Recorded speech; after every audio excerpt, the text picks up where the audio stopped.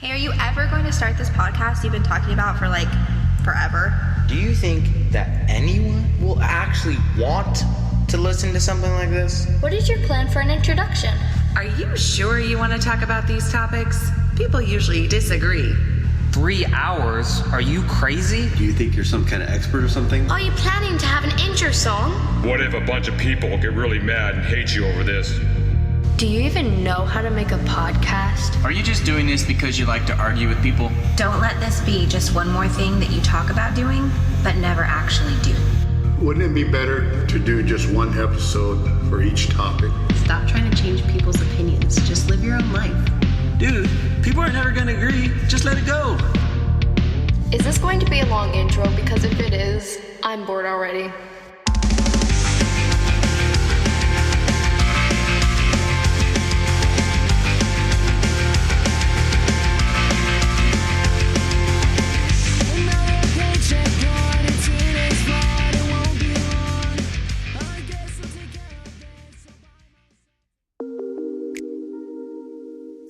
Hello, welcome to the final bonus episode of Season 2. I could spend 20 minutes describing all the details of how this episode finally came together, but I won't.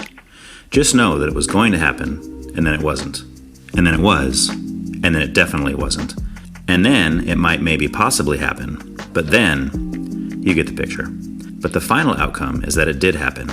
We got some pizzas, and of course some blended chai, and just let the discussion guide itself. We recorded this just 2 days ago, so the current event things we talk about are very up to date. If you have listened to the Roundtable episode from Season 1, then you will know that these are longer episodes that feature 4 people instead of just 2. And you will also know that all of the participants are previous Why Can't We Talk About That guests. This discussion is between Arisel Gutierrez from episode 37 of Season 2, Stephen Kawano from episode 8 of Season 1, Kathy Lambert from Season 1 of episode 6 and the last Roundtable episode we did, and myself from, well, every episode. If you haven't checked out their episodes yet, you should. They're pretty awesome. We talk about many different hot-button topics in this episode, and there were many disagreements.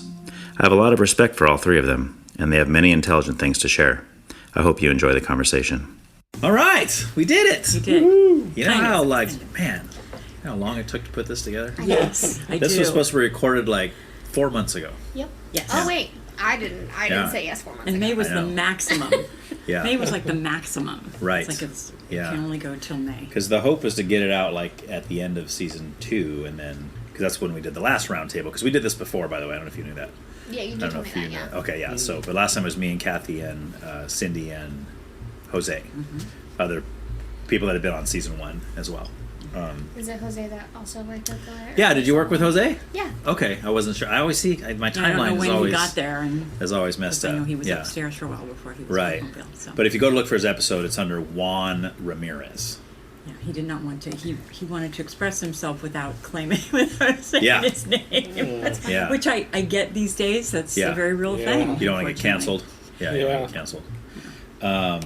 But then in the Roundtable episode he did, he said to use his real name. Mm-hmm. So he grew a pair by then, I guess. Okay. Or he was feeling froggy that day. I don't know. He was feeling. Well, I think his was the first episode, so I think maybe it was, yeah. Because he kind of got that out of the way and then listened to everyone else's. Yeah. It's like, oh, no one else is using an alias. Yeah.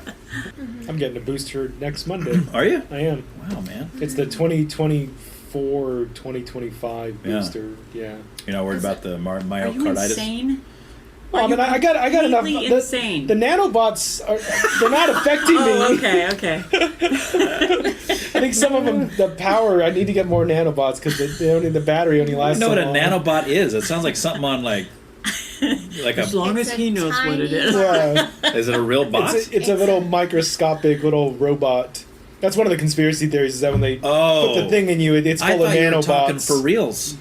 I was like, that's really what they put in you? Was like, there are people. I was like, dude, it's possible. There are people that believe that. That really is one of the conspiracy theories that they put nanobots in there, and I guess they're gonna like activate me like Jason Bourne one of these days. Yeah. Cool actual science.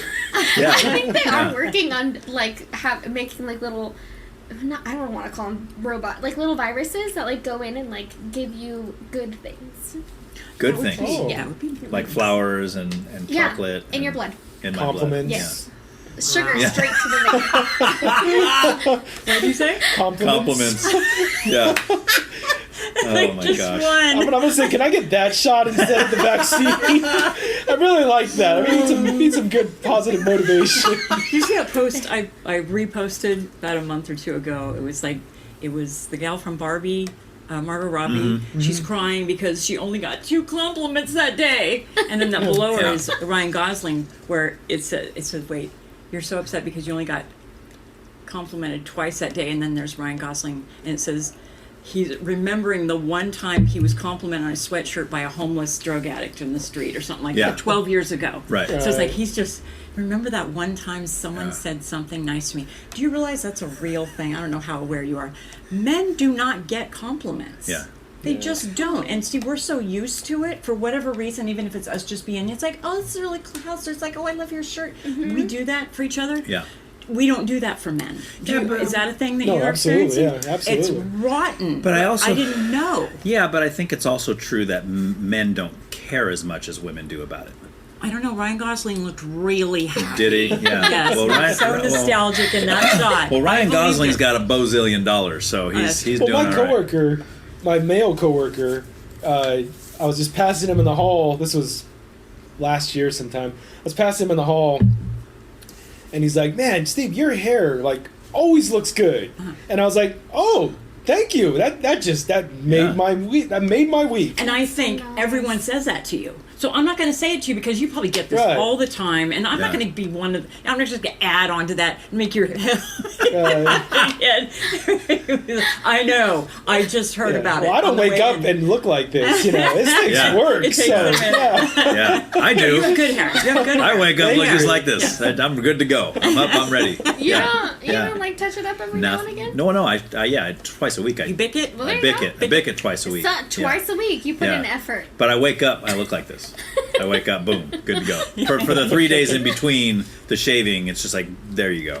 Wake up, put a shirt on, I'm out the door. Yeah. Shake off like a dog. Dr. Phil says I get out of the shower and I shake off like a dog. Yeah. And women take hours to get ready. And Right. Shake off like a dog and I'm ready to go. Yeah. But do you think though that that's something? So you're talking about that, and it's fascinating to me because I know I'm not like that. Like if someone came up to me and said, "Oh, I really like," not that they would say I have nice hair, but they say, "Oh, I really like your shirt, Ryan." First of all, I'd feel really awkward and weird, and then secondly, I couldn't care less. Like I wouldn't be like that. Just made my day. I'm just not cutie like walks that. up and she's like, "You look really good in that shirt." Then I'd say,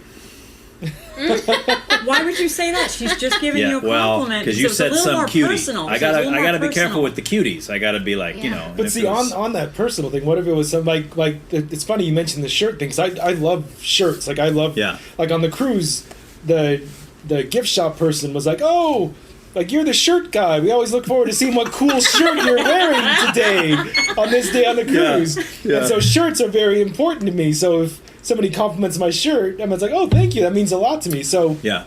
But what if it was something that you were personally into, that they complimented that? Would that make a difference? Yeah, if someone was like, "Oh my God, Ryan, your music taste."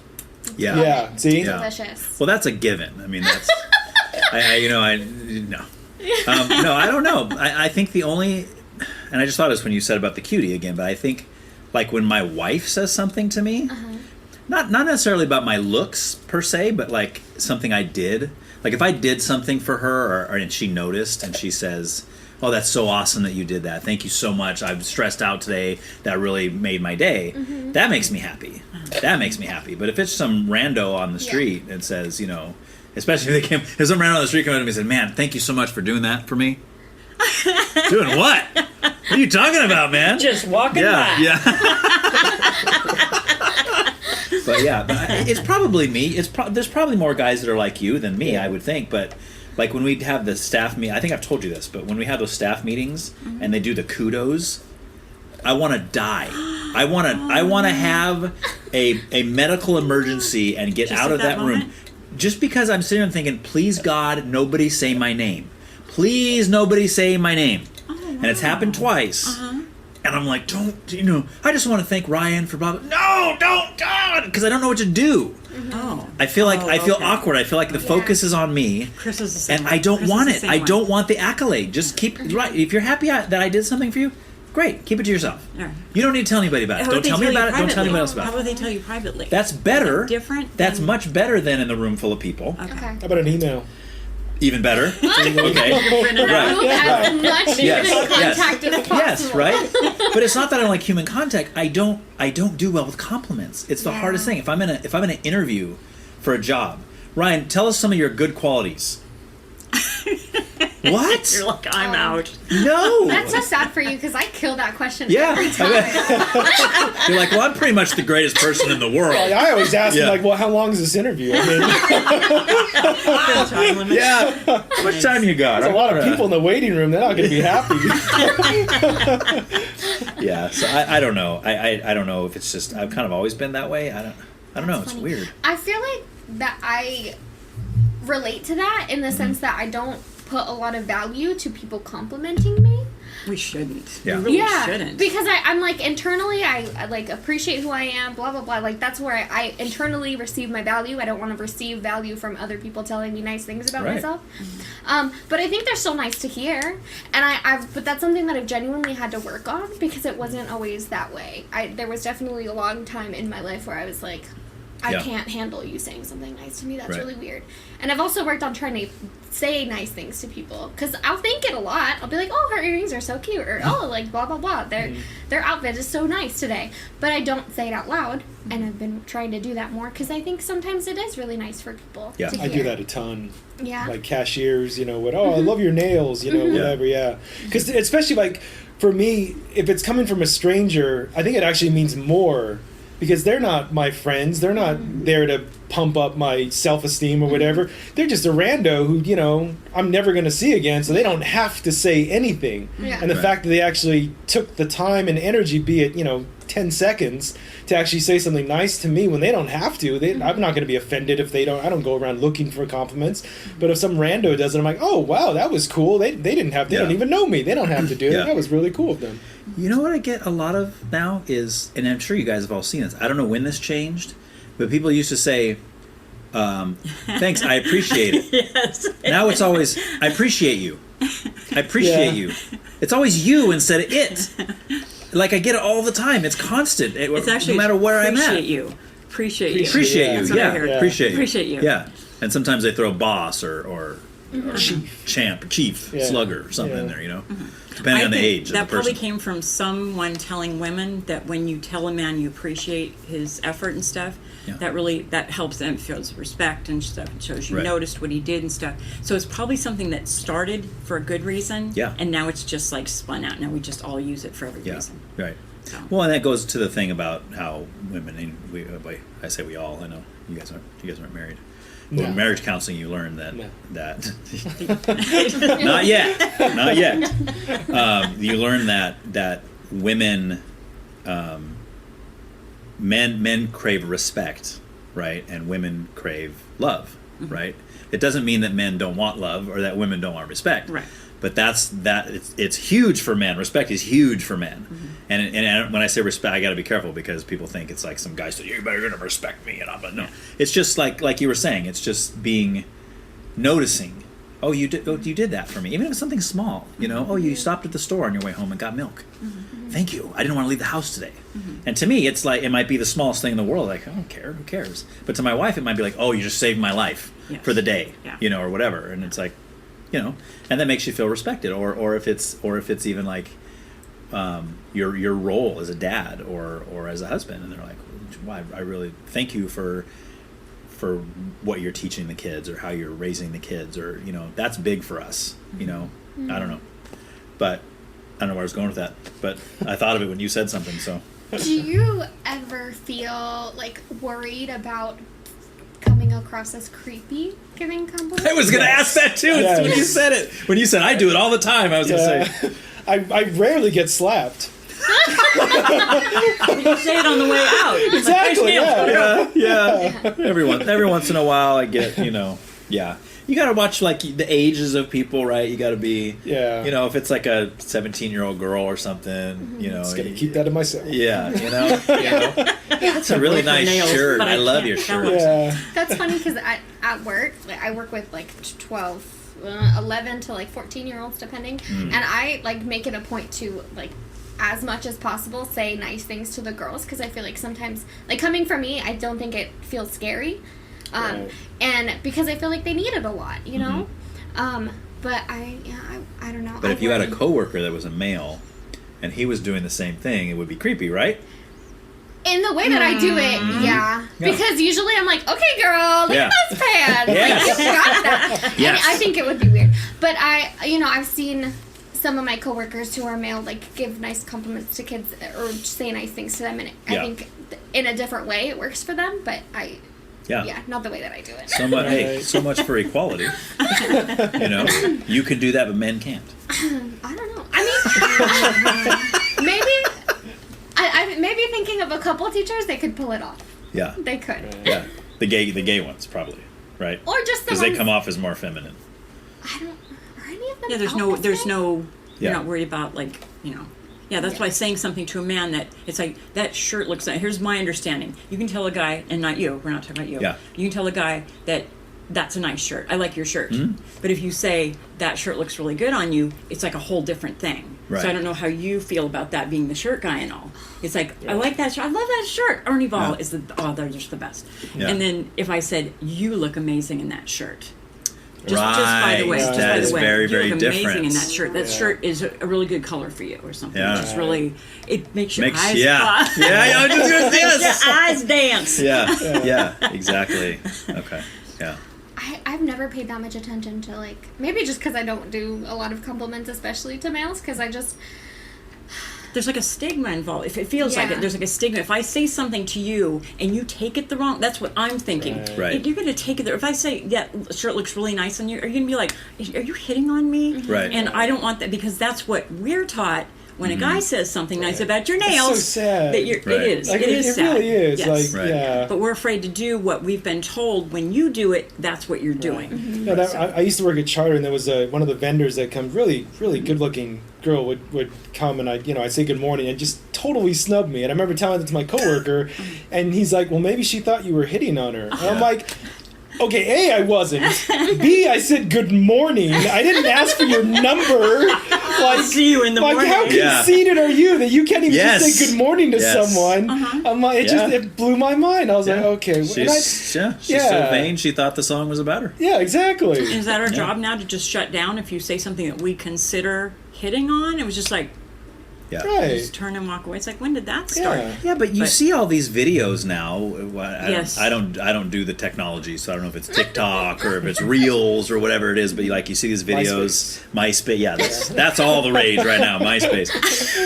But it's like you see these women that are like disgusted because some guy said hi. Yes. Yeah. Or in the gym. They set up the phone. I don't talk to anybody at the gym. No. Yeah, I don't talk to nobody at the gym. I don't either, because I don't go. Oh, there you go. I've been in a gym, unless I'm delivering a pizza in there or something. Which doesn't happen often, because if you're eating pizza, it goes against. It's kind of a contradiction. But yeah, they have these whole things where they're and there's, I don't know if they're serious. They're either serious or they're really good actresses, because they're distraught. They're just like a mess because some guy said hi. Right. I'm like, dude, he didn't ask you to marry him. Yeah. It's and this is the thing. Like we have stuff right now, even at the library. We have. I told you earlier. We have lots of new employees. When you finally come back, I know I'm not going to recognize. No, anybody. there's going to be about 4 people in that building that you know, other than the supervisors. But there's some of the younger girls that have, we have security now, so they'll go to the security guard and say, "Oh, this guy, he said he said I look nice or whatever," right? Like, fine, like, and I'm not trying to discount the way she feels. Okay, fine, she feels creeped out. Good. Okay, not good. Fine, like she has that right. But I don't see what the guy did as wrong. Now, where it becomes a problem is if she says to him, "Hey, don't say those things to me, please." Let's say she says that, okay? She makes it clear. And then he continues to do so. Now there's a problem. Same with asking a girl out. It's like sexist now to ask a girl out. I'm like, are people ever going to get together anymore? If you can't ask somebody out, how's it ever going to happen? I can't even say good morning. Exactly, right? But I mean, if you ask a girl out and she says, I have a boyfriend, or I'm not interested in you, or whatever the case is, you back off. That's it. You had one shot, you blew it, go find someone else, right? But if you continue, to harass her and ask her out over and over and over, even if in a joking manner, Yeah. I think you cross the line. That's wrong. You shouldn't be doing that. You know? But the first part's not wrong, you know. But so many people think it is, and it's like, dude, how are you ever supposed to get a date if you don't ask? You're supposed to stand next to him, Right.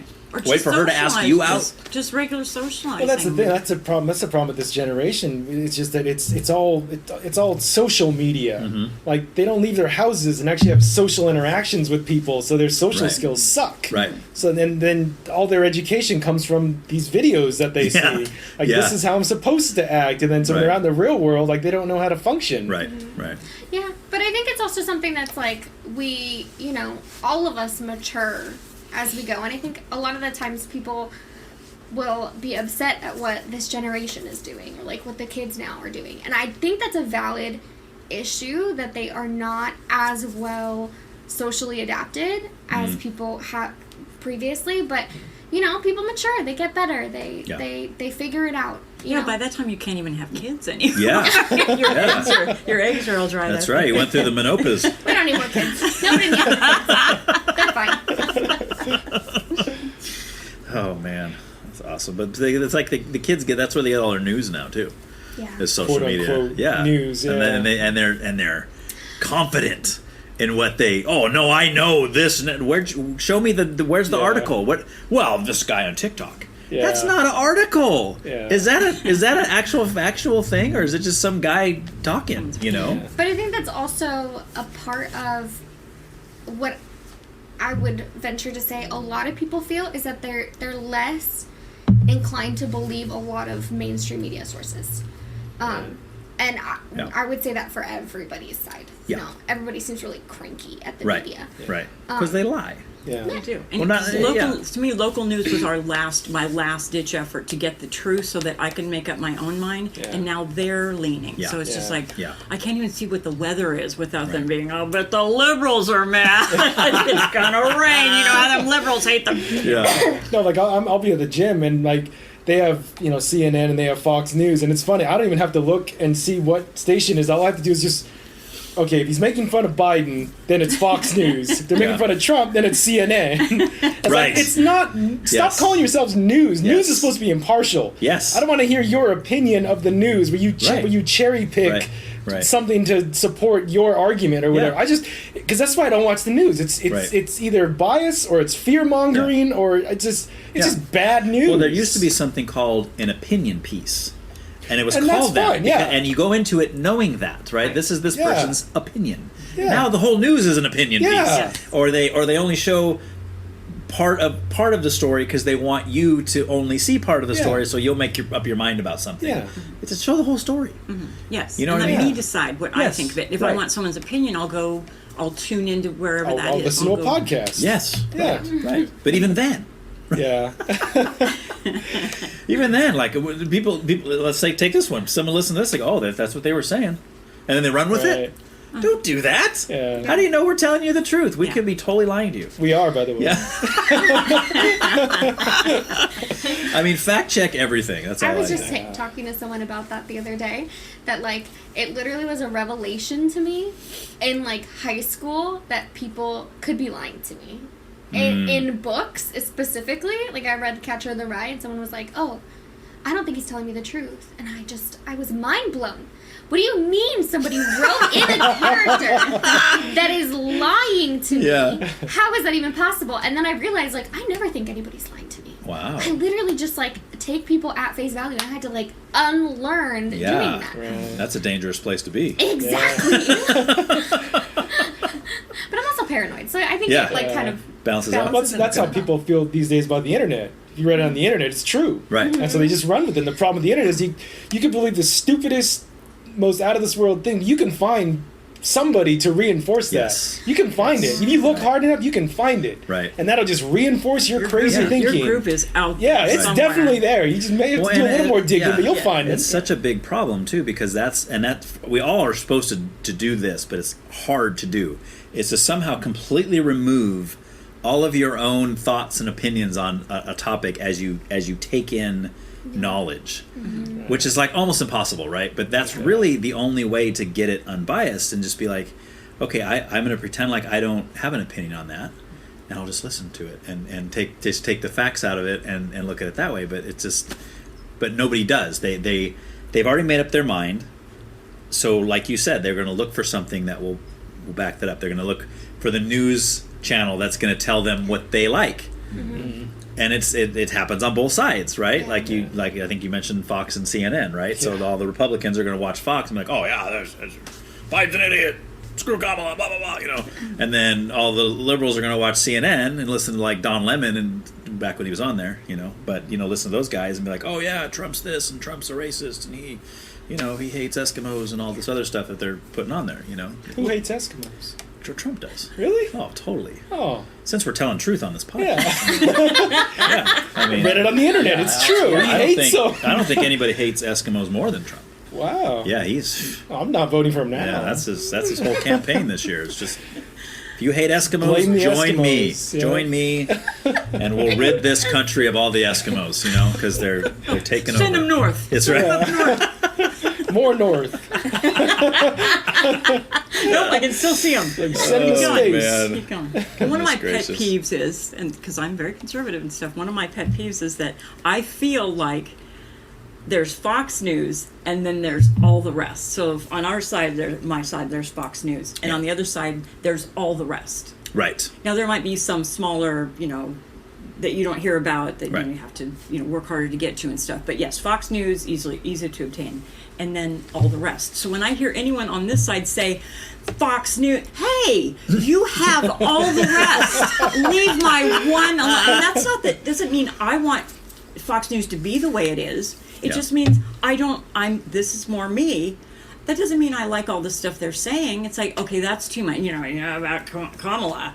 Yeah. Oh, come on. Is she really that bad? Yes. And but I also don't want to hear she's the angel that came down. Teresa. She's gonna. It's like really okay. This is closer to what I think because I'm not a fan of stuff. Right. But I don't like that Fox News is so far. But it's like half the country is listening to Fox, and the other half is distributed throughout the rest of them. Right. So that's what I was saying about local news. It used to be like, I just want to know what happened today, and you tune in and stuff. It's like, oh, and like, and someone will say, "Did you watch that documentary about so and so? Who wrote it? Yes. Who did it? I don't trust. I don't believe them. I love documentaries, but it depends on who wrote it, and it should be the same for my side. Right. That doesn't mean I want to tune in just because my side wrote it, and that means it's right.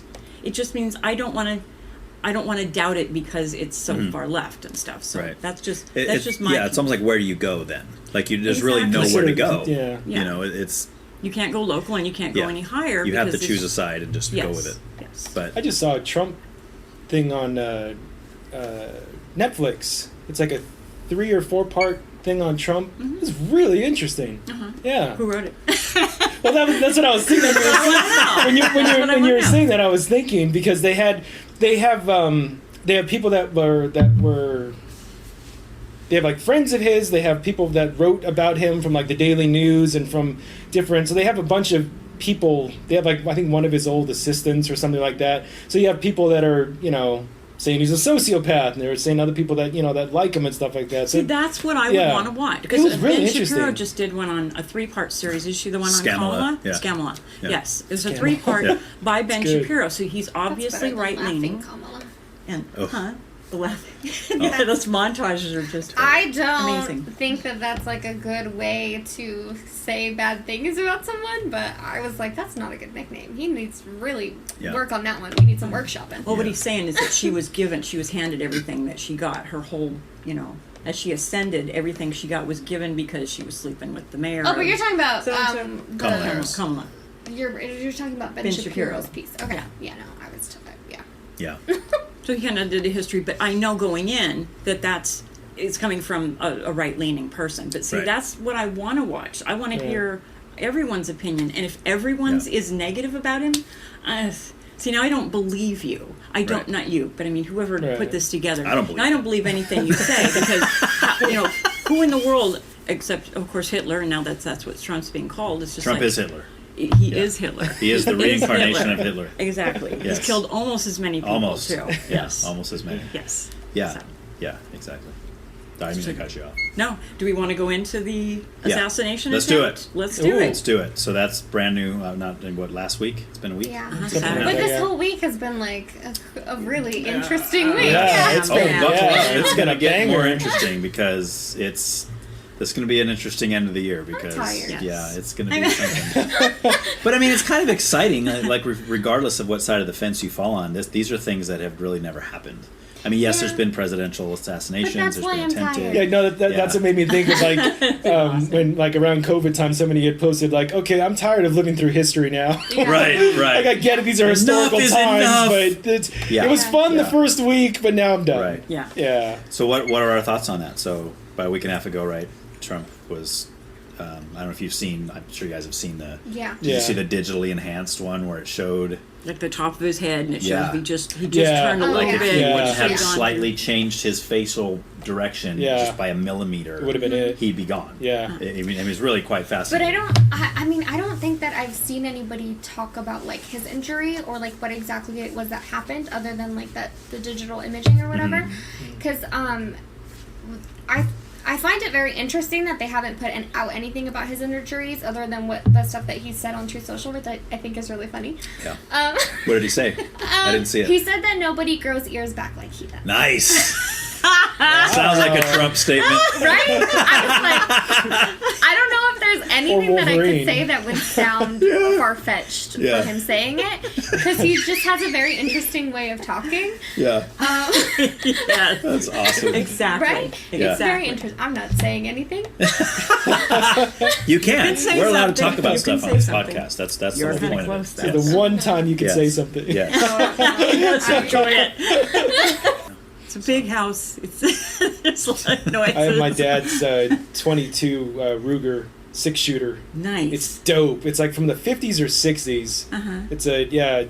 It's dope. It's awesome. I love it. Dope. You don't hear a lot of dope these days. Well, like apparently, dude. You said dude earlier. We're not allowed to say well, dude. I used to kind of use all the kind of current. What do you want to call it? Slang. Hip The hop. lexicon of today and stuff. When she was working there and stuff, she'd always kind of, because I have two sons that always let me in on, hey, did you watch the video on this, or Taylor Swift's doing this, or it's called this now and stuff, and we laugh about it and stuff, and I may or may not use it in a sentence at work, and she's like, Kathy. Yeah. I don't know what half the colloquialisms these days even mean. Well, they're really dumb now. Yeah, they're like mid and peak and beta. Well, then there's this one when they do what do they do? They do this. Have you seen this? They do this with their finger. It's mewing or something. I thought it was the Joker. No, it's like they do something first. I don't know if they do this or if they do something, and they go, and it's like tracing your jawline with your pinky. I think it's your pinky. I wonder if that's sign language, some kind of sign language. Because Steel this way is third? jealous. Something. Yeah. This way means jealous. No, I don't know what backward it's means. supposed to be like chisel jaw. Oh, okay. Like, check me out, I'm awesome. You know, they got like skibbity toilet, they say now. That's what I'm saying. Like, so I went through the whole gamut, right? I had like my older kids are now adults, and I grew up in the 90s, so we had all our slang, rad and cool and all that stuff, right? And then I went through the other dumb ones. Like when my older kids were like teenager stuff, that's when they started saying like sick. That's sick, and all that, which that's one I always hated. You want to stay home, son? Yeah, it's like I hated that stuff. But now and you probably know because you work at a school. But I was just doing this, the mew. You know what I'm talking about? What does mean that? Mew? No. No. Oh, you're supposed to bail me out here. I'm sorry. Okay, Is so there there's anything that that's on the face that kind of using the? No, nothing, it's something to do. Nothing. I think it's mew. I could be totally wrong. Okay, take mew out of it. Mewing. Just some kind of No, it's called mewing. mewing. Okay. Yes. Like a cat? No, that's meowing. Oh, Yeah, right. yeah. Come on, Steve. Mewing? Yeah, but then they do skibbity toilet and What the heck is skibbity toilet? I don't know. I'm interested. I don't know. Yeah, I really want to know now. use that Dude, one. but we went to I forgot where we were. How old are these people? It's like I don't know, junior high school age right now. Oh. Skibbity toilet. Ask your students. Skibbity toilet? Yes. Yeah, pop quiz. Ask them about it because they're gonna know what you're saying. Tomorrow when you see it, you see them tomorrow? No. Oh, okay. Do you know how you would use that in a sentence? Okay. Yeah, we're not leaving here until we know more about this. Like that one. movie was Skibbity Toilet. man. Yeah. That's how they would That's say how it? you I use it? guess. Okay. That's how I would So use it's a positive if thing. I was to use it. Yeah, You I haven't think heard it it's in good. context? Toilet. No Skibbity context toilet. clues? I'm sure I've Skibbity heard it in toilet? context. Skibbity? Context, I think but it's skibbity. Skibbity. I wouldn't know. Skibbity. Okay. a skibbity doodah. Like that, yeah. Skibbity. Now, I've would you heard say of that that. shirt is skibbity toilet? No, No. I would say The this shirt toilet, is black. and kind it's of got makes a it sound like collar. it's bad, though.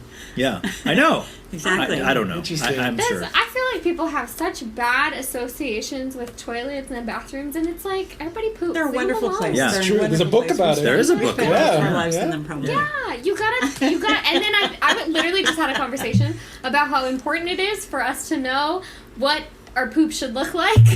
It is. And how Yeah. important it can be to your health. Absolutely. And the fact that there's taboo about talking about poop is not good for humanity. Yeah. Wow. Preach it. I have to interject. I do chinate song, which is a abdominal. Bless you. Yeah. So I was working on Corey. Finally, he was like, "Can you work on me?" I said, sure. So I worked on him last night and stuff. And so when he was done, he came out and stuff, and I said, "How do you feel?" and stuff. He says, "I feel my stomach feels kind of numb and stuff." And I said, "Oh, that's unusual, but you'll get all different kind of sensations from Right. your body, whether they're temporary or a little bit longer-lived and stuff." And I said, "Here's what happens every time I work on Dale. He'll call me and he'll say, 'I poop so good now.'" So I said, "So just kind of be aware of that." And he's like, "Oh, Yeah. I don't check." You don't check? You should be checking. Okay, You hang on should a be- second here. What are we talking about? Poop. Check? No, I know, but like, what do It's you your mean by fault. You said skibbity toilet. Yes. What do you mean by you guys checking? in the toilet. Are you talking about like getting up and getting in and looking at it? Or are you talking about just you like gotta look at checking your the regularity? consistency, No. the color. Yes. If there's any blood in there. And Like the a dog or regularity. cat Yeah, would do. They and the turn around regular- and yeah. sniff it. They Like know, we they took know a enough to seminar on turn a around. cruise. The dude on the seminar said you should be pooping for as many meals as you have, and you should be eating 6 meals a day. That's Who's insane. got that Yeah, kind of I know. Well, he said instead of doing 3 gigantic meals, he Yeah. said, which is really bad. I've heard you should that. have you should have 6 like mini Yeah. meals Yeah. throughout the day. It's Yeah, better I don't for agree you. with that because you're constantly digesting, and that takes so much energy and stuff. So I don't ascribe to that. But it's particular fuel, though. practice. Yeah. It is fuel, but fasting is good for you too. Intermittent fasting, yeah. Well, fasting, Or fasting in and, general, intermittent, right. and intermittent fasting. Yes, I I do don't- like 3 days, but then anything Wow. beyond that, I mean, it's going to have health benefits and stuff. Interesting. But yeah, I as don't far as the ascribe food- to that, the 6 meal The thing, 6 because meal. I try Me either. when I try to do the 6 small meals, they turn into 6 big meals. Yeah, they just kind of Right. continue. and I'm Yeah. thinking, why do I keep gaining weight? What is happening? Yeah. This Well, it's is- portion control. That's what it is. I'm eating twice as much per day. Why am I gaining weight? And so you And fasting you're not going to the gym. fasting might Yes. help that. But, Yeah, exactly. But yeah, that's sorry when she brought that up. It was just like Yeah. just happened last night. I'm like, he's like, I don't check. Yeah. You don't check? See- I mean, just see, like you just okay. kind of turn around like, okay. And you know the Bristol chart? The Bristol chart. Yeah. Okay. The Bristol chart shows you what your poop should look like. If Yeah. it looks like this, like little turds, like little like rabbit turds and stuff, Teeny tinies. as opposed to like it's supposed to look like Greg Louganis. Your poop is supposed to look like Greg Louganis. Long, slender, Like Jesus, like Greg Jesus in the Louganis. toast. long, slender, and very little splash. So you want a long, obviously Oh. tapered and stuff. But yeah, when it gets like crumbly, or if it gets like little rabbit turds and stuff like that, or if it's too loose or too hard and stuff like that. Yeah, the Bristol is the chart that shows you what you're shooting for. Yeah, and that gives you a good idea of like how hydrated or dehydrated you are, how much Okay. water intake you if you need to up it or whatever. Yeah, but then the color, like if you have really, really, really dark poop that's like super black, It's like internal bleeding, possibly, right? potentially, Yeah, you could have blood in your stool yeah, too. especially if you don't have like another reason for it. Like sometimes, if I eat a really spicy meal, Yeah. Yeah. it Spicy Greg Louganis. Yeah. That's good. Oh my gosh. Poop. I never thought we would cover poop. I didn't either. And That's this skibbity episode- toilets. That's what it And is. we started- went, yeah, you we started we it. started Yeah. talking about the Trump assassination Yeah. attempt, and Arisel up was in the going crapper. on. She was starting to say something, and then somehow we got derailed, and then the phone rang, and then you had to go to the bathroom, and then we're like, all right, here we are. I'm very So- passionate about poop. I was Good. recently told that I have a very poop positive mindset, and I was like, no, I think I'm neutral. I think everybody should feel neutral about poop. So this compliment is given to her, and she's got no surprise at all by the compliment, as if you get those kind of compliments all the time. But your issue is, excuse me, I think I'm neutral on this issue. Okay, I am not what you're saying I am. Yeah, because I think that everybody, like a lot of other people, have a negative feeling about Right. it, or Yeah. feel taboo about talking about their poop, or like get disgusted, which I understand, but also I think I'm neutral. I think being okay with talking about it and like being okay with looking at it and like existing around. What if you're eating a meal though and someone starts talking? Does that the gross you amount of out? times that I have talked about feces while eating a meal is kind of insane. And it's fine. You're fine with it? I'm totally fine. Who cares? Okay. It's not in front of me. It's not like I'm smelling it. If I was smelling disgusting things, then I would It's just the other end of talking while you're eating. It's just soon. No, see, I think I would say I have no problem talking about it, but not while I'm trying to eat. And I understand that. Yeah. Sometimes I've started to learn that I have to ask people before I start talking about the thing that I want to talk about. Because I'm like, oh, other people get disgusted by this. I should try to not destroy the meal. Can we finish our gelato before we start going down this road? Yes, exactly. So the attempted Trump assassination. Go ahead and finish where you were. I don't remember where you were at on it. Injuries. Oh, yeah. He's got healing factor. Yeah, that he grows ears like nobody else. But I just heard people positing about, like, was it actually a bullet that grazed him, or was it shrapnel from the... I initially heard it was shrapnel, and then my coworker's like, "Oh no, it took it was a bullet, like it actually took the chunk off his ear." Yeah, I don't know. I that's just what my coworker said. He watches the news. I don't. Pictures, it didn't like I couldn't see a lot of an injury. Like you could see like a little bit of blood, or whatever. But I was like, I'm glad he didn't die. Yeah, I think I'm glad he didn't die. I was gonna say there's some on your side of the fence that would disagree with you. Yeah. My coworker said, "Oh, did you hear about Ray Charles tried to assassinate Trump the other day?" or a stormtrooper, right? Yeah. No, but I think it was confirmed that he was pretty far away. And he didn't have 150 yards. I think that sounds right. Last. Yeah. I got it. Distances. That's okay. In yards. So say like a football field and a half. 150 yardsticks. That's pretty. Good. Yeah. That's pretty far. And I don't know anything about guns, but I had heard that he didn't have. We can change that. Have, like, a scope. NRA just called. Right. So the people that I know that know more about guns than I do were like, he did pretty good. He did. For someone saying that in school, this kid was like laughed out of. That's what I was hearing. He was laughed out of this club in school because his Snipers shooting club? was so bad. I know. Do they have that? Well, but that's just the live? thing, right? He wouldn't have missed if Trump didn't turn his hadn't head. moved his head. And you can't control what your subject is going to do after you pull, when you pull the trigger. Sure. So well, why was he going for a headshot then? Go for the body of mass. That's because you got easier. a better chance, right, to kill him with a headshot. Yeah, but he could have turned and you still would have hit center of mass. Yeah. But see if they hadn't laughed him out of that class. Exactly. You would know. Yeah. Go for the He would heart. have had a better strategy going Yeah. in. Oh gosh, I think the real tragedy is that the man that did die. I felt really bad about it. That was really upsetting. what happened with that? I didn't even hear who died. Corey Kump. Yeah, he was a he's a firefighter. An ex-fire chief. Oh. He jumped on his wife and kids to protect protecting them. his wife and that's how he daughter. that's how he got killed. Wow. But why was the gunman shooting random people? Why was he? I don't think he was. I think this guy was probably lined up behind him, but I still don't know the other two people that were hit. So he was like in the line of fire? I guess, because it sounded Okay. like they were in the bleachers that were on that side. I don't know yet. I don't know yet. I don't know how many shots he got out. Yeah. I know. Like I watched the video and I think you could hear like 3 or 4. I heard 5. I heard there was a total of 8 shots, 5 from the guy, and then 3 from the our snipers. Secret Service. Yeah. Service coming I think back, the most interesting take about the whole thing, like after the fact, like knowing that he was okay, like really tragic for the family that lost the dad. Yes. But is like how was he able to be that close, have a gun? Like I heard that they saw him and like talked about him. Yes. And then just didn't follow up. There's on a guy. it. He's climbing. I guess somebody has a video of him like climbing onto the roof, and I'm like, he should alert somebody. Well, that's the first thing that started coming out that Then it was so started to get mind blowing. weird. Is they started showing all the different videos that people had taken with their phones, and you're talking minutes. Yeah. There's minutes that go by when they're saying he's got a gun, he's on the roof, there's a guy on the roof, hey, there's a guy on the roof. Minutes before you hear the shots fire out.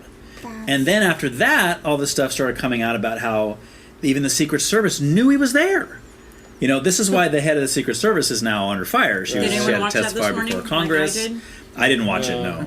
I did. I don't typically watch stuff like that. Did you but I watch was it? Interested, yes. Okay, And was all she still said using the "I don't know sloped yet. roof? I don't know yet. I don't know The yet." sloped roof is what she got said a lot first. of heck about that. Well, of about course. saying it's a sloped roof. I used to do roofing. Yeah. This is not a slope. Right. Maybe she meant the curvature of the earth. Right. Yeah. That would make more Yeah. sense. Yeah. But even We if don't it want a guy up was a sloped roof, you're the Secret Service. Exactly. If this guy Get can get on up it. there with a gun, Get on it. then you Yeah. can get up there too, or at least go up and find out what he's doing. Go look, Isn't that what you they know. normally do? Like, don't they normally like case Yes. roofs and Yes. put people Yes. on And they top? can and, rappel like, down from the chimney and Well, stuff and get like, it right. from what I heard, like since it's just a presidential person running, it's not the president. They said they allocate very few Secret Service. If it was like Biden, they would have had an army of Secret Service, and I guarantee that wouldn't have happened. But they're saying that since he's just a candidate, they can't afford to give them 1 million secrets, so they give him a minimal amount of Secret Service. So that was like, okay, that makes it a little more understandable. But yeah, if you're talking, dude on the roof, like, Yeah. come on, I don't care if there's two of you, do something. Right. If you're talking about a rally, which like they have cops there, right? They have Right, like yeah. regular police officers. I'm like, I don't get it. Yeah. Well, and then what's your guys' thoughts on the whole DEI aspect of it? Exactly. Because I've never heard of. I literally heard DEI for the first time like earlier today as I was scrolling through good. TikTok. I had no idea. Let's what go there. So it's And I have no diversity, idea what equity, and inclusion. It's the DEI initiatives that were put into place, and like I think it was United Airlines talked about it. Different big corporations were talking about putting this into practice, and they did put it into practice. Mm-hmm. And what it means is we're gonna make it a point to hire a certain percentage of women, not based on their credentials or their ability, but just because they're women, right? Affirmative action. So if you, in a Affirmative sense, action. in a certain number of minorities, right? So if you have two people in front of you and interviewing for you, and they're both qualified, and you need to fill your quota of women, you're going to hire the woman, right? And there's been instances that they've shown where a lot of times the woman is not more qualified or even as qualified as the man, but because she's, I mean, who are we kidding? This is how Kamala Harris is the vice president. Biden even said that. He chose her because she was a black woman, not because she would make a great vice president. Because of that. That's why she was a DEI same hire. with that judge or whatever. Yeah, Ketanji Brown, exactly. Right. Yeah. Because Biden set out from the beginning, because he knows that's I what heard his... him say I'm that, gonna hardcore disagree with that. With which part? With Ketanji. You like her? She is incredibly qualified, in my opinion. Okay. She couldn't tell anybody what a woman was. But he did say, "I'm going to hire the next." Right. The point is, he did, that's why that's he my did it, problem. yes. Is that him actually saying that? Yeah. It's like, Instead well, of why? I'm going to hire the best person for this job. Right. Yeah. Instead of saying I'm going to hire a black woman, Yeah, right. then we're going to Exactly be what he suspicious of said. any Yeah, but black that's woman not who her lines fault. up. No, it's not. It's It's her not fault. totally not her. If I just had a was her, problem I with him wouldn't have taken saying the job. that. I would not have taken the Yeah, job. we're not hitting on You her. take the job if someone offers you. Oh no, absolutely, I No, would. if you're, Yeah. You know why? Because then once you're in that position, everything I do is under suspicion. Right. Every judgment I make, they're going to be like, "Oh, that's the DEI hire. Oh, But you're that's the still one a that." Supreme Court justice. Right. Yeah. Yeah, but look what's happened since. Right. I mean, we've lost all of our trust in a lot of the agencies, in the FBI, the CIA, and definitely in SCOTUS. We definitely have lost our respect for them because they're not playing by the rules anymore. It's like it used to be mostly liberal, and then as soon as it went the other way, it was like, we have to have 15 people on there now because Biden was saying he wasn't going to, and then he said he was going to, and pack stuff. the But court, you mean, yes, yeah. so it's supposed to be 9. It's supposed to be 9. But when Right. we're a little bit above that, it's just like, we have to get. We have to open up more seats. So the whole DEI, I think, came about at a very bad time. And I think right now, we're just talking about DEI. I mean, we can critique Ketanji Brown Jackson and see what we think of her. And but we I mean, will. But I mean, like the point right now is to me, it's the same thing as saying let's say Biden says I'm not going to make Kamala Harris, or let's use Ketanji Brown. I'm not going to make Ketanji Brown the Supreme Court justice because she is a black woman. Right, that would be wrong, and the whole world would be up in arms, and they should be, because that is not the right reason to not choose somebody. However, the other side is, it's also not the right reason to choose somebody. To say, I'm going to choose her because she's that. So I have two people in front of me, both of them are very qualified, they're perfect for the job, but I'm not only going to choose Ketanji Brown Jackson, I'm going to tell everybody that the reason I did so is because she's a black woman. It's the same reason he chose Corinne Jean-Pierre as his press secretary, because she is a black gay woman. he says these things. I mean, they're coming out of his mouth. He's not even pretending. You know what I mean? So Yes, he that's checked the a lot of issue. boxes on that one. Right. Yeah. But is she qualified? Right. Not even. That's all I care about. Like, I don't care if you're purple. You know how to Right. do the job Right. better than this person. Yeah. Perfect. Yeah, You're the Barney person. the purple dinosaur wants to get in there. I You're mean, the shoot. person I'm going to hire for this job because you're the most qualified person in this entire room. Right. It's like scoring to get into a university. Yeah. Shouldn't it be the one that gets that? But it's not. Doesn't. I get it. Already doesn't work that way. But it's just gotten so much worse. It's like if you get 10,000 on your whatever they're ranking now. Yeah. And then someone gets 99999, but this one had a hard childhood, and they were like a single mom, and blah blah blah. So they're choosing them based on. That's arguably a more difficult achievement if that's your life. You're arguably better at achieving those things if you're even close in terms of your test scores or whatever it is. Whatever. It's harder to be that child if you come from that environment. Right, because that's something they should be taking into consideration. I get it, that's part of their write-up. Whatever they're writing into, whatever university they want to go to. Okay, here's my SAT scores, and here's my story about how my dad is on kidney dialysis, and my little brother died when I was just like, what is your score? Right. And what kind of like volunteer work and stuff like that. See, that's what I was going to say is used to take experience. into Like, once, you guys scored the exact same thing, you have the exact same education. Okay, let's put that aside. What about experience? What have you done that's related to this field? It's like, well, I interned here, blah, blah, blah. Oh, nothing. Cool, I'm going to go with this guy. Right. He has he has a little bit more experience than you. Everything else for you guys is exactly the same. I don't care about your childhood. I don't care about whatever. This person has more experience. You guys have the exact same scores. I'm going with this person because he has more experience. But there's a reason that they ask you those questions. It's a desire to, like, bring people in that have that human aspect to them, that aren't there just to, like, get a grade and get a career, that want to be the people who are campaign managers and make a difference in the world, and who run, charities or whatever, things that aren't just what am I doing for my career, but how am I going to change the world? And a lot of that, people who have had difficult lives can 100%.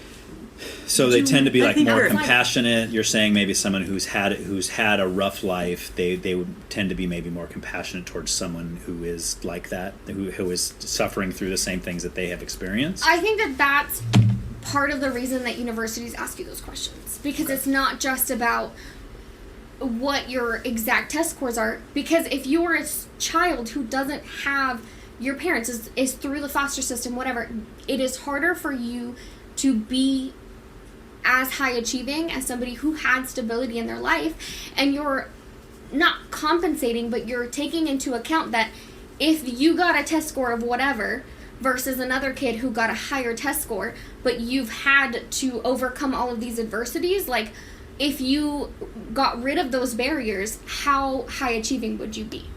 But then it's circumstances too. Like, yes, this person had a hard life, but I'm the other person who didn't. I had no control over my life. It sucks that person was born in different circumstances, but I've had a nice, stable thing, and that wasn't my fault. It's also not your fault. Yeah, it's not my fault and then this person's getting victimization. Right. You're encouraging victimization when you do. I get it. When you're like that, it's like that's what you want your mom to be. You want your mom to be like, oh, you had it hard and stuff. You had a bad day at school or something. Here's some extra cookies or whatever. But we want people that are compassionate in our lives.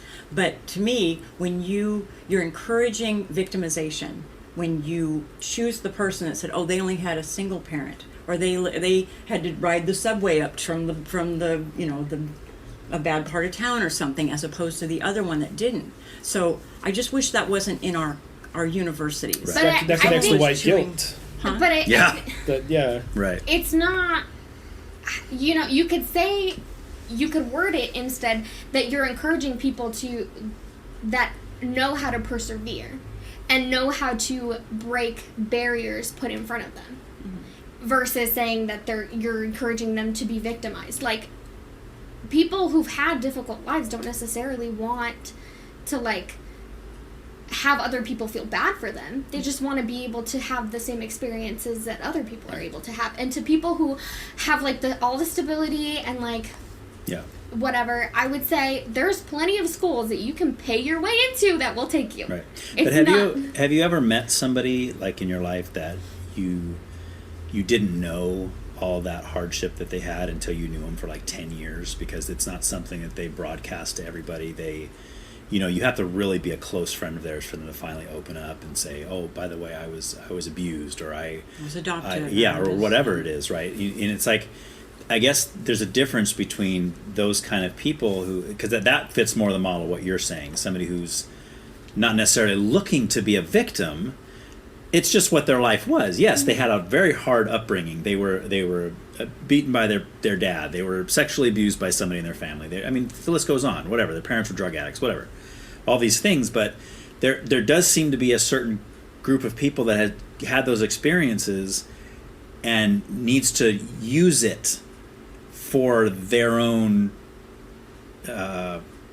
gain, in a sense. Yeah, but is that, like, I would argue that we all use whatever has happened to us, or whatever whatever characteristics we have about ourselves that are positive and that get us further along to get us further along. Like, I just don't see anything wrong with it. Okay.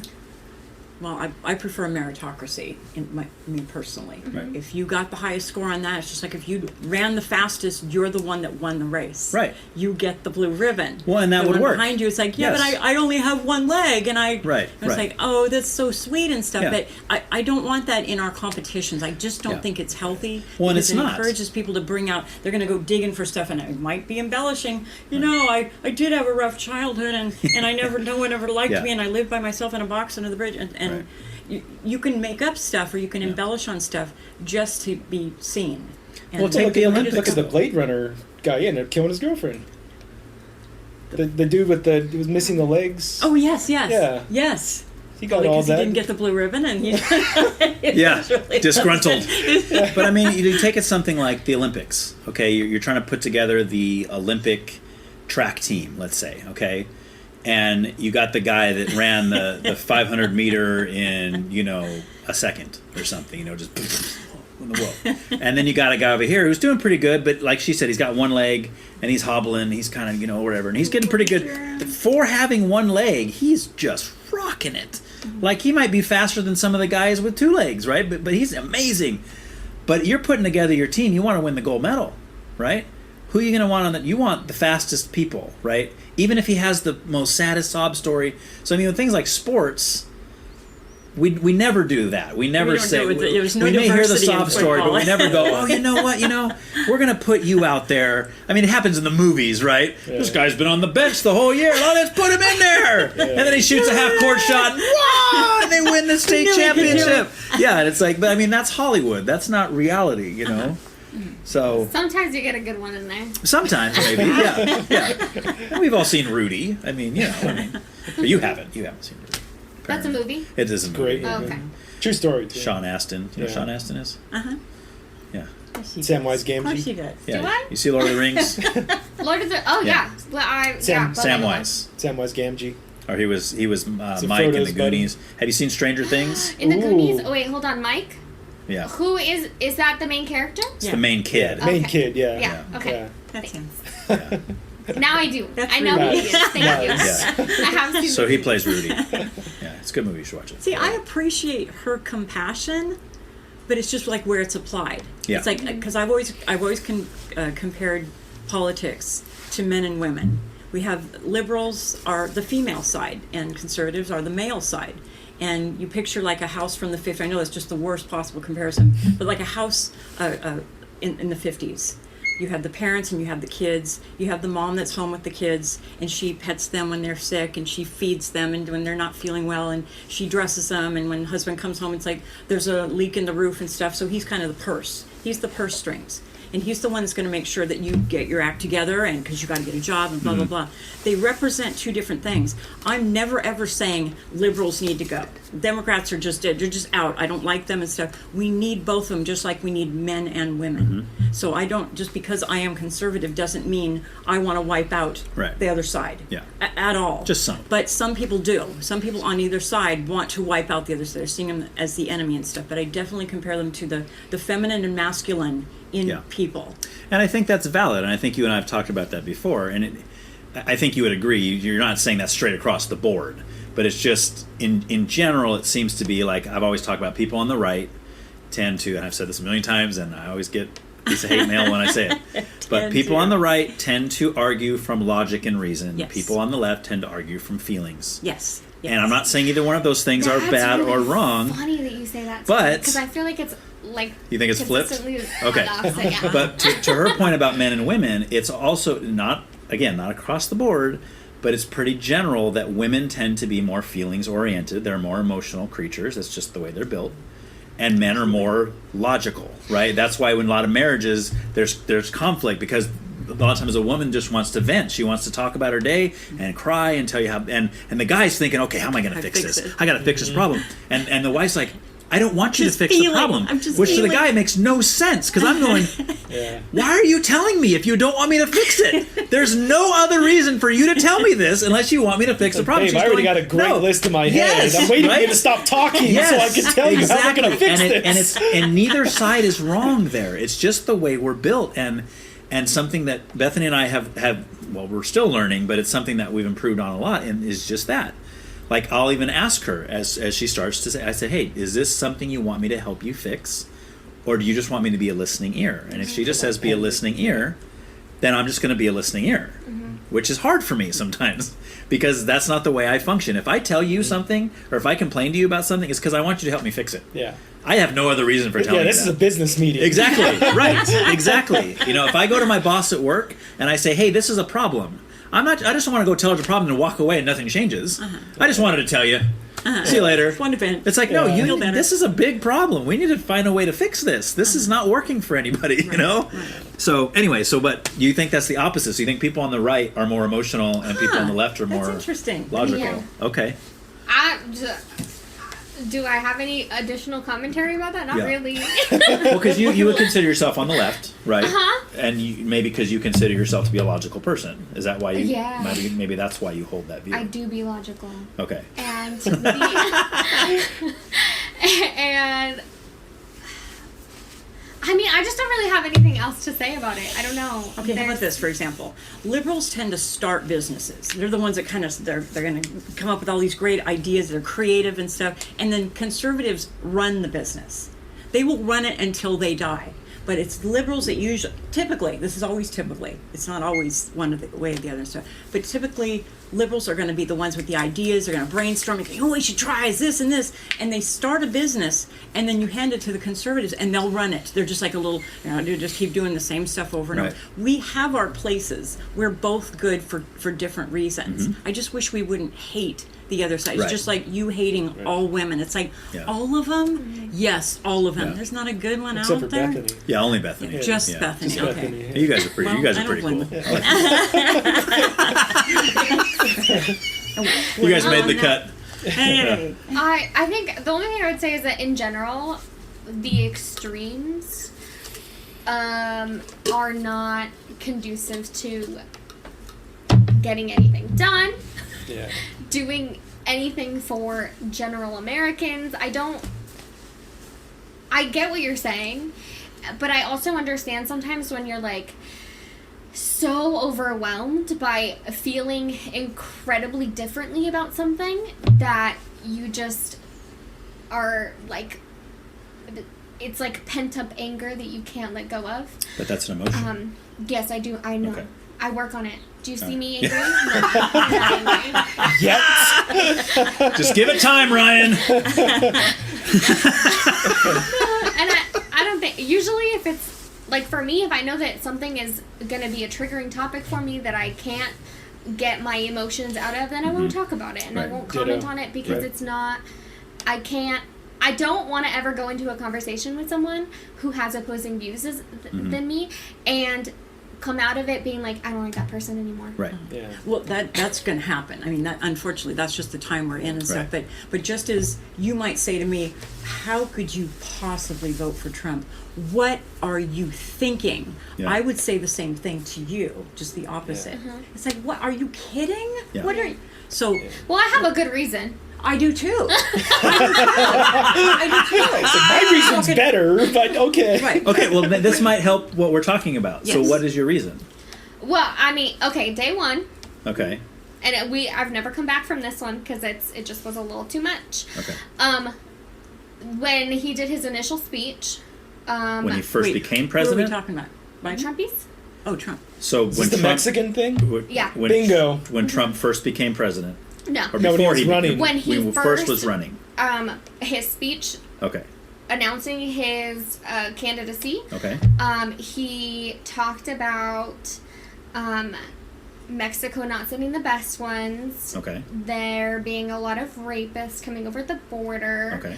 And as somebody who has family that are immigrants, who has a lot of Right. people, like, Okay, but let me ask you a question. Yeah. Were there rapists coming over the border? I have not seen any evidence about it. Well, And you're here's not the- going to. That's like saying, are there murders that happen in Kenya?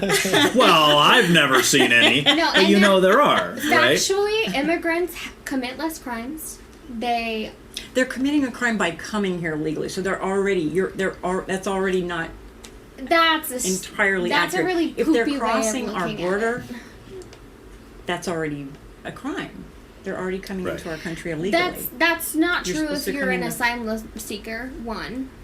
Well, but do we think that's fair? And do you think that's fair? If you just come in and you say, because all you have to do is say the magic word, I'm running from my government, they're going to kill me. Come on in. Next. I'm running from my government, they're going to kill me. Next. All you have to do is say the magic words. So it didn't used to be that way. You actually had to kind of demonstrate that you were running from an oppressive government. No, but that's your initial steps, and then you're supposed to go to court and have all of the stuff done, and it's not their fault that the court system isn't working, and that they don't have enough judges doing immigration courts, and that's not the system isn't progressing, because as soon as you go to court and you show up and they tell you your asylum is being denied, you get deported. Right. And like is that happening though? Is that actually happening? But right now? why is it not happening? Because they are not They're getting put overwhelmed. through the system. Right, because they're and overwhelmed. whose fault is that? Who is supposed to be the it is the government's job to get these people through the system. If they're not doing that, that's on them. Well, see, back in the day, people came through Ellis Island. The ship came in, and they were all unloaded, and they had to go through the turnstile like they're going to get on the roller coaster or something. And this one had to go off in this direction. They were all processed. They were documented. As they came in, because that was the front door. People still get And now- processed. So okay, so hang on. So you I don't so you know. don't I think don't so know. right now as we stand with what people are calling Biden's border crisis, right? Do you think every single person coming across the border is being processed right now? Probably not. Okay, so the reports are, and again, here we go back to media, right? And who do we trust, who do we not trust?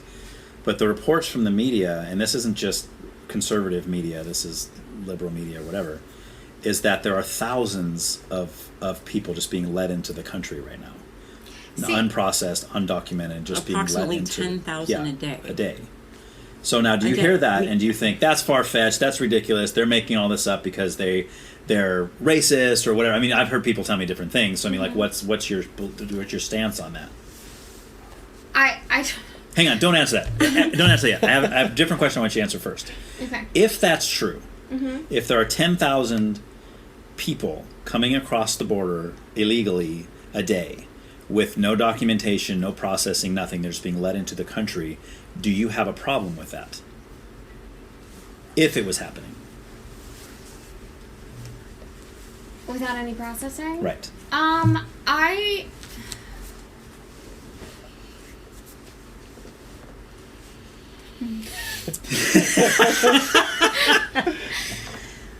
At least you're smiling. yeah. Yes. Always. Which is pretty That's how standard for you. That's how Yes, I pop yes. through the pain. Yeah.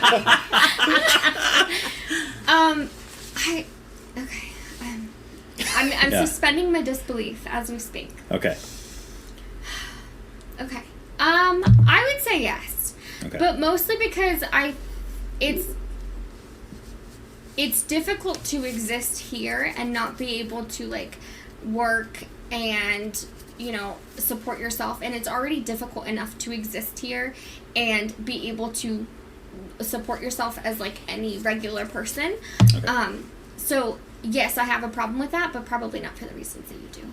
Okay. So what would be your reasons for having a problem? Because of overcrowding, maybe? No, because they wouldn't be able to work and support themselves, probably.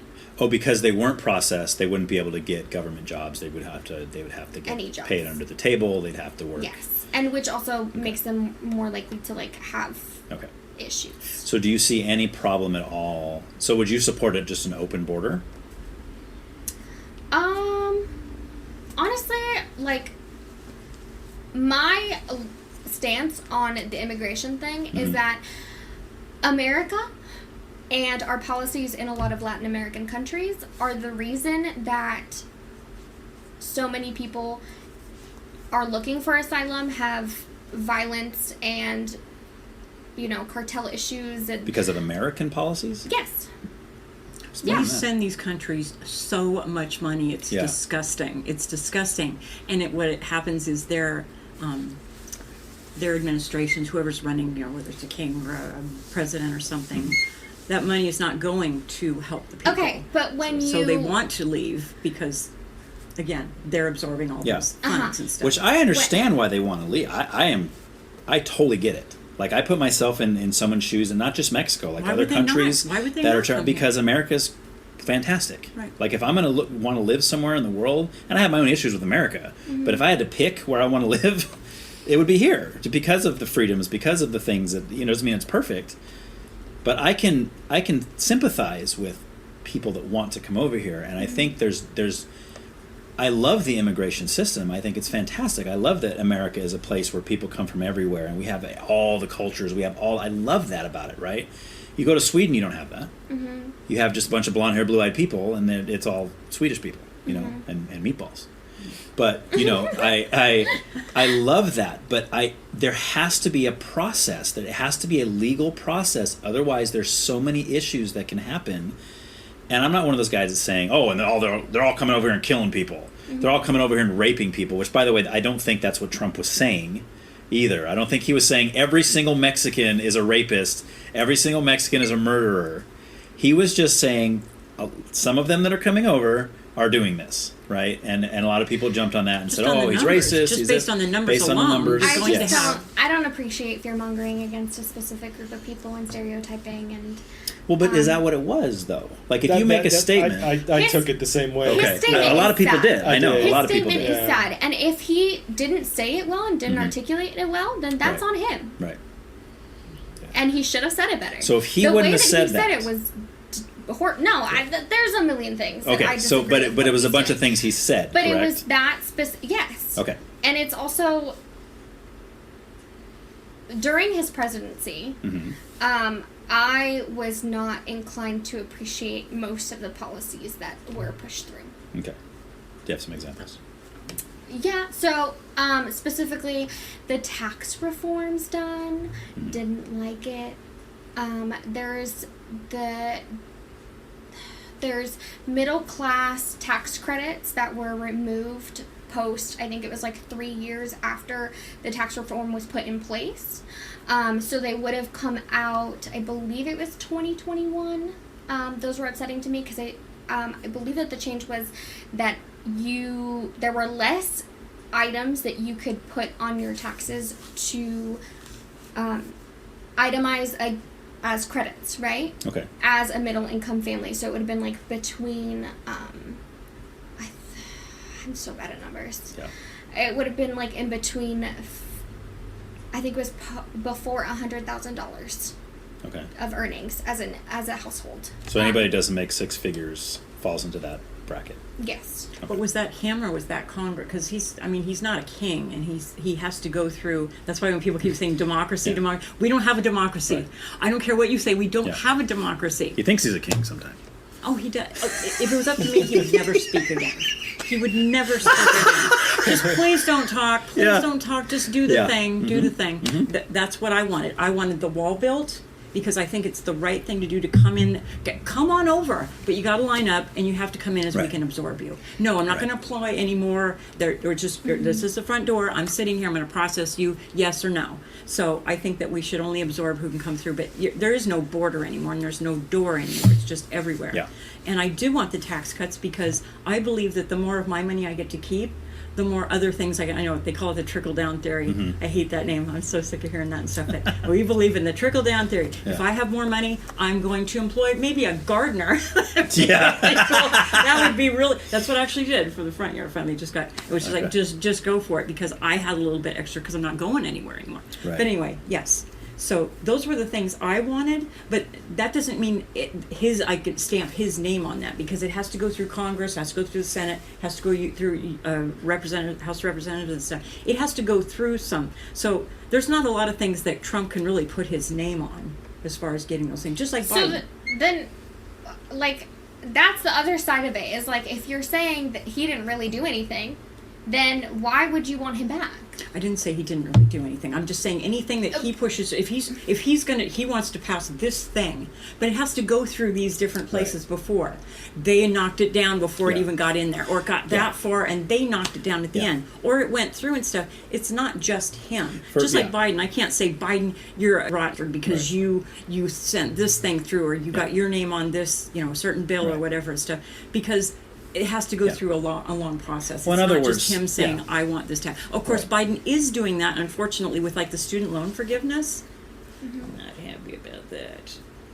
So it's something that he pushed through without he's not supposed to be able to do that. Yeah, but to go to what you said about taxes, I think what she's saying is, if you, like, let's say the tax thing you're talking about that you weren't a fan of, right, that got passed through, it could be that he had a different idea and they shot it down. So we're just not going to hold him accountable for anything that happens in his term, only when it just benefits gonna us, decide and then we hold Biden accountable for everything he did he wrong. gets to have credit for whatever happens that's good. Yes, exactly.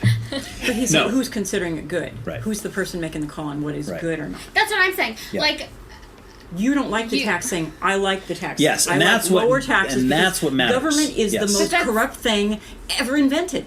Government is the most corrupted thing, and the bigger it is, the more corruption comes about because of it. But that's my point. Is he didn't lower taxes for regular people. He did for like 2-3 years, and then he rolled all those back and took away middle class tax credits. Right, but did he?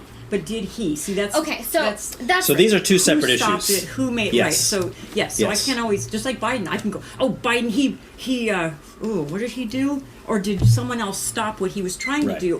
Something like the student loan stuff. I think that was completely wrong because it needed to go through the process.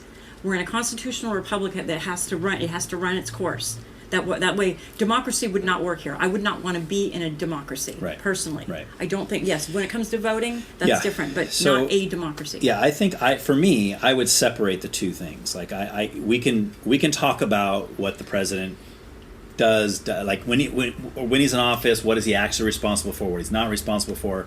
We could say it about Biden, we could say it about Trump, we could say it about, some other guy way back in the day, Abraham Lincoln. But it's but it's another thing to say, because this is the way I view it, and this is why I argue for voting for Trump. Not because I like Trump. I don't like Trump. I've said a million times, I do not like him as a person. I would not hang out with him on the weekends. I would not let my family anywhere near him. I don't like him. Okay? I do think he's a lot mellower now than he was. Like last couple times he's been speaking, but that's something we'll get to. He got shot. But even before that, even the debate with Biden, I thought he was not his typical Trump, except the golf part. But so I look at it like I've had 4 years of Trump and I've had 4 years of Biden. I feel like my life was better in my personal life with my family and living here and all this with Trump. That has nothing to do. Food prices, gasoline, all that stuff. I mean, all the stuff that Biden ended on day one. Yeah. I mean, if you notice when on Biden's first day, he sits down at the desk and there's a stack of these bills and stuff this high that he just, anything Trump did, he opened the first one, signed it. Bam, there you get that pen. And so he really didn't do anything, but he undid a lot of stuff. So how are you saying that it's that the food prices are his fault? Are his fault? Yeah. Well, everything's gone up in inflation. Mm-hmm. Inflation came about because of him, because he pumped so much money into our system during COVID and after COVID. He just kept pumping money into the system. And people are at home going, yeah, I got another check. Exactly. Got another check. Thank Yes. you. Thank you, Biden. Exactly. There's going to come a time we have to pay that price, and that's what we're doing with inflation. Yeah, but it's also, I don't think that it's necessarily all about him. There have been multiple calls that CEOs have done, Right. and they're talking about consistently keeping prices high because they can. Right. So I don't think it's just inflation is so high because Well, it you might put so not much be, money in. and that's my prices point. That's my high. point. It might not be, but all I know without being in the White House, without being in Congress and watching all the inner workings and all the stuff that nobody actually talks about and all this, all I know is those things were different when Trump was in office. And now we can talk about it and say, well, yeah, but how do you know that wasn't Trump? Because some people will say, well, Trump inherited that from Obama. Or was Obama before Trump, right? Obama, then Trump. Or just like people will say, the reason the economy is bad, people on the left will say the reason the economy is bad is because Biden inherited a crappy economy from Trump. And Biden himself will say that. You didn't understand, I came in here and this is all garbage and I had to fix the thing, you know. And everybody's blaming everybody, right?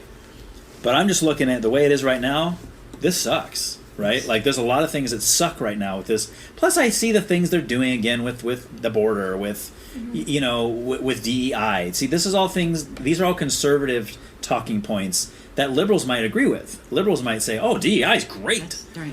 And when I talk to people that are part of that demographic, that are either, part of what we call the minorities, right? Women, LGBT, or minority ethnicities, that kind of thing, they might be a part of that demographic.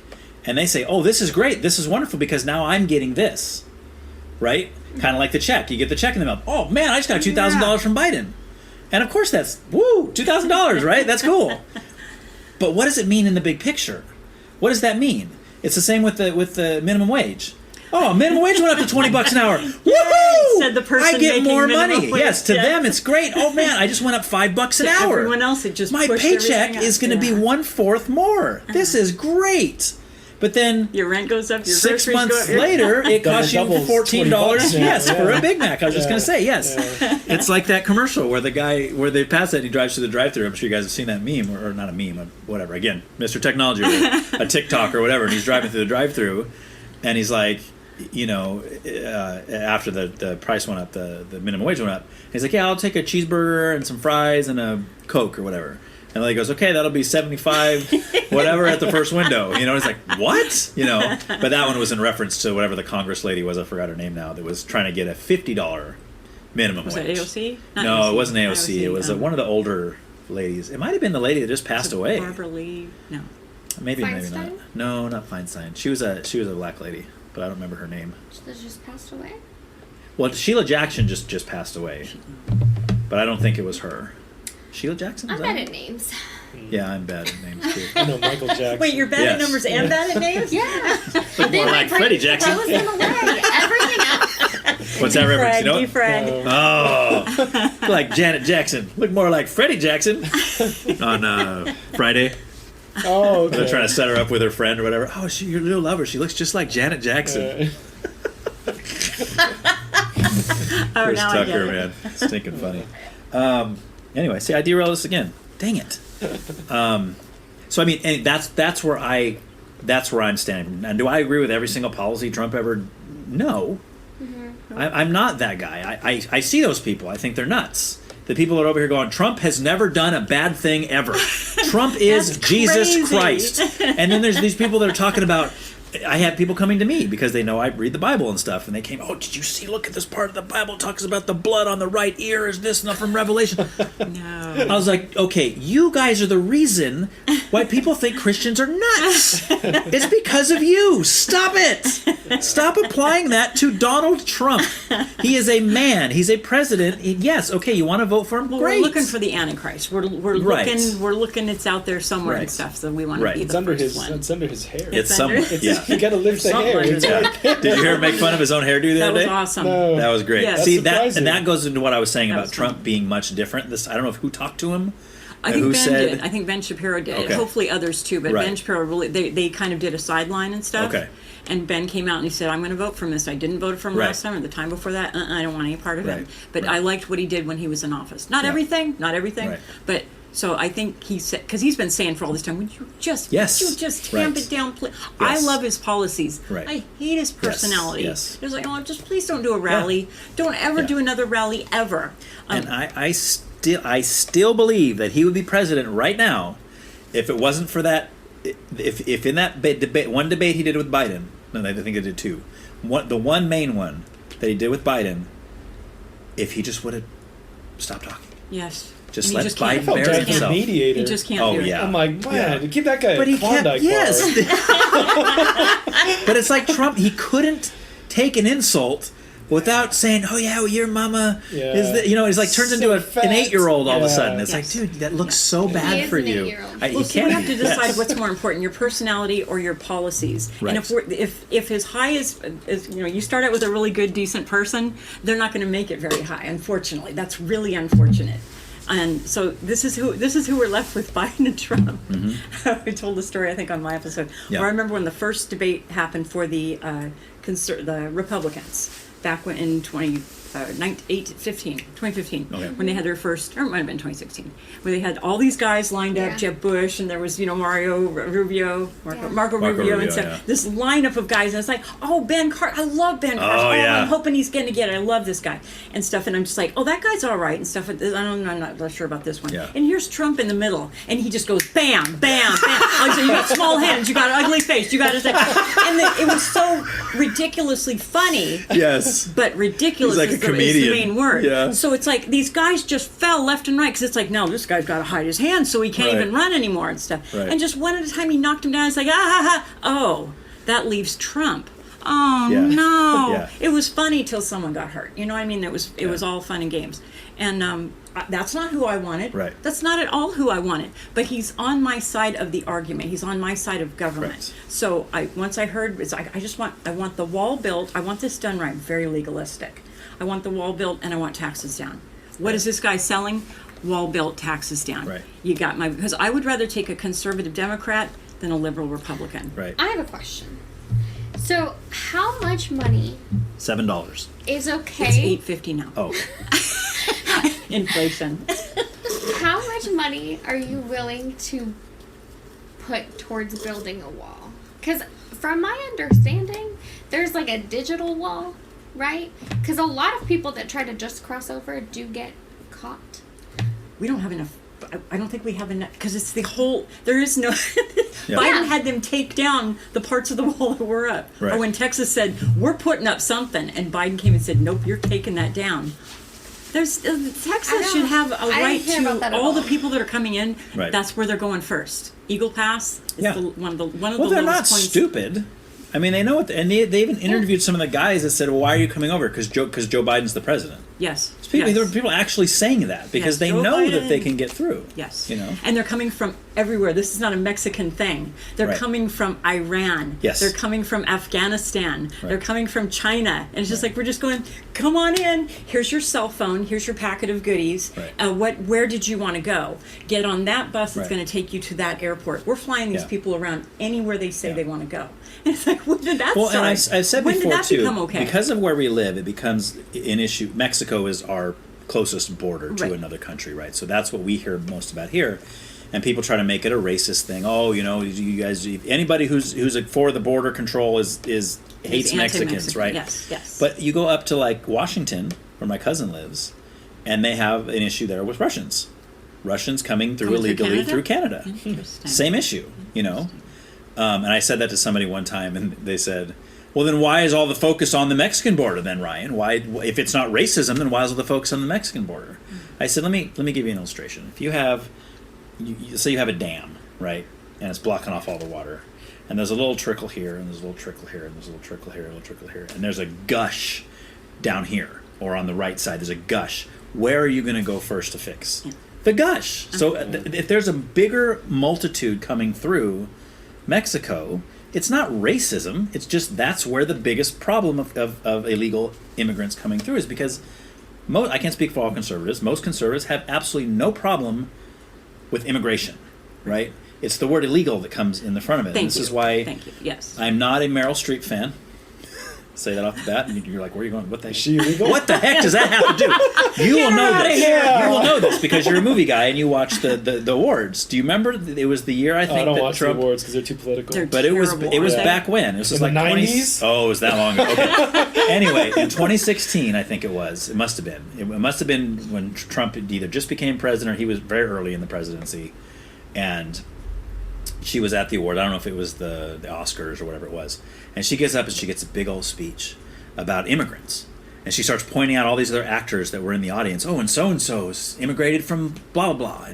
And this person immigrated from Africa. And this person immigrated from Indonesia. And like all these different things. That's why I don't watch the And I'm sitting there, and I'm sitting there to myself, and I'm going, what are you talking? Like, her whole point was, we have all these wonderful immigrants in the country, and Trump hates them.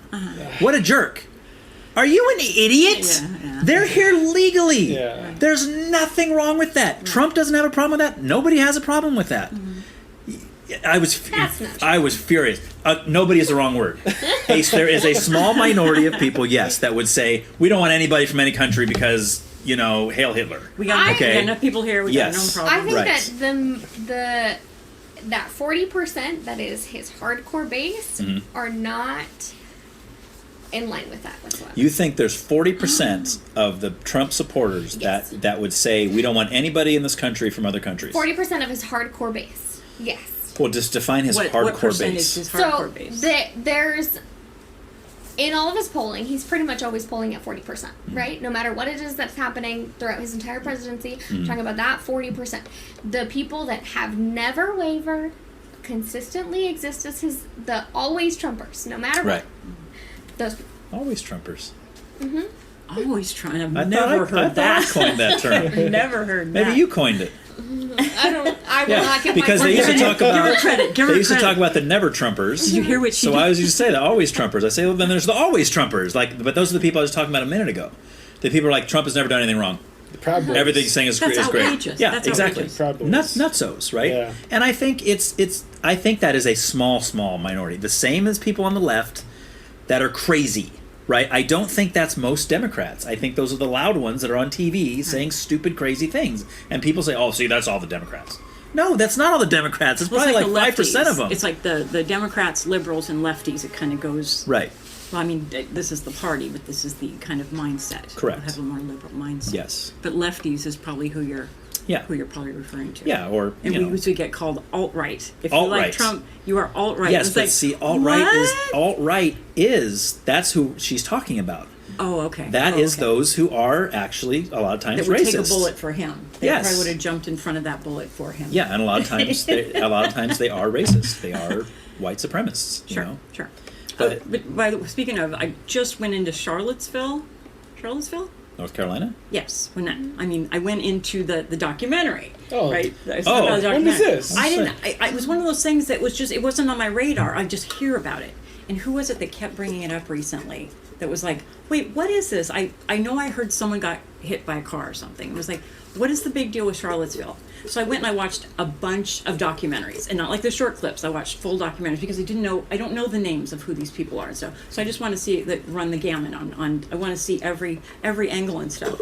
And I was shocked. It was nothing like I heard through the news that it was. Yeah. So again, it's one of those things. It's like, what happened here? Well, the voices are saying the white supremacists came in here and destroyed. And actually, I watched them, and it's like, that's not what happened. Yes, it was a white supremacist that ran over that gal with the car and stuff. He came through in there and stuff. But it was nothing like it was described to me. Right. Yes, that it was all white supremacists coming. It's like, that's not how it happened. Right. I mean, watching it. Well, they'll hone in on that. Yes. It's the same as we talked about before. If there's ever a police shooting, you will only, and if you've never noticed this, notice it. Watch the news. Although we haven't heard a lot about that at all in the news. But notice the only time they will ever mention the race of the cop and the victim is if it's a white cop and a black guy. Right. That's the only time. Little Any other time you'll okay. say, oh, and a man was killed by a cop. Right. They don't even bring it up because it's not important to their narrative. Right. Yeah. But then that's firing everybody up. What absolutely. a terrible thing to say. That's like literally what the job is of the news, is to fire people up to Well, get eyes yes. on the news. It is then we're now. burning buildings down and we're killing each other and stuff. And I mean, I guess if that's worth it to them to get the clicks or to get people to watch It it, is. I Worth it suppose. to them. The billionaires don't care. Because it's not their people that are dying. Right. Right. It's not their friends and family that are getting killed over it. It Right. bleeds, it leads. But that's why I don't care if Kamala Harris Took me a second. if Kamala Harris came out today and said I'm running for president, and the first thing I'm going to do, well, this is a hard example because I don't think I would believe her if she said it, but if I could prove that she would do this, she was going to come in and she was going to get rid of all media lies. If any newscaster, news reporter, news station got caught telling a lie on purpose, not just like not understanding what the evidence was, and accidentally giving the wrong information, actually purposely skewing a story to fit a narrative, or just flat out lying about it, you're gone. That's it. Jail those people. I would vote for her. I'd be like, I'm voting for you. Bring on Kamala. Let's do it. You know? Yeah. But then it would be subjective. It's like the disinformation and misinformation that's out there. Yeah, but it doesn't matter. That's like you getting that's my shadow point. banned on That's your... my point with right and left, and right way of thinking versus left way of thinking. If that's going to be prosecutable, there has to be actual evidence. I'm not talking somebody saying, "Oh, well, he said something on the news I disagree with." Oh, he's lying. No, good example. Okay, with Joe Rogan and the Gupta guy during COVID. Oh, no. Where he flat out lied Yes. on national TV about ivermectin and everything else, and Joe Rogan called him out on it. And he didn't know what to say because it was a bold-faced lie. He was caught in the bold-faced lie. Did he lose his job? Nope. Did he get arrested? Nope. We all know he's lying because Rogan called him on it, right? But stuff like that, where it's very obvious. But he went back to CNN the next day and reversed his... So it was like, well, that's what I'm saying. His story. It was like, yes, because when he was in front of Joe Rogan, he had to admit that he lied. Yeah. But then the next day he goes back to CNN or whatever. Was it CNN he worked for? I think so. And he went back to him and says, "Oh yeah, no, he was totally taking horse dewormer." Dude, you were just on. It's on video. You saying this to nobody listens to that guy. How do you think you're going to get away with this? Rogan, who's he? It's like, here's this video of me going through a mall and shooting 300 people. And I'm like, nah, that wasn't me. I didn't do that. Yeah, well, he's got the same tattoo of your wife's name on his wrist. No, that's someone else. You know. Okay, Shaggy. Yeah. No. No. Just Just no. no. Just no. To which part? Only because I think that, you have to protect the press. I think that's one of the most fundamental things. Yes. Protect them. And make sure they're telling the truth. Yes. But then who gets to decide who's telling the truth? The truth. The truth does. But the truth isn't a person. The truth isn't somebody who's going to go and prosecute whoever and going to go fire whoever. The truth, people have shown that they're incredibly easily manipulatable. Okay. Onto either side. But that's not truth. That's what I'm talking about. Yes. But what I'm saying is that that's such a dangerous statement because the media has to be protected from both sides. Like, you can't... Going about prosecuting people... Prosecuting people... Tomato. Yeah. We know how you really feel now. Prosecuting people, journalists, whatever, whoever. I just think it's a really scary, slippery slope that I would just not get behind. Although the sentiment, I agree with. Okay, so let's say a news person got on the news and said a bunch of lies about you personally, and it completely destroyed your life. You lost your job.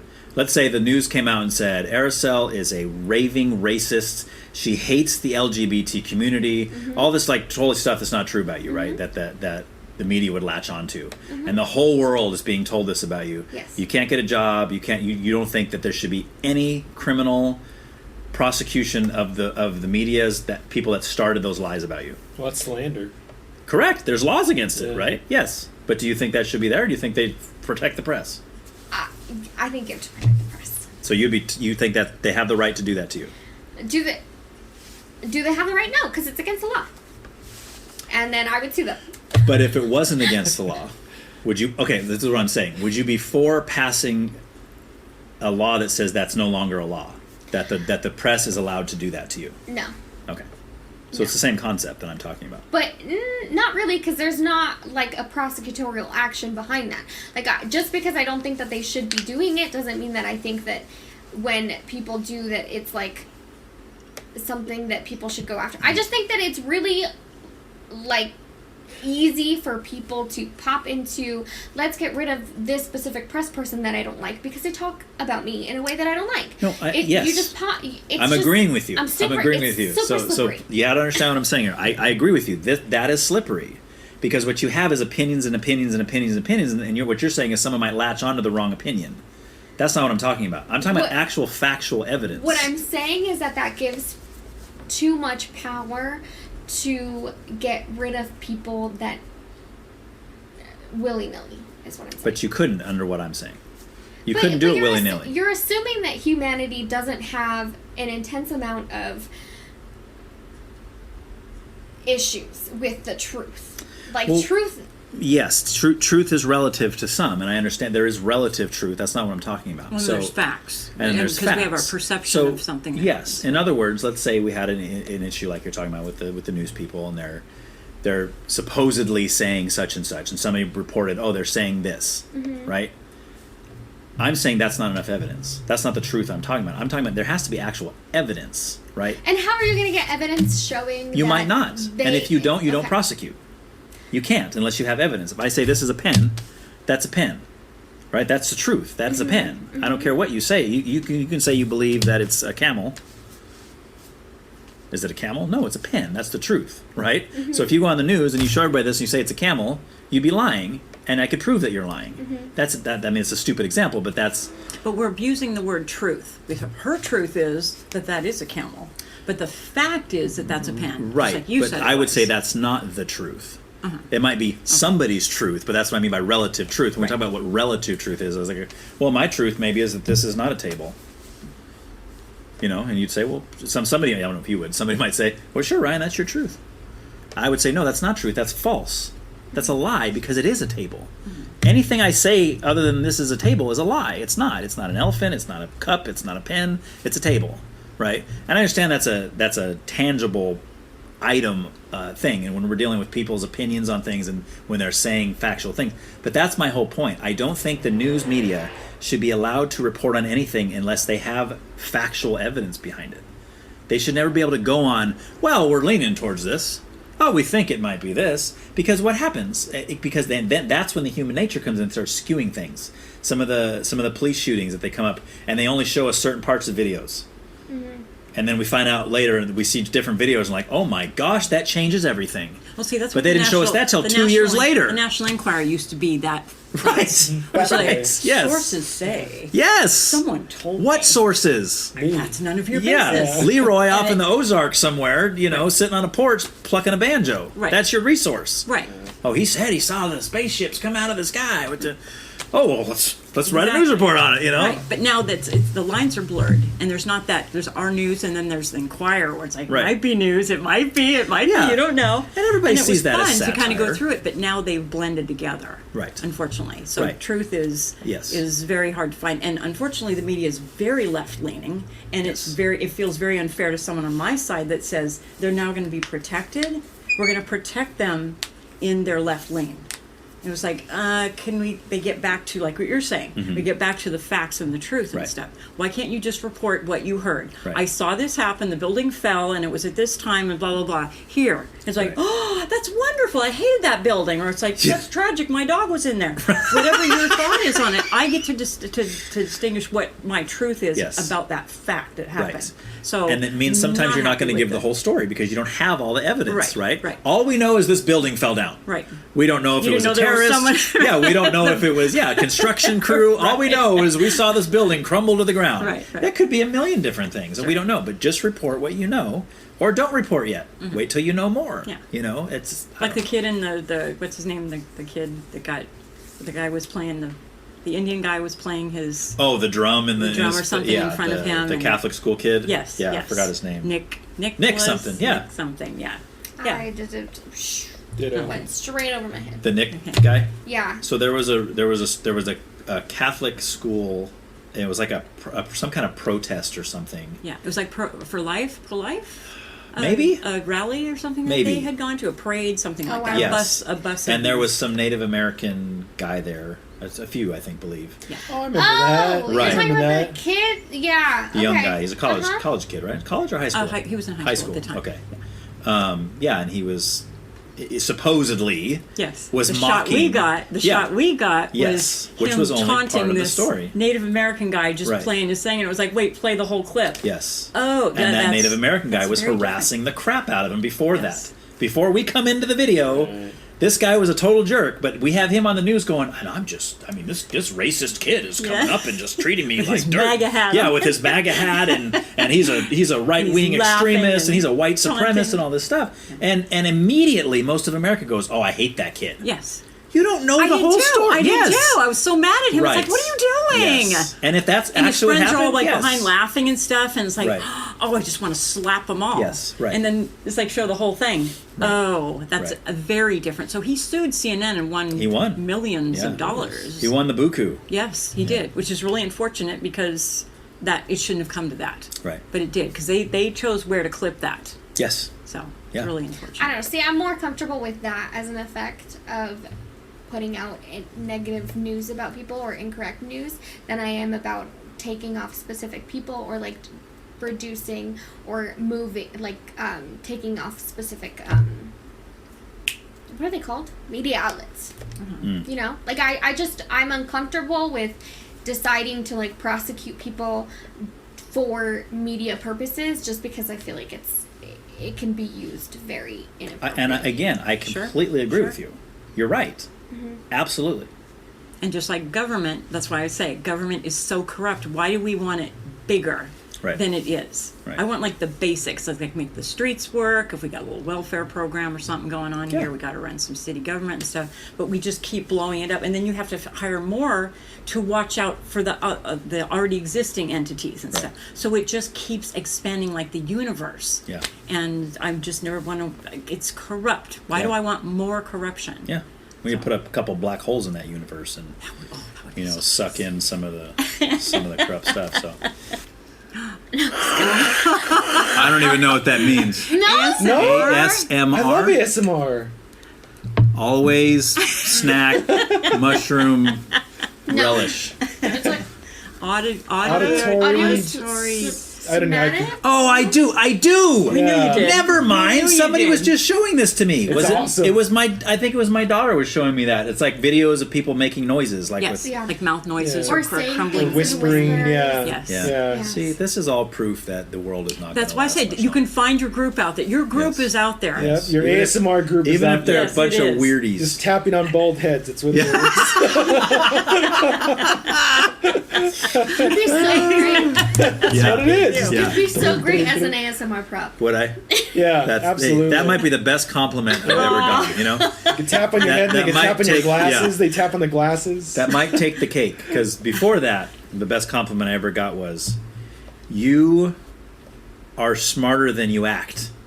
Oh, Yeah. Isn't that an insult? No, it might be, but I loved it. I thought it was great That reminds because me- it means like people that know me on the surface level, they think this guy's a goof. You know, but then they talk to me and they're like, "Well, he actually is kind of intelligent." You know, Who said that to I you? guess it's a Yes, who roundabout. liked you? a friend of yeah. I don't think she likes you very much. No, she does. She's a good friend. or she's a good liar. friend. Yeah. She's just a liar. Yeah. Straight up. That reminds me of a James Bond line with John Cleese after the actor. Which Bond? Uh, John Cleese. That must have been it was after Roger Moore. Q died. The actor who played Q died, Okay. and they brought John Cleese as the The new Q. new Q. Okay. And it was Pierce Brosnan who he said to John Cleese, he's like, "Oh, you're cleverer than you look," and he's like, better than looking cleverer than you are." I was like, "That's good. I like that. That was good." But see, real life people don't come up with stuff like that. That Yeah, took it's true. like weeks and weeks of but planning and professional scripting writer, and yeah. exactly. You know. Basil's so cute. Yeah. So. He's so cute. All right, we want to jump in. I did have animal rights / vegetarianism on here Nice. because I should have known this because I've known both of you so long.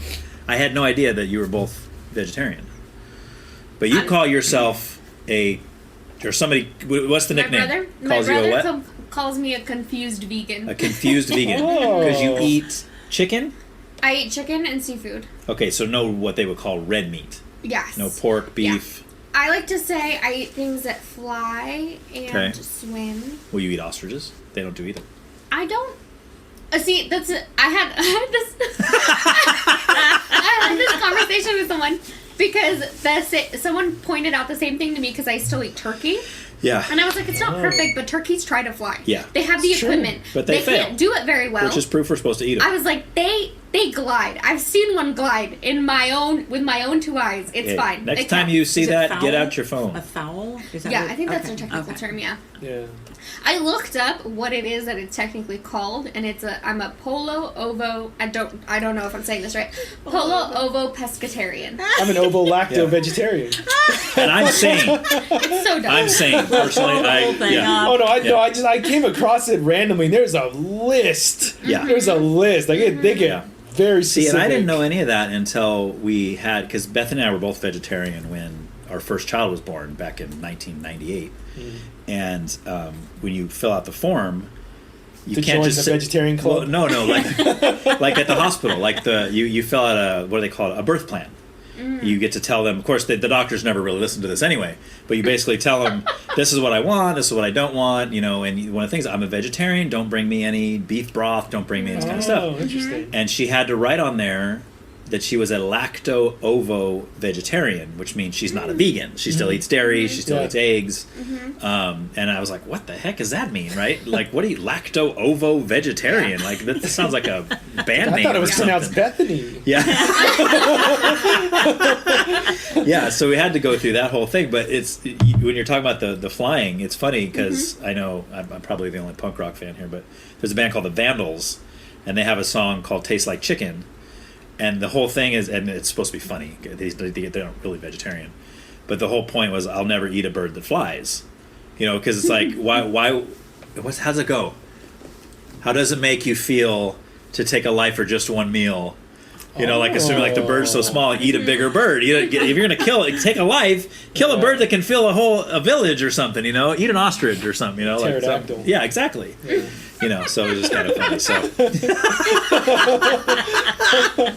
you make her choke on her pizza, man.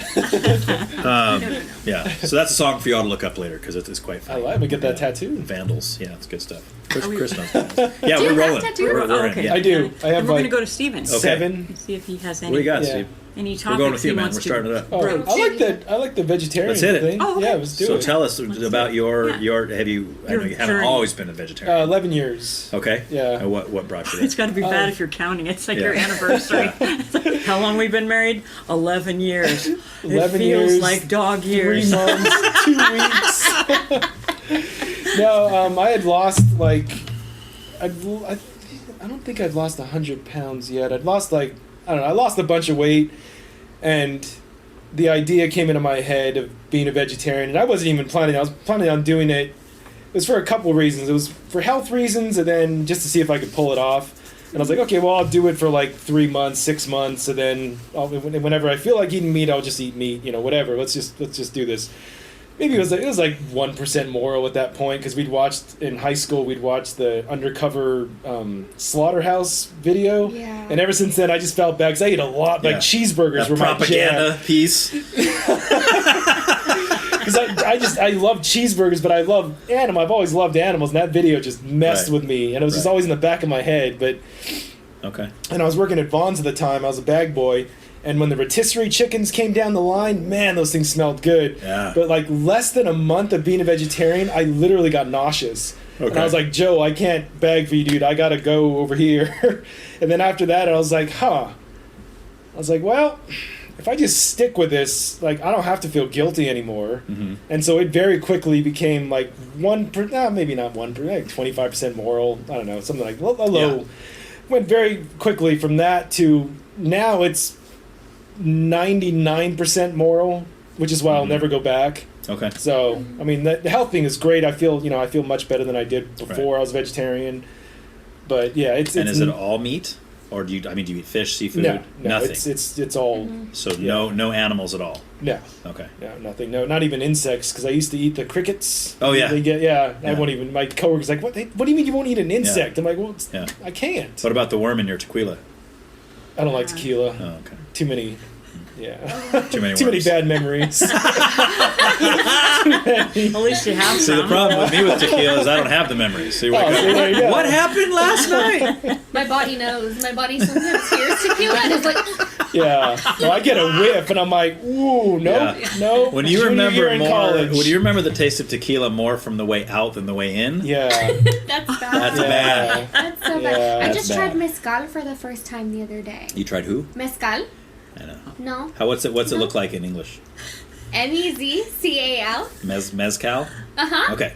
Oh, sorry. I'm with you. Yeah, I didn't think. Now I know what you're talking about. I didn't think to do the American version. I still don't know what you're talking about. Okay. Yeah. No. Oh, Sometimes that helps, but this time it didn't. It's like It's pronounced Carn. That's funny. No, but it's kind of like tequila because it's still agave based, but I think I may be butchering this. I think that's before they don't ferment it as long or something. I don't know. Or it's like a slightly different distilled process. It's like I think it's like probably similar to the difference between like an IPA and just like a regular beer. Okay. Or like one's fancy and one's not. Sure. Because I know people that drink IPA are like, oh, so we're an IPA. That's me. Yes. See my bow tie? Yes. It's a clip-on. Obviously. Yeah, exactly. I don't know 100% like what the differences are, but Is there an alcohol similar- percent content difference? Do you know? I don't think that's No. the only one. No. And then like I heard that in Mexico they regulate the alcohol content a little differently. I'm surprised they regulate it at all. Yeah, when I went the first time, we went as a family, and I was like 12. I would buy beer for my dad all the time, and nobody asked questions. Right. Nobody said anything. How old were you, like 4 or 5? I was 12. Oh, 12. Okay. And I have always looked a little younger. Yeah. Right. Because now you're what, 23, 24? I'm 29. 29. I'm about to be 30. I know, but I wear sunblock. It's all down here. There you go. Oh, you'll be fine then. You're good. Yes. I wear sunblock and moisturize. You will never age again if you wear sunblock. Yeah. Yes. That's what they tell me. I'm gonna believe it. So, Oh no! do you guys remember quite a few years ago they were talking about eventually tequila was going to be off the market for a long time I because did they hear were that. running out of whatever. Oh, agave? Yeah. Uh-huh. I don't know. Apparently that was. Well, they said that about lies. Sriracha too. They said, "Oh, that's it Yeah. for Sriracha." Right. I freaked out. But Up all night. Why even live? Yeah. I think Sriracha really did have issues with like I saw a piece about them talking to the guy, like the main grower for their jalapenos, because it's jalapeno based, right? Am I think wrong? so, yeah. Yeah, and he was like, we couldn't keep up with demand, and a lot of people, they were saying, were complaining about the quality of the Sriracha that they had Is been it CNN buying. or Fox News? I want the truth. I don't think it was that hardcore. I think it was just like they were talking to him. I might have been like Vice or something. Oh, okay. And he was like, yeah, we couldn't meet the demands of like how many peppers they needed, so they went to a different company and started buying them from someone else, and like the quality of their peppers are not as good. Yeah, and he was like, I don't know what to do with all my chilies. I grew so many, and now they didn't buy them, and I'm very upset. It was sad. That is sad. But if you notice, your Sriracha doesn't taste as good. It doesn't. It's That's not why. as potent. Yeah. Those savages. Yeah. Just ruin our lives one day at a time, man. First there's inflation. Yeah. Now My this. Sriracha's not as Weak spicy. Sriracha. Yeah. So what's the difference between so you don't eat anything? Oh no, you said you eat just not red meat. You eat chicken and seafood. Foul. Yes. Yeah. Okay. Foul. Okay. Foul. And what's your reasons for? Are your reasons more dietary or are they more moral? Petty. Yeah, I'm petty and stubborn. That's my reason. Okay. Good a reason as any. I would have dabbled with being vegan at some point probably, or I've always liked the thought of like reducing my meat intake just because it's like the meat industry is not very good for the environment, isn't necessarily very good for people in other countries, whatever. And I was explaining those things to my mom, and she, I was telling them earlier, she can be a little abrasive. And Your she mom? told yes. Okay. And she told me this in Spanish, so take it with a grain of salt. This is a translation. But I was explaining to her why it's bad. Not very passionately or anything, just like kind of matter of factly. And then she was like, well, you're never going to stop eating meat, so just shut up about it. And then that day I was like, well, here we go. Yeah. And it's been You're 4 like, years. You're like, hold my tri-tip. I've never liked tri-tip. What? I miss Yeah. tri-tip. You are living in the wrong area. I really never did. This is the tri-tip home I of know. the world. Tri-tip capital of the world. I didn't know that Yes. it was like not a thing that other people did. No. Oh no, yeah, it's There's a our certain kind of thing. the meat that Yeah, they it is our Yes. thing. Yeah, you can be in like Venezuela and you'll find a restaurant like Yeah. Santa Maria style tri-tip. Yeah, You're like, what? Yeah. I think that's crazy. Yeah. There was a show. Amazing. It was like one of those Food Network shows where the guy popped in into like Pappy's, and I Oh, was yeah. like, "Oh my Yeah. god!" Yeah. It was diners, drive-ins, and Yeah. whatever. Yeah, it was Yeah. Guy That sounds Fieri. right. Yeah, Mhm. yeah. Yeah. And then he that was guy. like, "Tri-tip." yeah, yeah. What is this? What is What this? is this trip tip? What is this? Tri-tip. So back to you then. So your reasons are moral now, like you said. You started dietary, Yeah. and now you're moral. What do you got? Oh jeez. Nice. My favorite. So which parts of the cow would you eat, Stephen? Before? I was trying to see Yeah. what he's eating. I'll have what he's having. Since this is an audio podcast, Miss Lambert has just brought out a schematic of a cow showing all the different cuts of meat. Oh, Yes, you got rib, chuck, yummy. plate. Plate? There's a plate? I've never heard of that. You order a plate cut? Can I get a plate steak? Well, they're going to show you down here what they use that cut for, kind of like the shanks. They usually Okay. use for ground beef. That's interesting. I've literally heard of everything but the plate. Actually, I've never heard of the neck either. But you have to see what you might be more familiar with those. I don't see tongues. What do they use the tongue for? Oh yeah, lengua. Yeah. With sessile. That's cow brain, isn't it? Yeah. Yeah. Yeah. I've had that before. Actually, it's very good. I did not. I have eaten tongue. They didn't tell me it was tongue. That's the only way I would ever eat it. Yeah. Same with brains. If somebody just gave it to me, I'll try it. It was very good. But it was- They tell me after the fact? Okay. And Tell me chicken what's liver. really good. Chicken liver was really good. Yeah.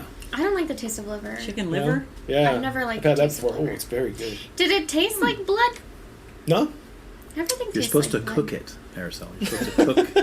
It the still liver. tastes like blood. The heart, the liver, the kidneys, it always tastes like blood. Which to is me. weird because those organs don't normally like have blood in them, especially the heart. There's no blood in the heart. No blood in my heart, that's for sure. Maybe that's not a good description of what the taste is, but Yeah. I've always just associated it. Well, with blood has like a metallic taste. Yeah, like very almost. coppery kind of. Yeah, You know, like when you're a tang kid, to it, you cut like a yourself. battery. When you're doing Yeah. this, I don't know why we would always do that when we were kids. You start sucking on your cut. Yeah. I don't. What are you, vampire or something? Well, because like dogs lick their wounds and Yeah. stuff because the saliva has something in it that maybe coagulation. Maybe. I Could don't be. care. I don't know. That's why. I think it's just because if we do this, we can't see it anymore. Yeah, that's true. You got to cut. Nope, it's gone. I never did that. I don't know who told you to do that. I don't know. Hey, I'm concerned. You grew up in Transylvania. I did. I That did. helps. Yes. So I'm curious, like what? Because I think all of you know that I was a vegetarian for a long time, right? Like it was started when I was like 16 as and it was always for moral reasons. And I've always said that people that do it for moral reasons are going to last a lot longer than dietary, because you have convictions. You feel like you're doing something wrong by eating that meat. To where you're just dietary, you're just like, nah, whatever. I'll have a cheat day, but you don't have a cheat day when it's like you're murdering. That's the something. definition of a diet. Right. It's a lifestyle change, is what Correct. I am doing now. Like a diet Right. implies it's going to end at some point. Yes, which is the only kind I will ever do. Yeah. Yeah, because if you do it any kind of diet, like, man, this is forever. No thanks. It's like going to prison. Life is worth living, and But so like, if your moral reasons are, assuming you don't want the animal to die, you don't think it's right to kill an animal for your own food. Is that Yes. kind of where you're standing? Yes. So what prevents you from going the step further to veganism? I was telling them, like, I could be vegan, but there's a couple reasons. The number one reason, I just don't think I would be happy being a vegan. Another reason is financial. I've never seen a happy vegan. No, all serial killers are vegan.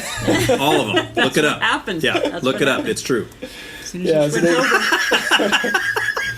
So there's that. I know there's happy vegans. Not personally, parasocially, but they You seem think happy. they're happy until you see them on the news. Watch them trying to. Oh, we watch them found trying to 35 find their bodies in next- his basement, you know? Watch them trying to find their next meal. Yes. Exactly. No happy. Yes. No Yes. happy. Yes. Yeah, so there's that, and then financial, because I mean it's expensive enough just being a vegetarian. Right. And then there's a lot less vegan options. Like when I'm with my friends, you know, we can pretty much go wherever everybody wants to, and I can find something I can eat. Yeah. If I was a vegan, that limits a lot of the places you can go. Yeah. Then Plus, it- they it- still haven't perfected the vegan cheese. They just can't. Why well, that's can't what I they was do telling them. it? Like when I started being a vegetarian 11 years ago, we didn't have very good options. Like Impossible meat. Oh my god, I had to double check at Burger King to make sure they didn't screw up my order. No, I'm sorry, it was dude. amazing. No, that is meat. They are lying to you because my wife is still a vegetarian. She gets those. You get it in the pack before you cook it. The thing's bleeding.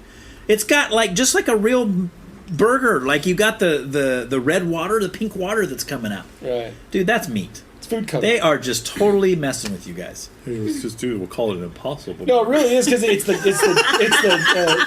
texture is what gives it away. Yeah. It's not the same as beef. It's Okay. really close. Like it actually kind of does look like beef, but it's the texture that you'll immediately know that it's not. Let me throw some at you, just as a theory. Maybe they discovered a new kind of animal that nobody knows about, just in a certain part of the world, and this certain company came in and they bought all the land, the only land that this animal exists on.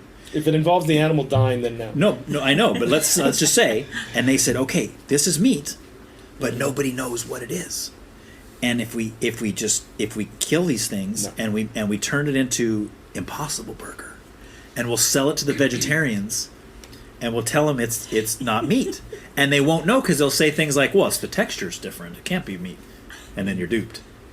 Well, What do you think? Any possibility? No. No, none. Zero. Okay. All right then. Well, on a side note, I'm never eating Impossible meat again. Thanks. There you go, Ryan. You ruined my life. I like Beyond Meat better Than regular. than Impossible. Beyond was my favorite. Oh, and then that's the Impossible difference. came out. Yeah. Okay. Yeah. Okay. But Beyond is still very good. I love it. Yeah. I love Beyond. You know what else is good? Beef. You said that, brother. I'm just messing. I'm totally mad because I can have fun with it because, like I said, I was an activist in the early days. Like I was like, if you ate meat, you were the devil. Like, and I would tell you that. You know, what's wrong with you? I mean, if somebody got a sub sandwich and it had meat on it, and I was at a party or something, and they said, Ryan, just pick the meat off. No. The meat was touching the bread. Yeah. I'm not eating that. I'm the same way. Yeah, I was totally like that. Probably I've the done that at first. McDonald's. They're like, can't you take it off? I'm like, no. For one thing, I didn't order. I ordered it without meat. Right. And now you're telling me to take it off. Obviously, Yeah. if I ordered it without meat, I have a problem with meat. Right. So no, I cannot just take it off. Can't you get my order right? Is Right. the better question. Okay. So do you think you would ever Have go they vegan? said that too? Yeah. That's rude. Yeah. I ordered a egg McMuffin with cheese, and without the or I ordered a sausage McMuffin without the sausage, but they still put the ham on it. And then somebody told me at a separate McDonald's, someone said you have to order the egg McMuffin or the sausage McMuffin with cheese with no meat. You have to tell them specifically no meat. So that's what I do from now Why on. would they put ham? Ham goes on the egg McMuffin. I don't know. And sausage goes on the sausage McMuffin. I don't know, but yeah, I took it back. I was like, "Hey, I ordered this with no meat or whatever," and they're like, "Well, can't you just take it off?" I'm like, "No, I can't actually." Can't you just get your supervisor? Right? Yeah. Yeah. Okay, so but you think you'd ever go vegan? Maybe. Okay. Someday, maybe. Not likely though. But the likelihood of you going back to eating meat is pretty much zero. Too. Yeah, it's zero. Dude, that's bold. Zero. It's zero. Not even one. No. Zero. It's zero. Wow. Yeah. How about you? I've thought about it. I'm definitely not at zero. But I also I think over time you kind of crave that stuff less, or you don't necessarily. It's not as appealing. So there's like certain things that I do miss, and I kind of wish I could have, like linguiça. Ooh. Sometimes I look at linguiça. Not gonna lie, I miss linguiça. Yeah. Sometimes I'm like, I I would go back for you, but I'm really stubborn. You just whisper it to the linguiça. For you, is it like a thing with like other people know you're vegetarian, and like let's say like you were like, oh, I just really want some linguiça, and let's say you just went to the store and you bought some and nobody knew, and then you like went somewhere and you cooked it yourself and you ate it in your closet or something like. You like rented out an apartment for the linguiça. Yeah. Go see your side linguiça. Yeah. That's such an incredibly like never gonna happen theoretical. Firstly, because it would require me cooking things. Oh, you don't cook? Almost never. You're not a cooker. No, I'm really bad at feeding myself. It's really bad. Your boyfriend is though. You said right? He cooks more than I do. Okay. Yeah, but we got to eat more than I probably should. Okay. Yeah. Which as a vegetarian, what do you? Oh, but you eat chicken. Yeah. So that's usually, not, that's not pretty hard. much everywhere I eat chicken. Yeah. You can go to Cane's, you can go to Chick-fil-A, Yeah. you can go to but not on Sundays. That's part of the reason why I like still eat chicken is because I feel like if I wasn't, I probably wouldn't get anywhere close to the protein that I need. Yeah. And also just like I wouldn't feed myself very well. You gotta eat a lot of beans and a lot of cheese. I love beans.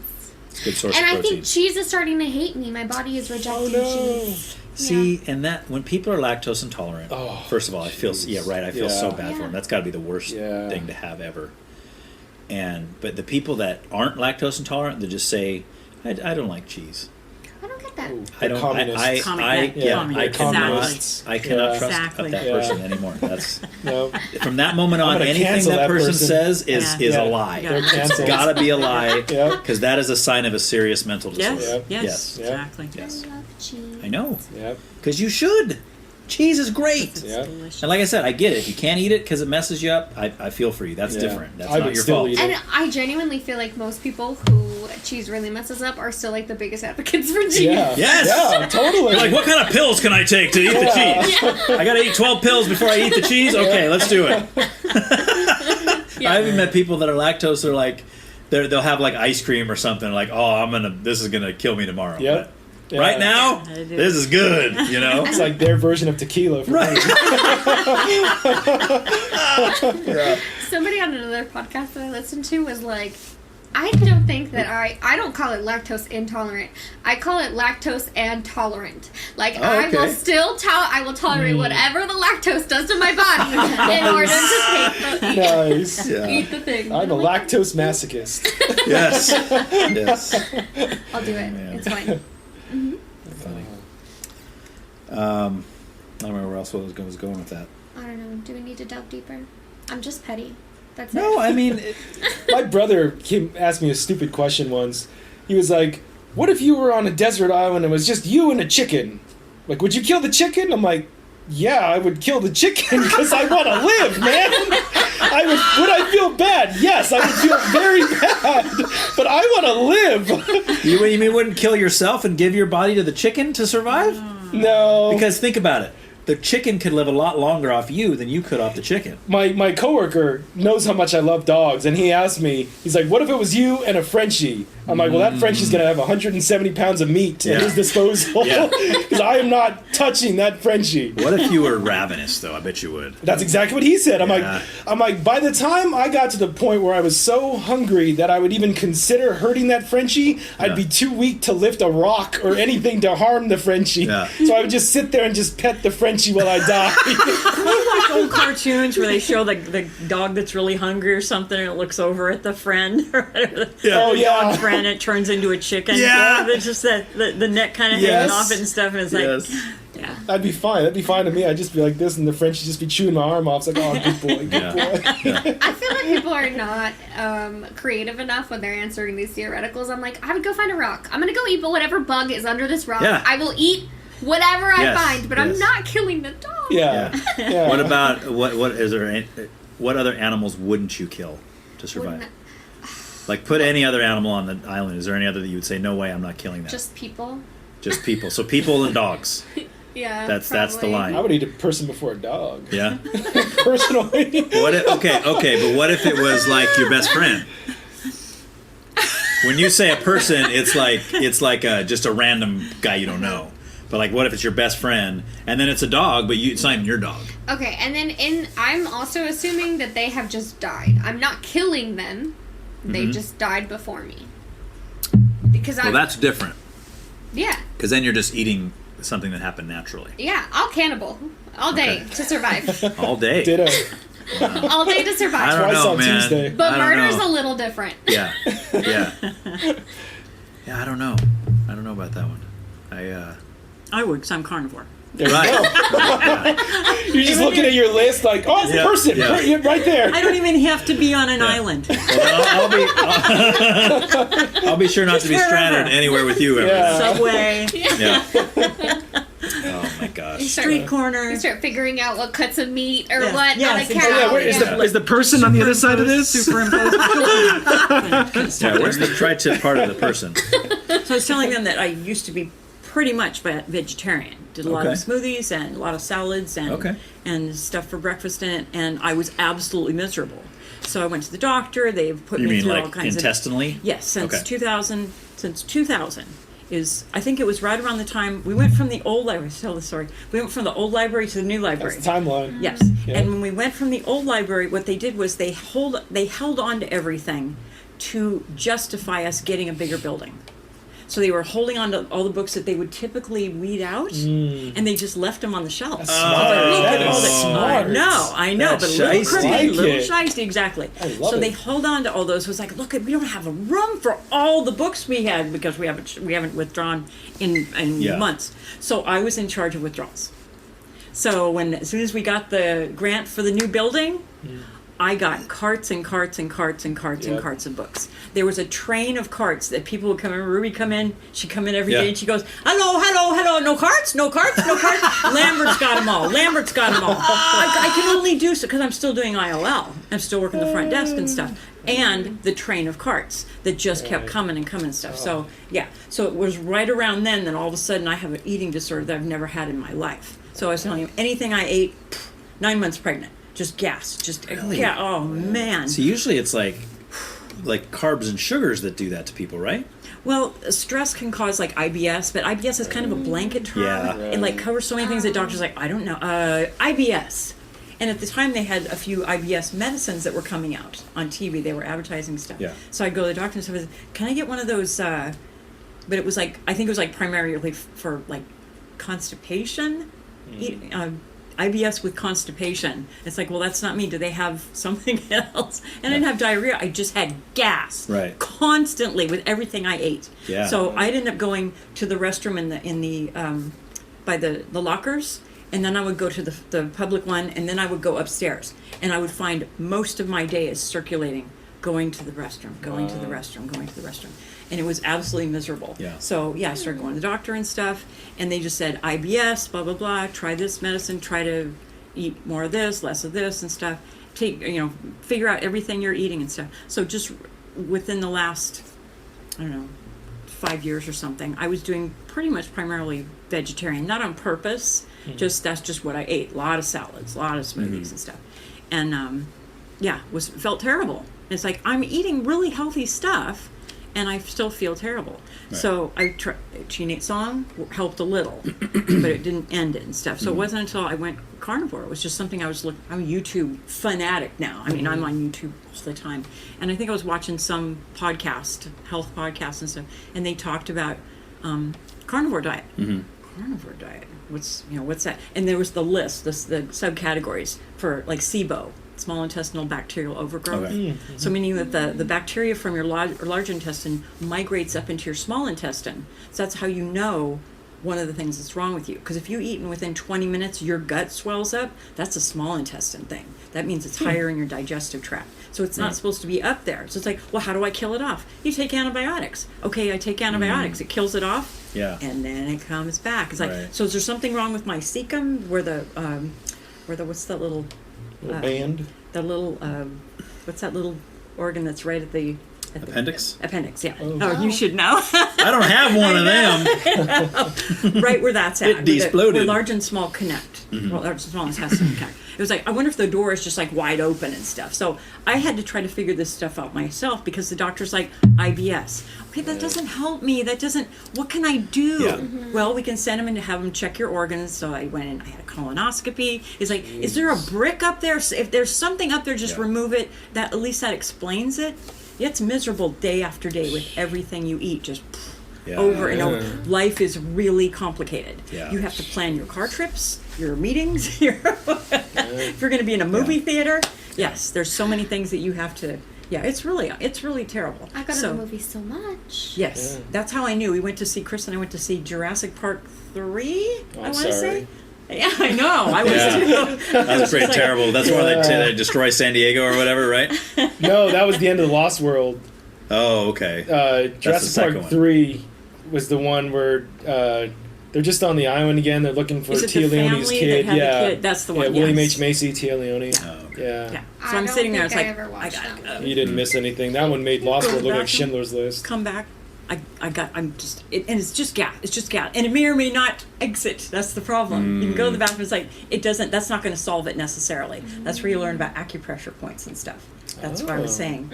Got your gas and stuff. I'm here to help. I'm here to help now. I'm a gassy gal. Because you learn this stuff. Yeah. And you learn this stuff through all the trying to fix this. This is miserable and stuff. So anyway, that's when it started. When it was like, I need to get help because this has been going on a while, and I had to leave a movie to try to fix this and stuff. So anyway, it took till Carnivore Diet, where day 1, meal 1, gone. Now, if I go back to eating other stuff, it's not as bad. But if I stick to carnivore, so I'm sorry. I mean, I'm certainly not doing it to. But I mean, this is how cavemen did it. This is how people have done it. They hunt and they eat. They all eat at the same time. Yeah. And then they end up kind of fasting, which is also good for you. But anyway, yes. So I chose carnivore because there was a possibility it might help. Oh. I lived at Lassen's. I was at Lassen's all the time. Let me try some of this. Let me try a little bit of this. Let me try this. Let me try doing this. I tried everything. So carnivore wiped it out. And are you still doing that? I do it most of the time. Right now, I'm trying to lose weight because I'm what do you call it? Insulin resistant. When during menopause, your estrogen drops and your insulin resistance. So it's like I'm packing on weight no matter what I eat. So it either goes up slow or goes up fast. Either way, it's going up, and it's like I'm like 141, I'm 142, I'm 145, I'm 149, I'm 152. Oh my gosh! No matter what I eat. So it was another podcast I listened to that was like fasting. Ooh, I used to do fasting in high school. It's awesome. What about it? Well, this many days, if you do it like 3 days, it will trigger the insulin resistance and it will reverse it. And it did. So now my weight started dropping. So, I'm gonna try that. Good for you. I could never not eat for 3 days. That's a long time. I am real cranky. It's not for me. It's for everyone else. Right. And that I would never do that. You're taking one for the team. Good for you. So even 13 hours. You said you do intermittent fasting?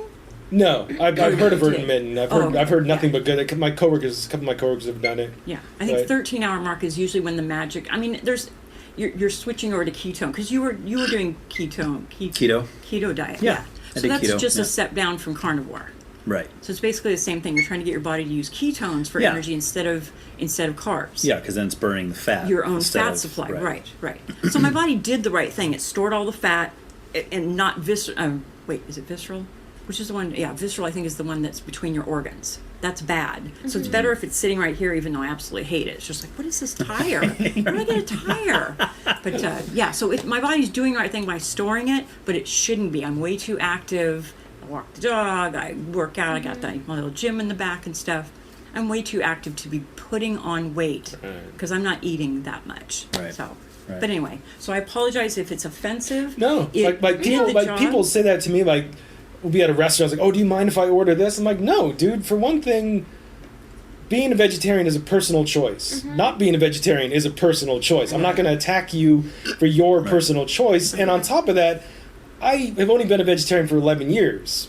30 years, I was down in McDonald's like there was no tomorrow. So even if I wanted to, I couldn't judge you because I've done the same thing. So there's even like deep down, there's no little bit of moral judgment that you might pass, not verbally, but like just inside of other people that eat meat.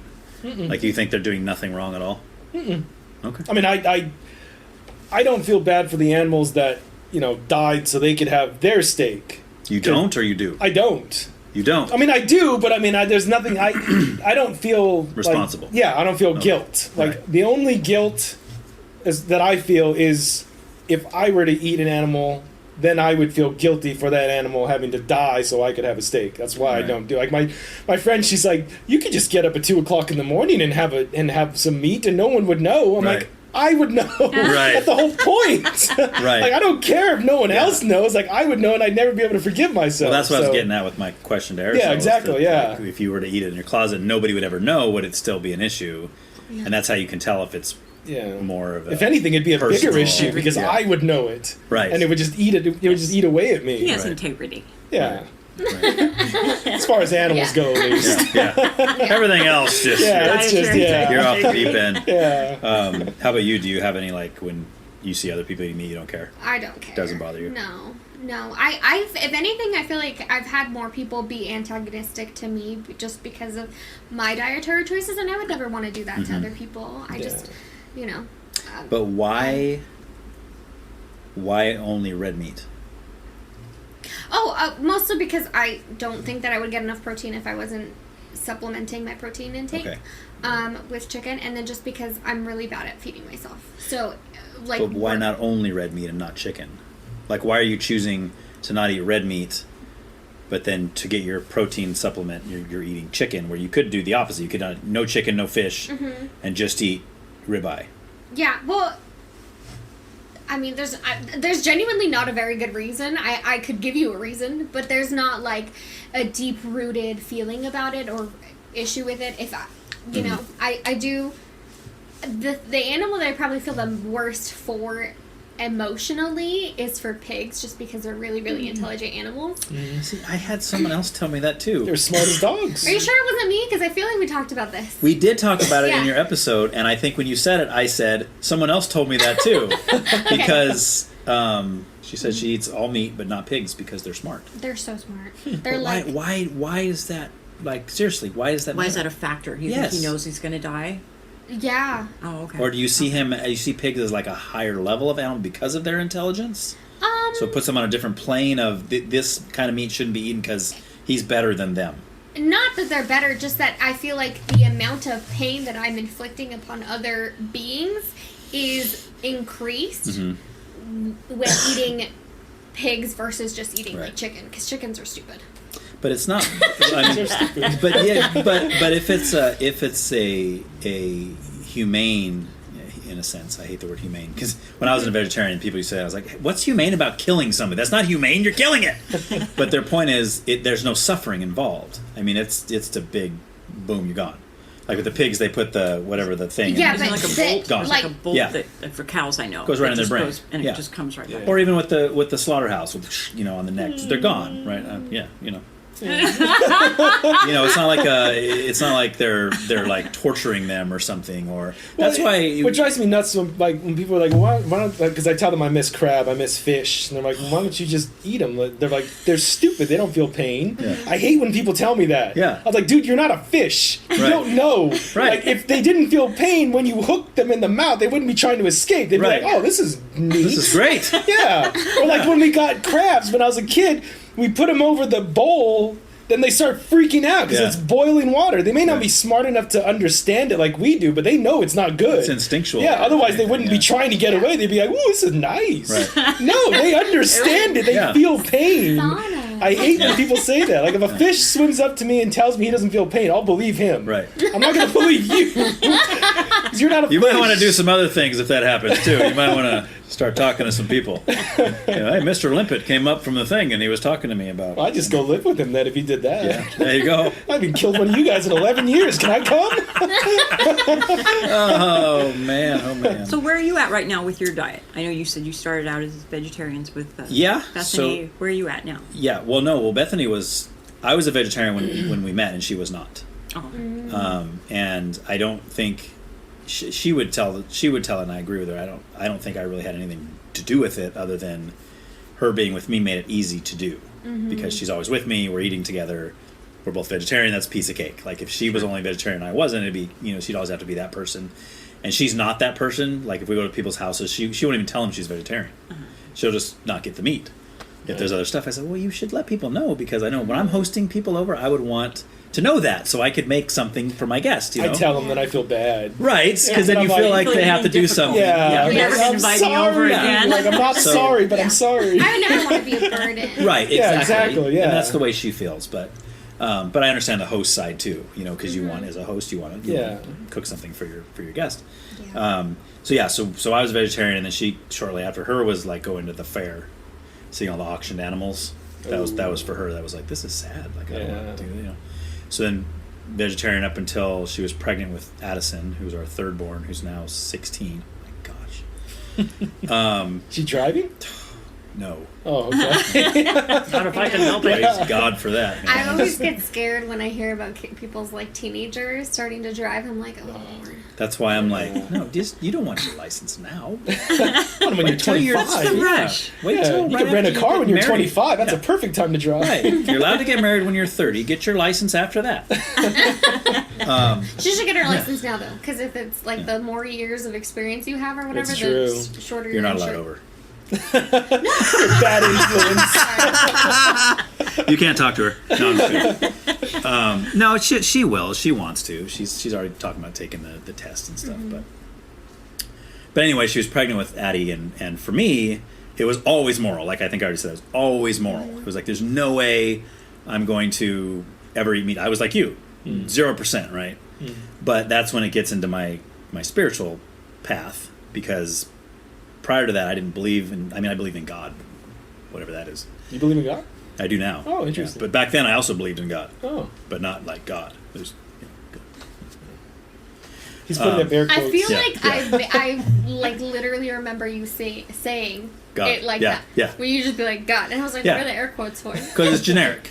Like it's like most people believe in God, whatever that means. But then you start talking a about Christian, like saying, "Are you a Christian?" Correct. Yeah. What does what that is- mean to you? Bingo. Not what does that mean to me? Bingo.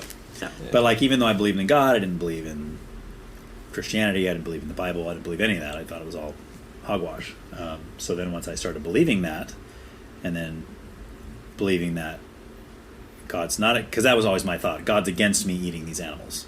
That was my thought before. And then when I started believing the Bible, it says otherwise. I was like, okay, now it's just me.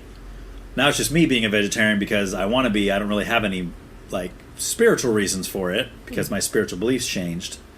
So then I went on that way for a little while, and then when she was pregnant with Addie, I was like, Do you still eat shellfish? yeah. When I was a vegetarian, you mean? No. Now. Now? Uh-huh. Yeah, I eat everything now. Okay. Yeah. Why? That's a weird question. No. Oh, not because the really. Bible. I thought you were now. Yeah. No, I know where you're going because the parts of the Bible say not to eat shellfish. Yeah. Why is that? Yeah. Well, that was Old Testament stuff. So the Jewish people there was a lot of different. It's kosher. It's kosher Right. because they had a lot of dietary laws. They had a lot of weird laws. They could lot only of them. shave their beards a certain way. Like Shellfish seems very specific. Yeah. it is. Yeah. Why? And, no Well, they say animals. it's the And you- insect of the seafloor. Oh. No, but there's even like two. I'm going to get this wrong, but it's something along the lines of animals that chew the cud. If they have two cloven hooves or whatever hooves, can eat these, can't eat those. Big long lists of And all there's these also, different things. Isn't there also like a there's rules about how they're supposed to be handled as well. Like I've heard that, yeah. Yeah. Yeah, that's I why don't I know get what like they are. that's why you got like kosher meats and stuff. But what I never understood was kosher salt. What the heck is that? Like you got kosher meats means the blood was drained a certain way. Right, yeah. Like there was certain rituals stuff that went There's a through the rabbi on preparing of the site or meat. something, yeah. And it was acceptable meat to eat by the Jewish community. Right. Salt? What did you do this? Yes, we drained all the blood out of the salt properly. The salt did not suffer. Yeah, you're right. We had a priest pray over the salt, you know. His last rites were given. Yeah. I'm sure there's a reason. Oh, I know there's Yeah. a reason. Yeah, I don't. But I mean, that is the kind of stuff that people usually bring up, is that kind of thing. Well, what about this? What about that? And it's usually some of the Old Testament laws, and they say, well, you believe the Bible, right? Right. But we'll say, yeah, I do. Well, then how come you don't follow these? Well, that's a dumb thing to Those are say. Jewish laws. Yeah, because they don't Yeah. understand. They It's see the whole covenant. book as the same exact thing for the Yeah. same exact people. That's not what it is. It's a Right. continuing story. It fits together hand in hand, but not everything in it is for me. Right. I don't know why they care. Well, because they're trying to trap me. Uh, That's why. Because they're yeah. trying to say, well, this is why Christianity is wrong, Ryan, because you don't even believe it. You don't follow this stuff. Like, you don't do this. You don't do that. You know, it's like, whatever, dude. Just It's like social media arguments. I'll look at Right. the comments and I'm like, why are you even bothering? Like, you're not going to change this person's mind. He's not going Yeah. to change yours. And yet you're going, there's 154 comments on this Right. thread. Right. Like, why are you doing Yes. this? I don't understand it. Yeah. And I want to jump in and tell them how stupid they're being, but I don't want to get sucked But into then you'll this. become the problem. Yeah. And then I'm Yeah. going to mention I'm a vegetarian, and then it's really going to go on. Then the comments will quadruple. Yeah. Then I'm going to get shadow banned. done. Yes. So I'm just gonna walk away. My boyfriend told me something recently where I was like, oh, you know what, that hasn't helped me with all of my social media anger problems. He's like, I always just assume that everybody that's commenting things that are like kind of crazy are just like a 13-year-old kid in his mom's basement. Yeah, just like wanting to be a little troll. Oh, and he's laughing so bad. Look, I got these people all fired up. They're ready to kill each other, and it's all because of me. Yeah, totally. Because they hide behind their username, and they hide, because you can't go get them, because who knows who they are, you know? It's like the new prank call. It's just making little troll comments. Yeah.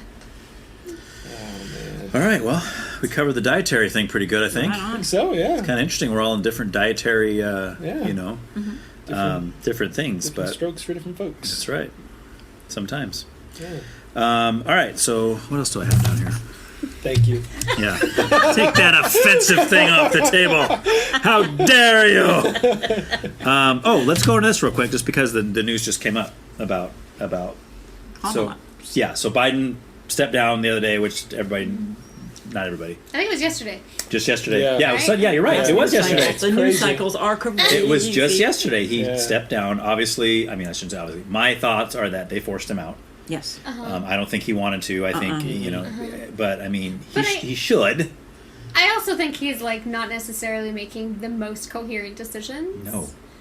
Homeboy's old. Yeah, Everybody be old. Yeah. So I heard somebody say the other day, we've had such a long time of just having geriatric Yes.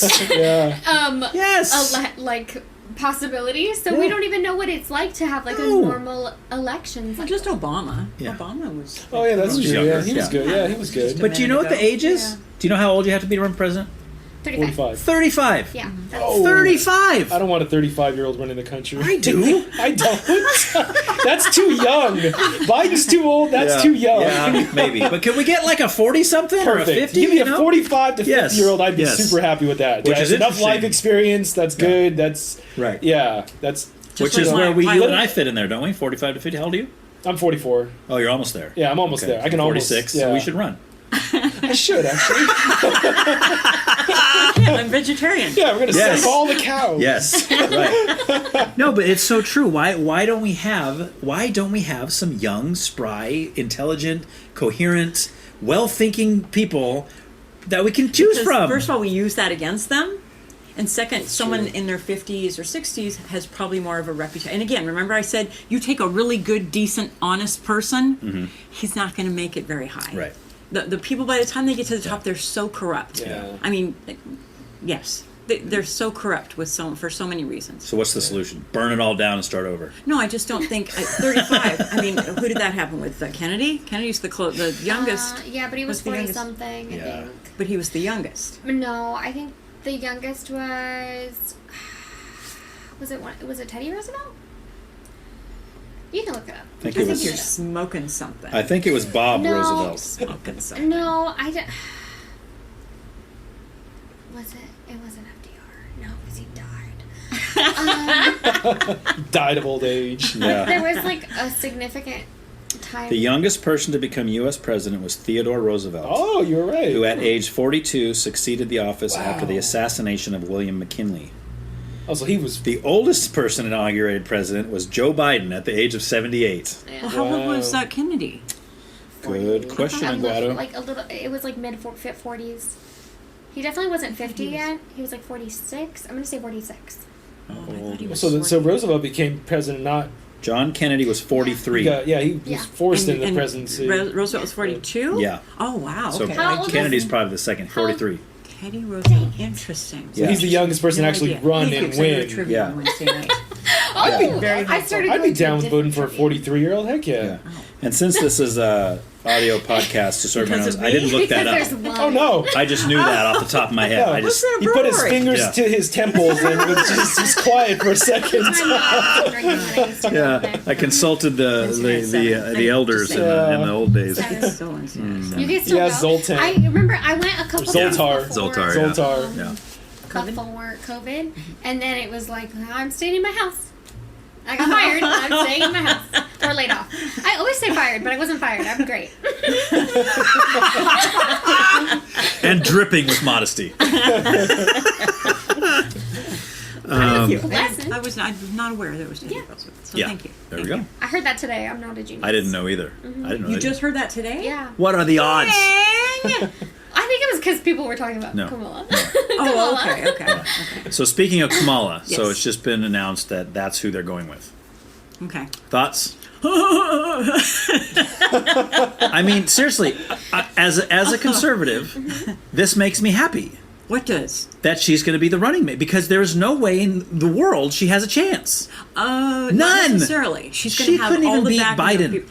Biden was not getting anyone excited about voting for him. They were going to, but there was no excitement. But people will probably maybe stay home because this is in November, and then it might be cold outside. It's like, should I go vote for him? No, it's cold outside.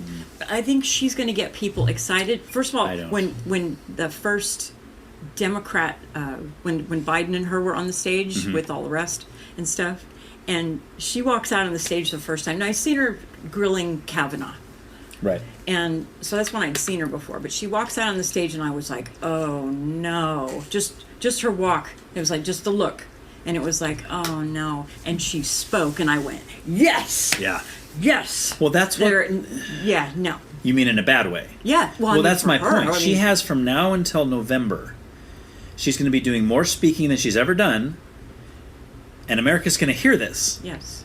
And I think it's just going to make more and more of them go, oh my gosh. But they heard Biden speaking, and no one was admitting that there was I shouldn't say no one was admitting. It was totally a right thing. It was like, can't you see? Can't you see what look what he just did? Look, he's stumbling. Right. He's falling again. He doesn't know how to get off the stage. And they're like, what are you talking about? Look. But I think those Democrats, yes, I think they're gonna push Kamala Harris. They're gonna push.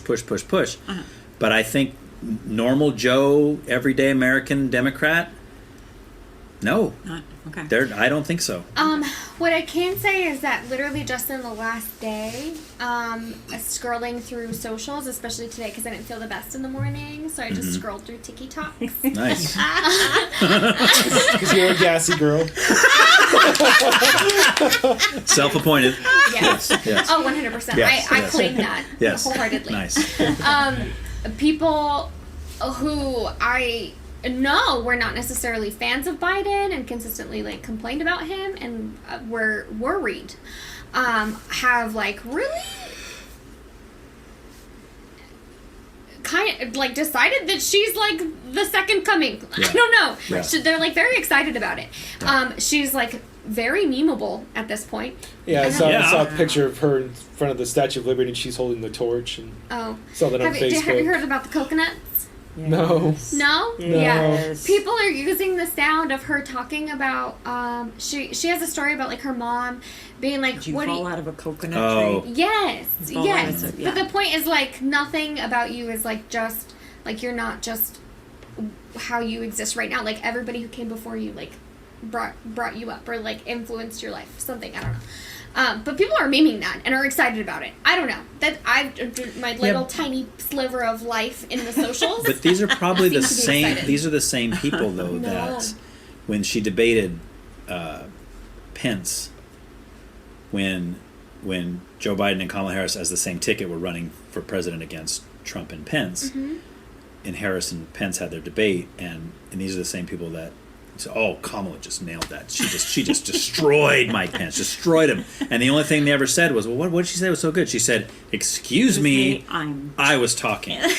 And everybody latched onto that. That was the greatest thing of all time. I'm like, she said nothing. So she did a head shake, and she put that man in his place. Yes. That is not what you want for a president. I mean, that doesn't mean anything. Nothing she said in response to what Pence said in that debate was worth a crap.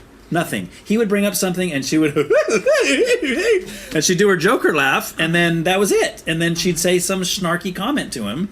But there was a certain group of America that was like, yo! And they started making the t-shirts. Yes! And they made t-shirts. Yes, exactly. Wow. Okay. Exactly. Okay. I don't I literally forgot what I was going to say. I don't remember the debate at all. Which debate? The one I'm talking about? Yes. Yeah. The fly landed on his hair. And remember, Yeah, he that's had the other thing. his Oh, very white that hair. one. Yeah, I saw See? that. That I saw. Right. So he That's lost what everybody a lot remembers. Yep. Yeah, I think he lost a lot of points in our minds, even though, you're like, my side obviously is totally for him. Yes, good point. Oh, whatever she said. Excellent stuff. And then the fly lands and you're just like embarrassed for him. Because he's just talking on and there's this white hair with this black fly just sitting on it. And it was like... And that's really important. That's all it takes. That is hugely important. Takes. That's all it takes. Obviously, Something Kamala like won that. the debate. I mean, because he had a fly in his head. I think the fly won because Yes. that's all I remember. Right. The fly. Yes. Yes. So anyway, I'm just wondering if that's because if I had the people you're talking about sitting right here, that's the questions I would ask them. What do you think is good that Kamala Harris can bring to the table to help the country? And then I would also ask, what has she done in the last 4 years as being vice president to help the country? I think that the strategy has been to keep her as clean as possible. Clean? Yes, in terms of like as low profile as possible. Do not ruin her reputation. Like, don't put her out there a lot. Yes, That's what I was telling my coworkers. That even at the gym when they're playing, I asked her, I was like, what does Kamala do? Like, I never see her on any of the news outlets. Right. It just struck me one day. I was like, so I think you're absolutely right. It's better to be unseen than seen and like, oh my God, it's a train but is there a wreck. reason for that? Because every time they do put her out there, just about everything she says becomes a meme, and they're playing it all over the place because it's so idiotic. Mm-hmm. So they're like, we cannot let her talk, people. Mm-hmm. That's why I'm wondering why the Dems are like, hey, let's put her in there. That's who we want. When nobody nobody can stand listening to her talk. Because they don't know who else can garner as much. Because, first of all, the money. Remember the money. The hundreds of... I thought it was 200 some, but someone said 100. Anyway, there's 100 million at least that they can't pass on to anybody else. It has to be Biden or her that uses that. So that's one factor. The factor that she's... I think it'd be really exciting if she got a female running mate. I think that would be very exciting. I think the novelty of it... It'd be unheard of. Even though I don't... No. Well, hopefully it would be she suicide. would find someone It'd be absolute suicide. She would find someone like Trump did. I think J.D. Vance is a very good speaker. Yes. I think he's an excellent... He's like Barack Obama.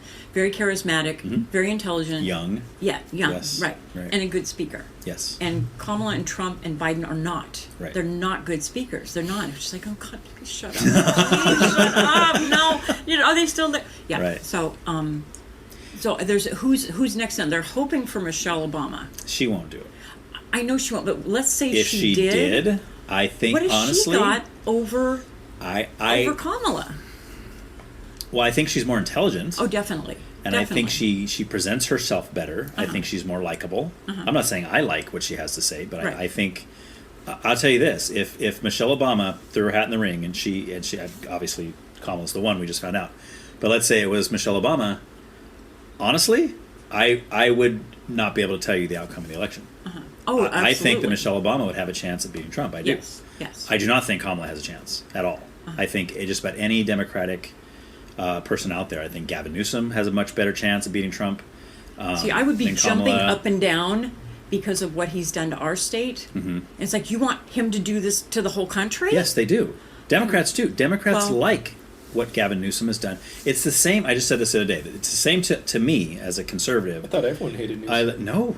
Dude, if you talk to people... I think it's a look. It's a look. He has a look that looks like he knows what he's doing. He looks like an actor. Well, but they like he's his got policies, good hair too. like you. Oh. Yeah. And he presents got that well cool like guy Michelle voice. Obama. But he's got... attractive. Yes. Yeah, he is. Oh, baby! But I mean, he's I didn't call him Daddy it's just Newsom like... for nothing. It's just like when I look at Ron DeSantis in Florida, and I say to myself, "Oh my gosh, I would love to have that guy as a president. I wish he would do for the whole country what he's doing in Florida." Yes. But I say that to somebody on the left, they go, "What are you, nuts? That guy's a lunatic. Look what he's doing in Florida." And I'm like, "I know, isn't it great? No, it's terrible. That's the worst. That guy's the Antichrist." So it's the same with Newsom. Yes. I look at what Newsom's doing in California and go, "Oh my gosh!" Right. But you talk to somebody on the left, like, "Oh, this is great. Exactly what we If want. we could just get this across the whole country, we would all be living in paradise." So, but that goes back to like the different mindsets from the right and the left. Like someone on the right, like I literally cannot understand how someone on the left thinks the way they do and wants to do the things. It makes no sense to me, and they're looking at me the same way. Yes. Ryan, I cannot. How can you say that?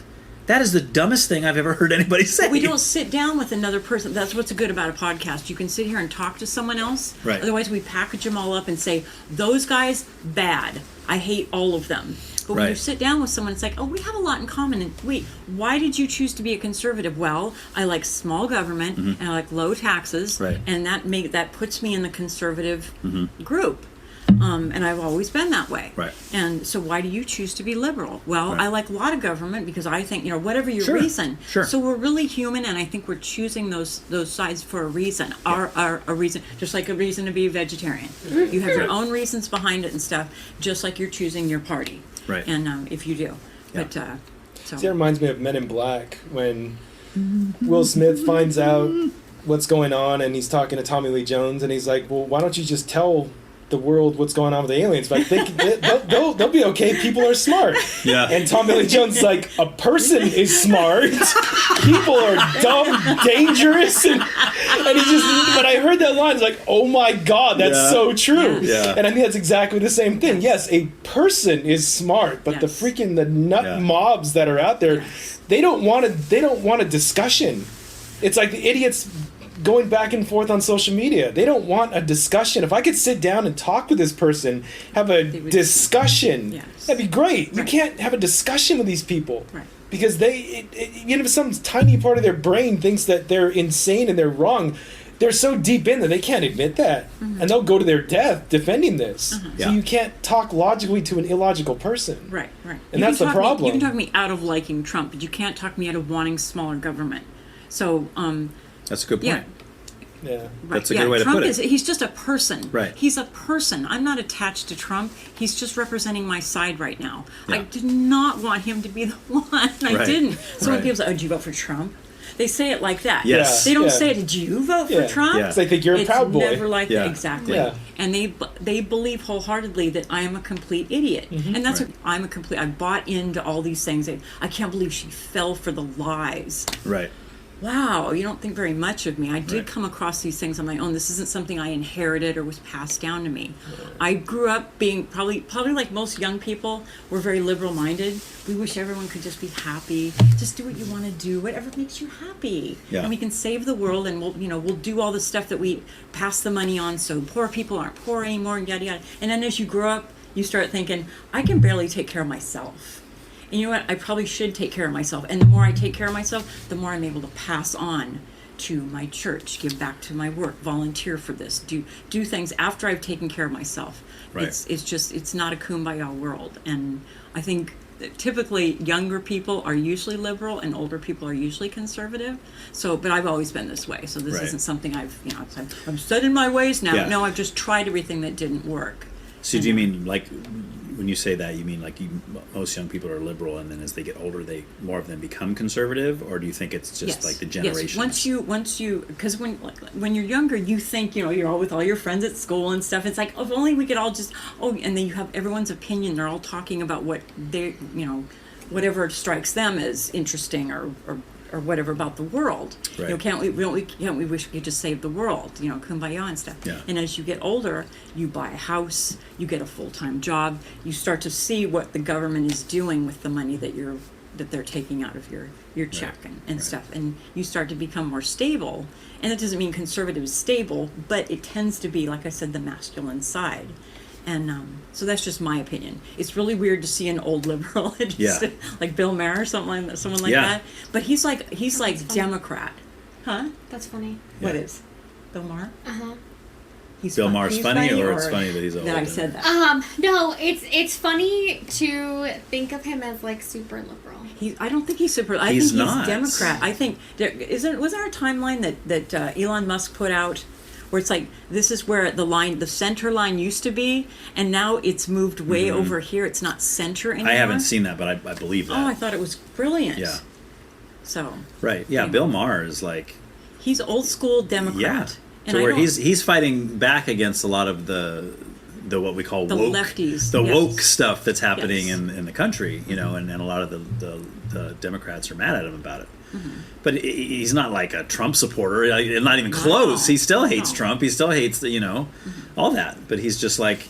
But I think that's exactly what happened. You had all these people that were Democrats, and then Democrat became something it's not, or at least something it hadn't been up to then. Yes. And all these regular Democrats, for lack of a better word, are going, wait, what happened? I don't believe all this stuff over here. This is nuts over here. What is this? How am I now aligned with this? Right? Yeah. And it's kind of the same on the right too. So, yeah, I was going to say that it's the same like concept on that side, because you can absolutely go back to like Tea Party and like super alt-right movements just really increasing. So somebody thinks you voted for Trump means you're a white supremacist. I've seen videos like that. And then somebody says, "Oh, you're a white." One girl says to the other girl, "You're a white supremacist." The girl goes, "What are you talking about?" And she goes, "Well, did you vote for Trump?" And the girl goes, "Yeah." I go, there you go. Then you are. You go, "What's your evidence that I'm a white supremacist?" You voted for Trump. What? How is that evidence of white? What are you talking? Well, he's a white supremacist, and if you voted for him, you are too. And then she'll say, "Well, what's your evidence that he's a white supremacist?" And then they say, then most of the time they'll say this. I'm not even talking to you, and they walk away. Right? It's like I can't even. No, I'm not. Yeah, I can't even. If you're that stupid, I can't even talk to you about it. See ya. And it's like, whoa. So you got something? I see it brewing over there. Ooh, brewing. Do I? Something's cranking. I smell smoke. It's cranking. No, come back to you. Okay. Well, so.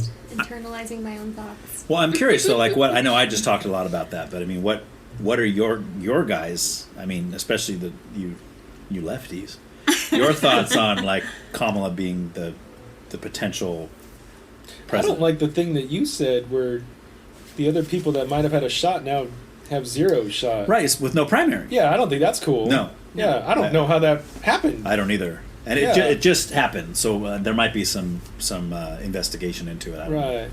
Finding out if she can even do that. Right. Yeah. Yeah, we don't know the rules as far as that. Yes, an open primary seemed really interesting. It's like, well, the best of whoever they choose, whoever gets the most votes, and it's like, yeah, I want that guy. Then that's who is going to go and run and stuff. Yeah. But it was like, wait, how did she get it? I don't think I think there's a lot more I know there's a lot more qualified people. But so it's kind of a shame. It's almost like you guys didn't even get a chance to figure out who your person was. Try again in 4 years. I don't know. There is did them as a ticket together run in the primary? And I know I voted, I just don't remember who was they did. Okay. You mean Kamala and Joe Biden in 2020? No, this last primary. Yes. I believe so. Yeah, because they're already connected, so yes. Yeah, so I mean, I don't know what this is supposed to look like. I don't know if that's like an appropriate way for them to like go about it, but it like logically it makes sense to me to say we won as a ticket, and if my president bows out, like as the VP on that same ticket, it makes sense for you to be the next. Yeah. Like. Well, because like for example, even if you're president, it doesn't mean you're going to run the next election. If you're in your first term, just because you're president, likely 95% of the time they're going to because they want to continue it. But they did, and we voted for them. Right. Because he won. Right. They won. I see. Okay. Maybe that has. To do I understand with what but again, it's such an unprecedented. Absolutely. Right. We'll probably never see this again. This is crazy. I hope not. I'm so tired. Let's just go back to England and the monarchy. I'll be a peasant. I'm so tired. Because like if Biden were to die tomorrow, then Kamala would be the president, at least until November when they vote again. They were saying how that would be best if he stepped aside or died. Either one. I'll take either one. Then she moves into the presidency, and then she's the incumbent, which she has a better chance of. Right. And the good part is she can take credit for all the stuff that he did or that you believe that he did that was good and right and stuff. Puts her in a much better position. But she also takes credit for all the stuff he did. And that's what I would hate the most. Is she would be smug. She'd be like, I'm the first woman president. I'm the first. I thought Hillary. Sorry, I thought Hillary was like, can't we find a better woman than her? She's just so. Yes. And then, again, why can't we find? There are plenty of brilliant women in this country. Yes, there are. Yes. Why her? Yes. Because she's been climbing the political ladder for the last. When Biden had this binder of that's Mitt Romney, the binder full of black women. Right. And they would show it. They think it might go with Karen Karen Bass. Is she the I don't remember. Los Angeles mayor? And somewhere. Yeah. Yeah, and then yeah. the one from Georgia. What was her name? Anyway. Stacey Abrams. Stacey Abrams. Yeah. Yes. And they were naming all these women. It's like, oh, I don't like them, but Yeah. they're well spoken. They seem to, you know, Yes. they seem to know what they're talking about and stuff. And yeah, I thought there was a lot of accomplished black women. And then Kamala, and I already felt Kamala was just like, because she had to drop out of her when she was running for president. Yeah, she had she dropped got out. Her own state none. just went no. Yeah, and I think her approval rating has gone down since then. Yes. I think. I think they've done polls recently, or they've just looked at the different numbers of her versus Trump, and I think that she like edged out. In Really? some states, in blue states, Uh-huh. I imagine. Yeah, in blue I'd states. have to see that. I don't know. I haven't looked into it super deeply, just because I didn't feel my best today, and I just wanted to scroll through TikTok. Plus, you're tired of it.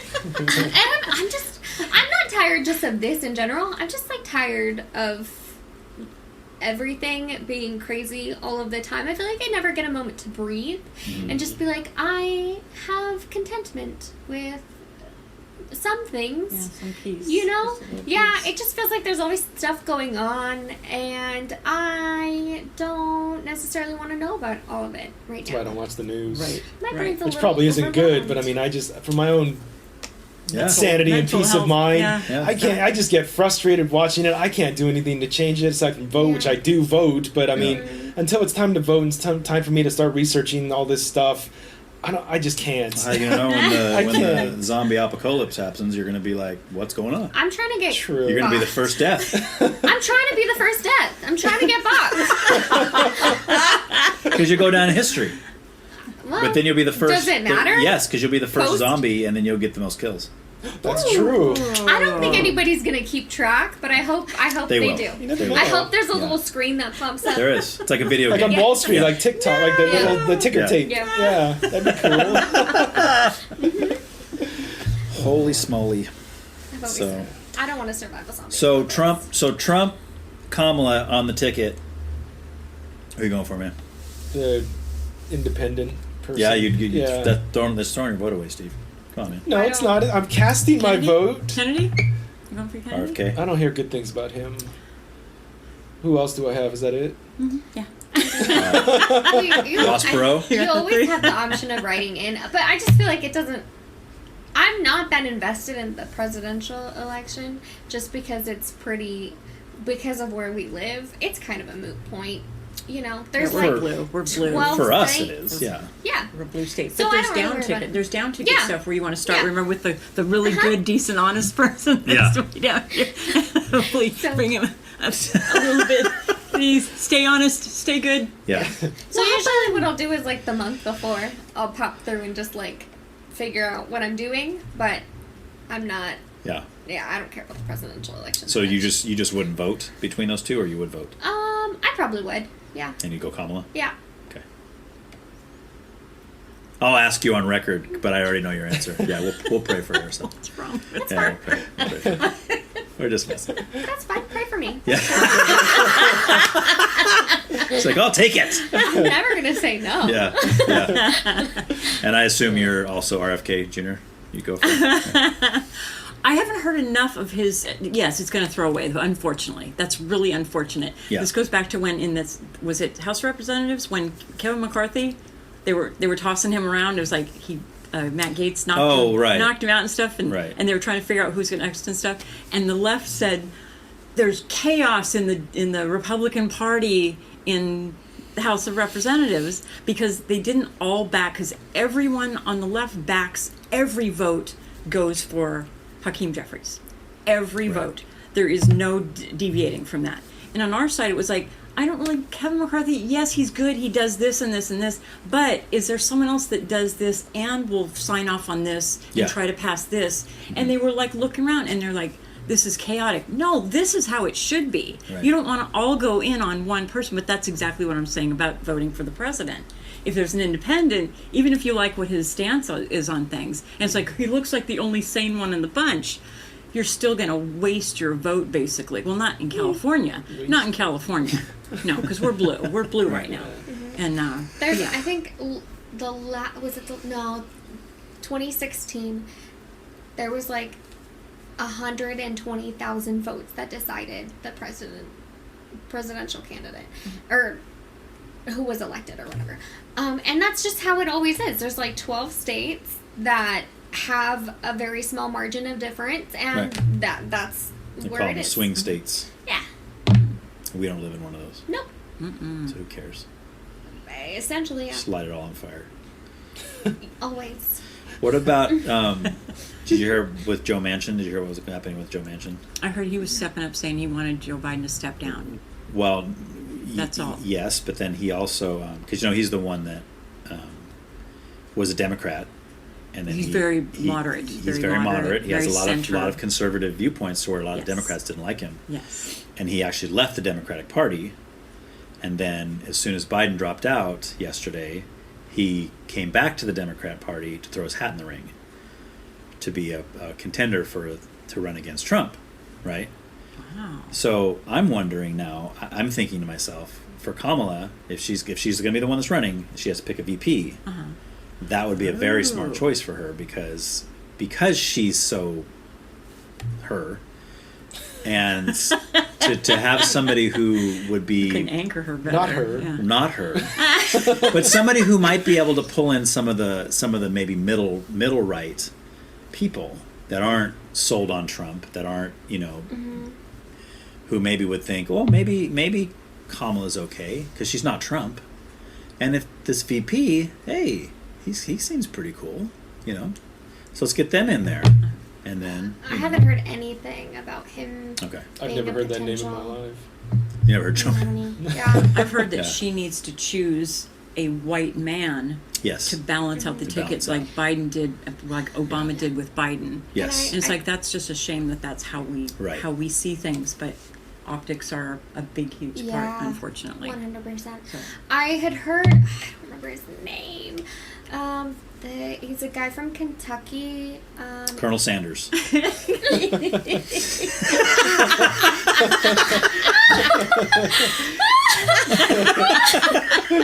I'd vote for him. I don't know. There's chicken involved. That's true. No, they have fake chicken. You wouldn't vote for him. She would, because she eats chicken. Fake chicken? They had fake chicken. I don't know if they got rid of it, but they did have fake At chicken. KFC? Yeah, they had fake chicken. I never tried it, but they did have fake chicken. There you go. I like their mashed potatoes. Oh, I love their mashed Wait, No, potatoes. Kentucky gravy. the state. Go back to Kentucky the Yes, state. Kentucky the state. I don't remember his name though. It was like Adam or Schaff. Schiff? Adam Schiff is here in California. Yeah, but it wasn't that. I think I'm conflating the two. Is he Democrat or Republican? He's Democrat. He's Democrat, Yeah. okay. In Kentucky, and I think that's who I've heard the most. I had heard people throw around Gavin Newsom, but Oh, is there's it no way. Shapiro? Shapiro? Oh, Josh. That Josh sounds right. Shapiro. Josh Shapiro. That sounds right. That sounds right. Yeah, because that's the biggest thing that I heard before she had actually announced, and was just like probably gonna be her. It's just people being like she needs a white male, Yeah. an older white male is what I heard too. Don't we have enough of those? Yeah, which is the demographic that apparently people not. hate in this country. I know. Yeah. I know. Why did they do If you're an old white guy, you better buckle up, because Gretchen Whitmer? Whitmer, yeah. Why would she not choose someone like her? Wouldn't that be amazing Well, to see that ticket? because it would be suicide, though. I mean, For her? I would think I just think the so, novelty because- of it would be like, they're women. but that's what it would we'll be. get one of them in it there. would be a novelty. Yeah, but that's... Well, you couldn't get one of them. So I think for a woman president to be voted in, which I'm not against, so everybody knows, I am. would be. Women. I think it would be hard enough as is, like, for that, and so I think for America to vote for two women would be doubly as difficult as voting for one, in my opinion. Okay, in my opinion, when Obama ran, do you know how many black people voted for him? All of them. Right. It didn't matter what side you were on. It was Right. like, it was kind of like when OJ, when he won Yeah. the trial. Right. It was like, I couldn't, I was totally blown away that black people were like, yes. Yeah. What? Finally, we And got all- one. Right, and all Yeah. the white people are Yeah. going, oh, boo, and stuff, and then you look across the island and you see all these black people going, woo, Yeah. are you, what? Right. Right. And that, Well, the that glove really didn't brought fit, about Kathy. a divide The glove between didn't us. fit. You must have Huh? quit. The glove didn't fit. The glove. So you must have quit. I noticed they never found anyone Yeah. else. Right. It was but yeah, Cato. that was a shock to me. I could not believe that. I still thought that we wanted, based on the evidence. Yeah. Regardless of the glove, we all know who did it. That's why we need to get rid of that altogether. That's what I'm talking about with the DEI stuff. I don't think that should ever play a part in anything. I know. Ever. I know. And when we were talking before about how I said I don't think it's right for someone to not vote for somebody because they're a certain ethnicity or because they're female or because whatever they're gay. That should not be a reason to not vote for somebody. Mm-hmm. You should not vote for them if you don't think they're the best person to run the country. That's it, based on their person. Not what they look like, not anything like that. And that's why when, like you brought up Obama, and I always talk about Samuel Jackson. They asked him, "Did you vote for Obama?" Yeah, I voted for Obama. Why? Because he's black. Yeah. That was his reason. That's just like because he's black. That is the wrong reason to vote for somebody. I'm sorry, it just is. It's not right to not vote for him for that reason either, but it's the same thing. Yeah, well, I got accused of that. But then again, he's on the other side of the aisle. It's Right. Like, I don't care what color he is. I don't care what gender he is. That's not my person. Mm-hmm. My one question would be, or the part of it that I think makes sense, that I think maybe some people might agree with, is just that, like, if you see what sometimes happens in companies and different organizations, there is a difference, a verifiable difference that people have noted in how they are treated as people of color in certain spaces. Like you see that incident with the airlines, because I remember you specifically said that, like, United like took up the DEI stuff. Yep. That they took off. Was it a United flight? I don't remember. But for a specific airline, there were 3 men who were all black men who were removed from their flight and were given like this reason or whatever. And it kind of seemed from what I was hearing them talking about that the people on the flight may have just had an issue with them, because it was like the things that were literally said were, oh, this person and this person and this person have an odor, and there's like other people are complaining about their odor. Passengers were. That's the story. But it was like people didn't verify that other passengers were saying anything about it. It seemed like the onus was on a specific flight attendant deciding that there was an issue. Right. And these people, these passengers that were removed, I don't think they were like together or like in the same parties or anything. So my thought is, when you're seeing like media, we're talking movies, entertainment, or whatever, and seeing a lack of representation or lack of content made that appeals to people of color or is about stories about people of color, or et cetera, you see not as many characters there, whatever. I think it makes sense to have a desire to put people in places of power or capability that can further those stories. And I think that it makes sense in not only like a manner of let's try to not to make sure somebody's here who could like help us understand what other people might be living through, but also as a way of like, we want to appeal to these other audiences to make more money. Right, but as you look at the world right now, do you think that's true? Do you think that there's a lack of representation of, let's say, black people in things like movies and television? I think in certain spaces there are, like, I don't, if you look at the numbers of like CEOs at companies, I would argue that it's probably less than their representation in the population. If you look at right, but the problem with that viewpoint is there's a lot of other factors into that. Exactly. Right. Yeah, it could be racism. It could be that all these black men are trying to get these positions and the white guys are saying, nope, sorry, you got the wrong skin color, go work at McDonald's, see you later. Right? Or it could be that there's not as many of black people trying to get that position. Yes. So 100% could be true, and what I'm saying is that having a desire to fill spaces with people of different ethnicities, point of views, isn't necessarily bad. That's all I'm saying. Even if that's the reason, like if one person is more qualified than the other, let's say they can both fly the plane. Mm-hmm. I'm not saying they just took some bum off the street and say, hey, you ever flown a plane before? No. Well, let's put you in there just because let's say they can both fly a plane. Mm-hmm. But let's say one guy's test scores on the flying are 50% higher than the others, okay? Mm-hmm. But the guy that's higher test scores is a white guy, and the guy that's got the lower test scores is a black guy. Now, DEI would say put the black guy in there. You're saying that's a good thing? You want him flying your plane. I'm saying that the likelihood of that being a circumstance that actually affects how people are hired is unlikely. Like, if you're saying there's a pool of this number of people that are capable of doing this task, and I'm going to make sure that a certain percentage of them are people of color of different ethnicities, I think that the likelihood is that you will get people who are completely capable and are able to do that job. Yes, capable and able. They're lowering the standards. They're lowering the standards to get them in. Oh, I feel like saying that really is... Go for it. Say it. Just say it. It's just like you're making assumptions there. Well, there's affirmative action happened in the 80s. Mm-hmm. And when I first heard about it, I remember my dad going off. He just went off, and it's like, what's the big deal? It was mostly about women. They were talking about women mostly. Right. Dad, I'm a girl. That means I get a chance. So if there's 100 construction workers and they're hiring, they're going to choose a woman because now they need the DEI, they need the diversity and stuff. And I thought, as a girl, it was like, well, what's wrong with that? Because they're lowering the standard to have her on the crew.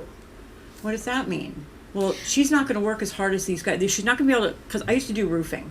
I was great once I was on the roof, but it took all the guys to lift all those packages of asphalt shingles up onto that roof. But once they got up there, I was real fast. But I couldn't do the entire job the way a man could. I just couldn't. It's just one of those manual laborers, though.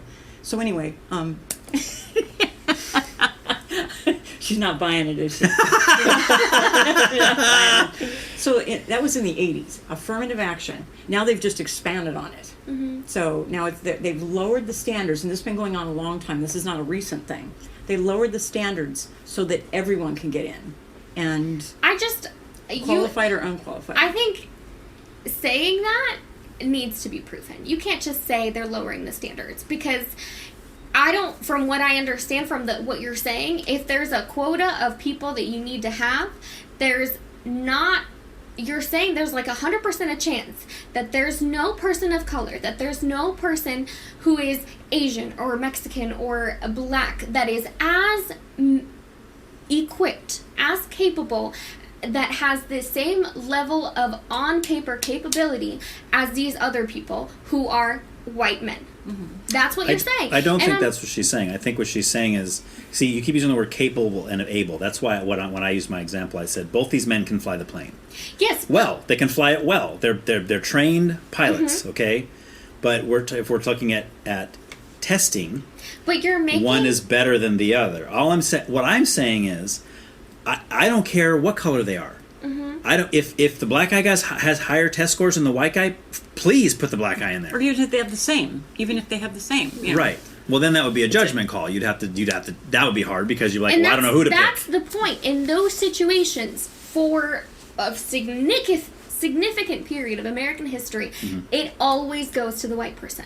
Why? Because the judgment call consistently does not go in favor of people of color. So would you say that's wrong? You can see that in housing. You can see that.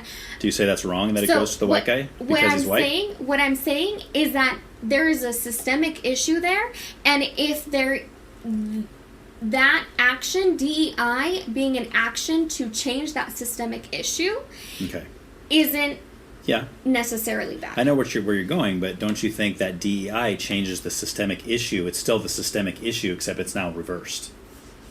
Because now the black guy's getting chosen over the white guy. That's not equality.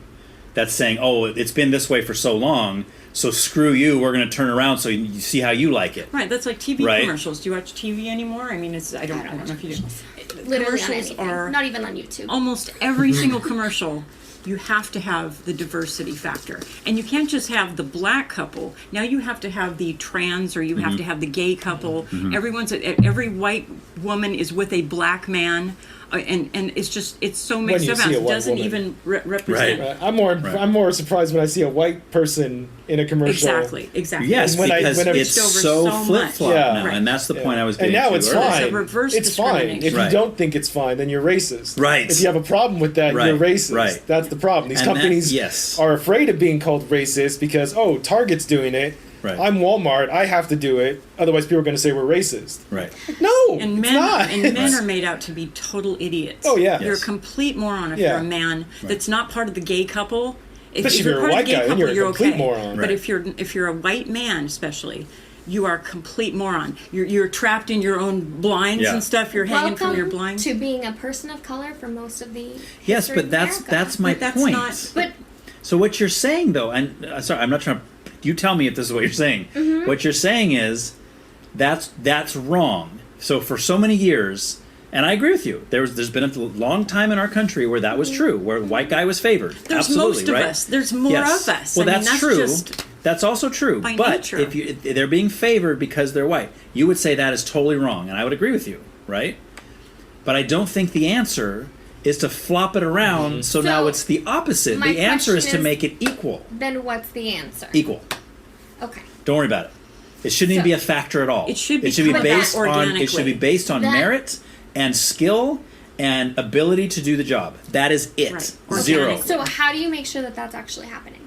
Because what I'm saying is that everything tends to be like a pendulum swing, right? And in this particular topic, it hasn't been a pendulum swing. It's just been one-sided consistently. The pendulum is always on this side. She defies the laws of physics. But how do you correct that issue?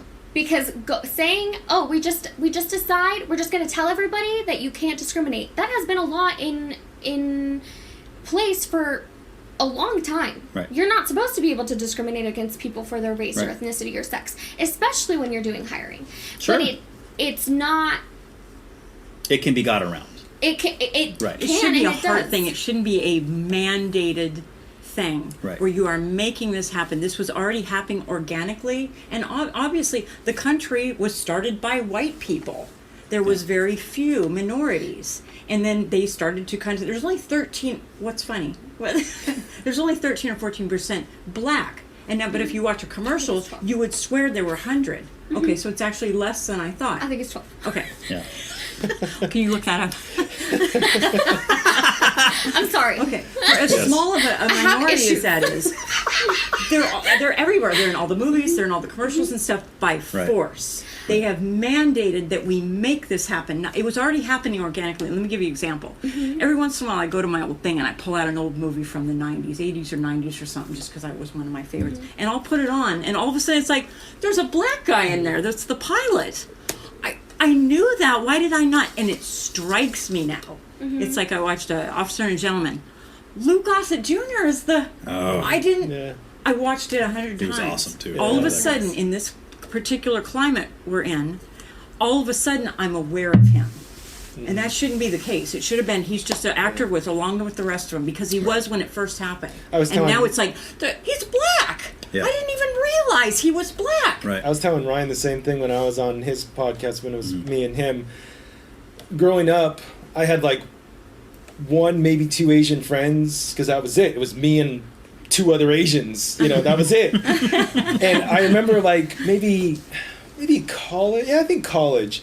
I organically started noticing, hey, there's an Asian in that commercial. That's cool. Yeah. Now, I hate seeing Asians in commercials because they're freaking everywhere, and I know it's not organic. I know they're Asian, and I'm that's great. My Asians are getting jobs. That's great, but they're not getting jobs on their merit. They're getting jobs because they're Asian, and I don't like that. They're being I don't like that. I don't like seeing 8,000 Asians all of a sudden overnight because we were doing great. We were doing it on our own steam. We were fighting against the freaking, we were putting internment camps in World War II. Like, and you guys are out. You're out you're making more money than white people. I mean, look how far we've come on our own steam. Nobody is forcing us down people's throats, and now people are they get resentful. They get and we were doing so well, and then now it just it doesn't. Now it just feels forced. Like you said, there's boxes you have to tick. Yeah. Is there an Asian in there? Yes, we got an Asian. Cool. Is there a black guy? Great. Is there a gay person? Perfect. Now we have the perfect commercial. Right, and there's no chemistry in it anymore. Yeah. There's no chemistry in our commercials anymore. Yeah. It's just like they put one of them, and then they feel better about themselves. Or this company, and I don't know what rules there are for commercials. It's like, well, we're not going to air your commercial unless you tick some of the diversity boxes or some of the minority boxes and stuff. And maybe that's what the rules are. I just don't know because I'm not making a commercial. I doubt it. I think the more likely thing, because companies never do anything just because they're like, oh, that sounds like fun. It's always we're trying to appeal to people to make more money. So they're trying to appeal to every single little group of people so they can try to get them to buy their stuff. So it just feels a little like... So you don't think there's a push... So you're saying the only push there would be to have certain ethnicities in commercials is to get that group of people to buy their product? I think that would be the most likely push. I'm sure there's probably other factors, but So why did they just recently, in the last couple years or so, decide that? Were they like, you know what, we're doing pretty good in this product, but we sure do have not very many Asians buying the product. Bud Light, there's your example. This was a white man's beer, right? And they decided to make it not. Yeah. And so they lost. No, he was still a white man. What's that? He was still a white man. Who? You talking about the Dylan Mulvaney thing? Yes. Yeah. No, she is the woman. Yeah. Good one. Mm-hmm. Uh-oh. Can we get That's our next topic. That's our next topic. Is it a pen or a table? I really want to go on record as saying that I think she is a woman. Okay. Why? Why? Why is she a woman? Because she says she is. Really? That's all it takes. That's all it takes. So if we had this conversation already. I just loved her to pieces. I know, but that's all it takes. But also, just because I don't necessarily ascribe to the binary, right? I don't think that gender and sexuality are a finite thing. I think that they are a spectrum, and there's a lot of places where you can fall upon that spectrum. Well, sexuality, I would agree with you. Mm-hmm. I think, and this is something we were talking about. Somebody, I think it's my daughter. We were talking about this the other day.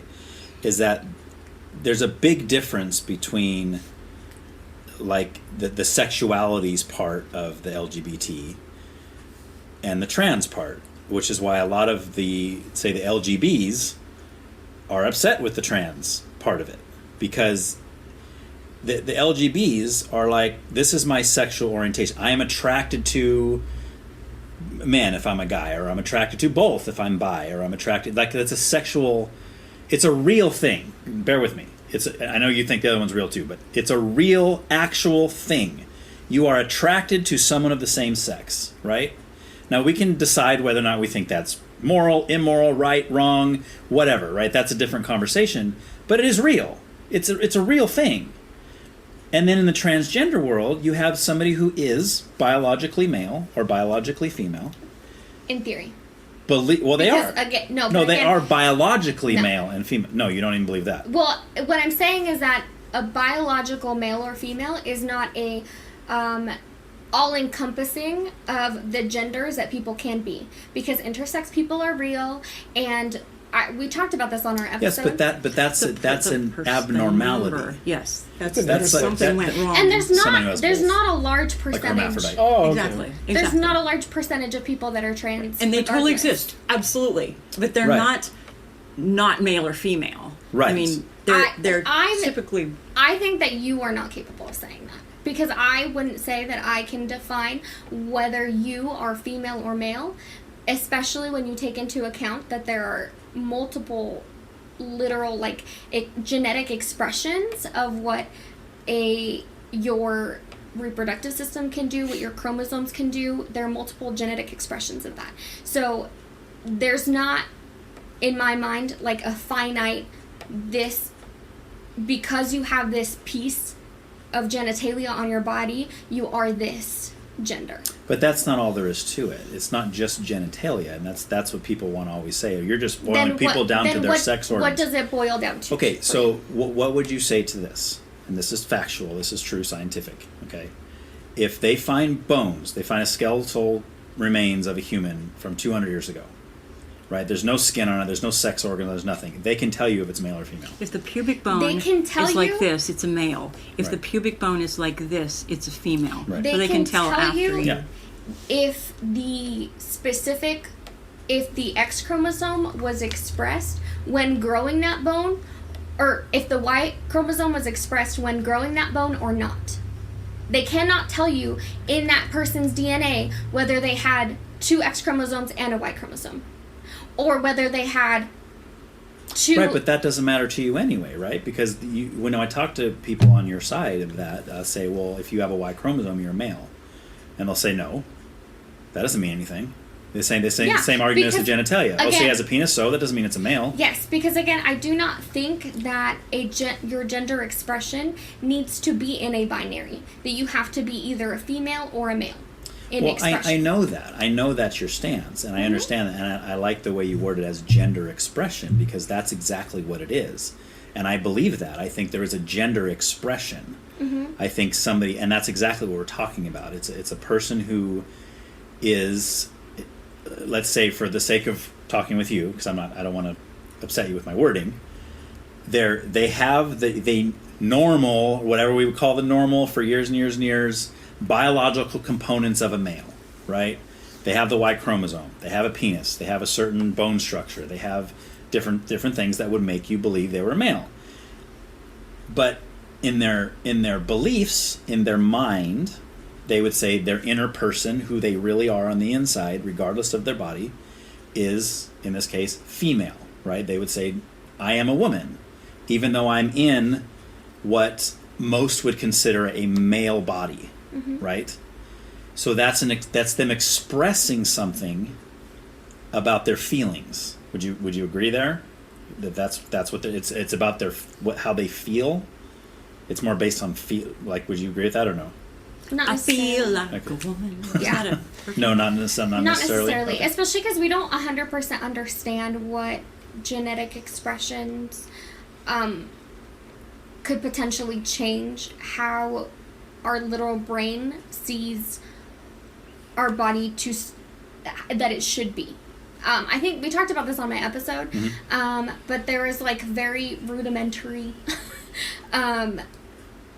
first steps into looking at what our what our X chromosomes and our Y chromosomes, how they express themselves, and they looked at what are called like keys in your genetic makeup. So these would be parts of the genetic code that would turn on or turn off parts of the genetic code that would like start the development of specific reproductive organs, etc., etc. And there is theories that potentially some parts of these keys don't work or will not express themselves, and can change how like our brain understands our body to be. Sure. Versus like what it is that necessarily grows. But is there any possibility that is abnormal? That is a dysfunction of the psyche? But I just think that it's like there is no harm done for somebody to live a life outside of what we have decided are their gender, like the norms of that gender, or the norms of the expression of that sure, gender. but that's not really. That's not where it ends. That's not what where I'm talking about. That's a separate issue. To say whether it's causing any harm or not, that's not really what I'm getting at right now. I'm getting at whether or not it's reality or not reality. Whether it's a true statement or a false statement, or if because. What I'm saying is that you don't know for a fact that living in that person's body and in their mind that they should not be expressing themselves. Well, no. As What I would say to that, you're right. You're right. First of all, I don't know. But even if I did know, I'm not that interested in that.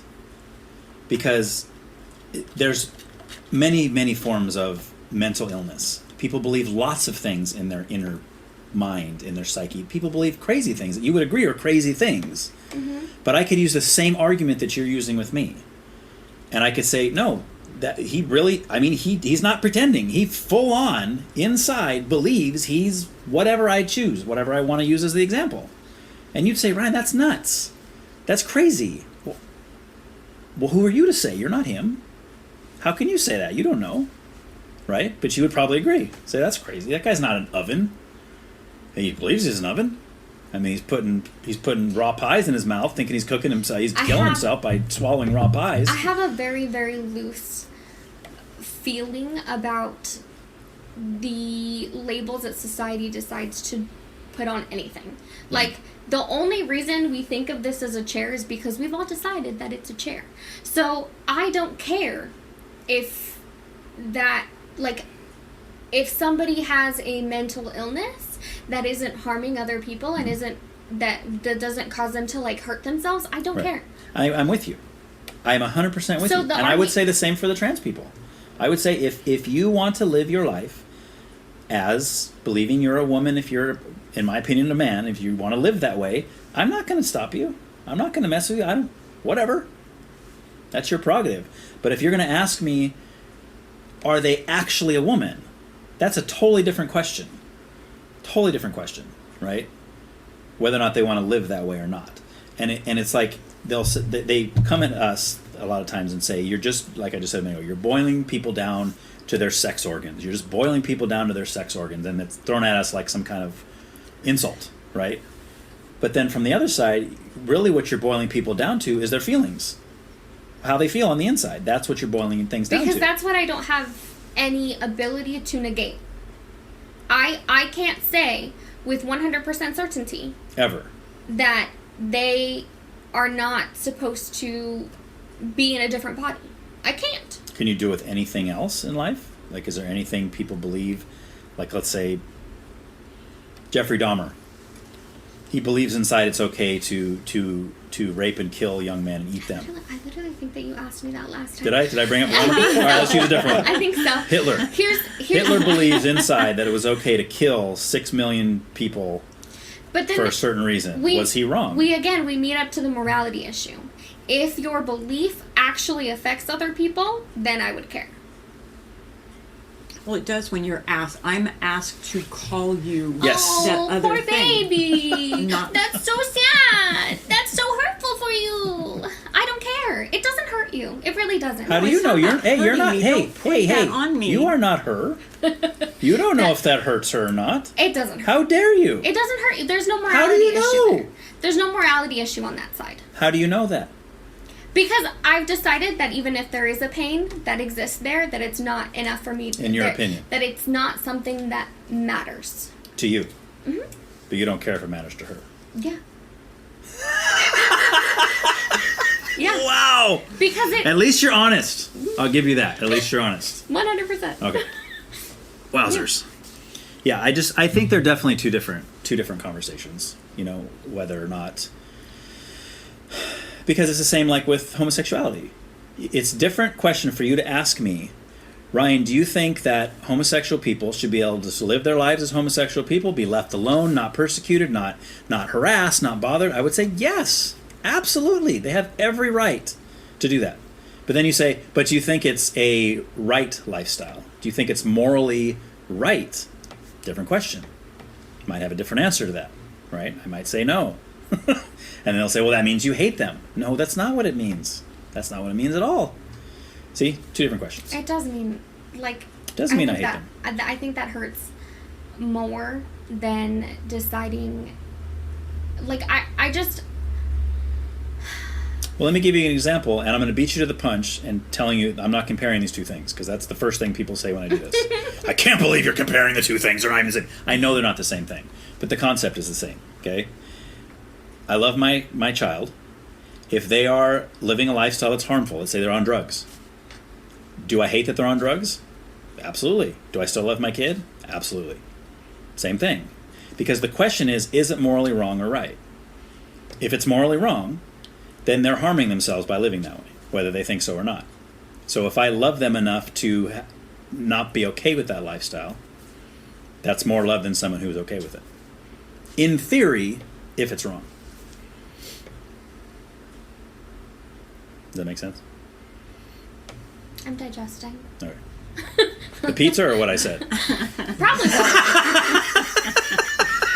All of the things. Yeah.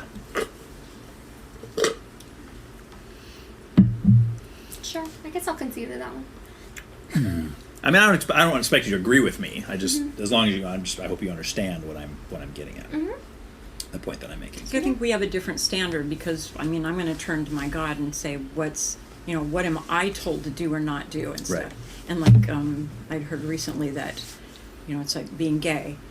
Is there anything wrong with being gay? Wrong with it? Right. Practicing it, I hear is wrong. Sure. According to my God. Right. That's Peter. I didn't make that up. Right. I'm not smart enough to come up with the principles from the Bible. Right. But he says that's wrong. That's none of my business. You do you. Yeah. But if you want to come and make me start saying stuff just like I was talking about trans, don't make me call you a female. Right. If that's what you're going to say, that now I'll get fired if I don't say you're a female, even though you are obviously a male. Right. No. Right. I will get in. So at that point, then you're making it about how much people are passing or not passing. I don't. Yeah.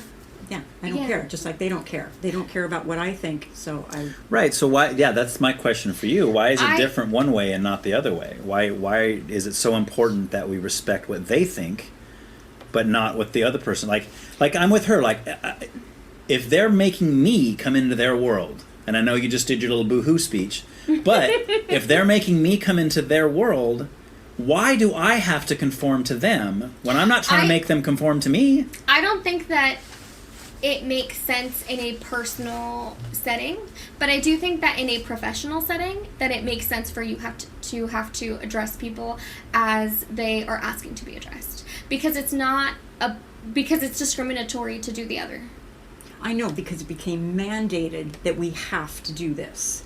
Well, it's not just about somebody you are not supposed to in a professional setting discriminate against people for the gender orientation, race, ethnicity, blah blah blah, etc., etc. So if somebody is in a professional setting and is asking to be called something specific, and you decide that they don't look like that gender, like it's not okay for you to say.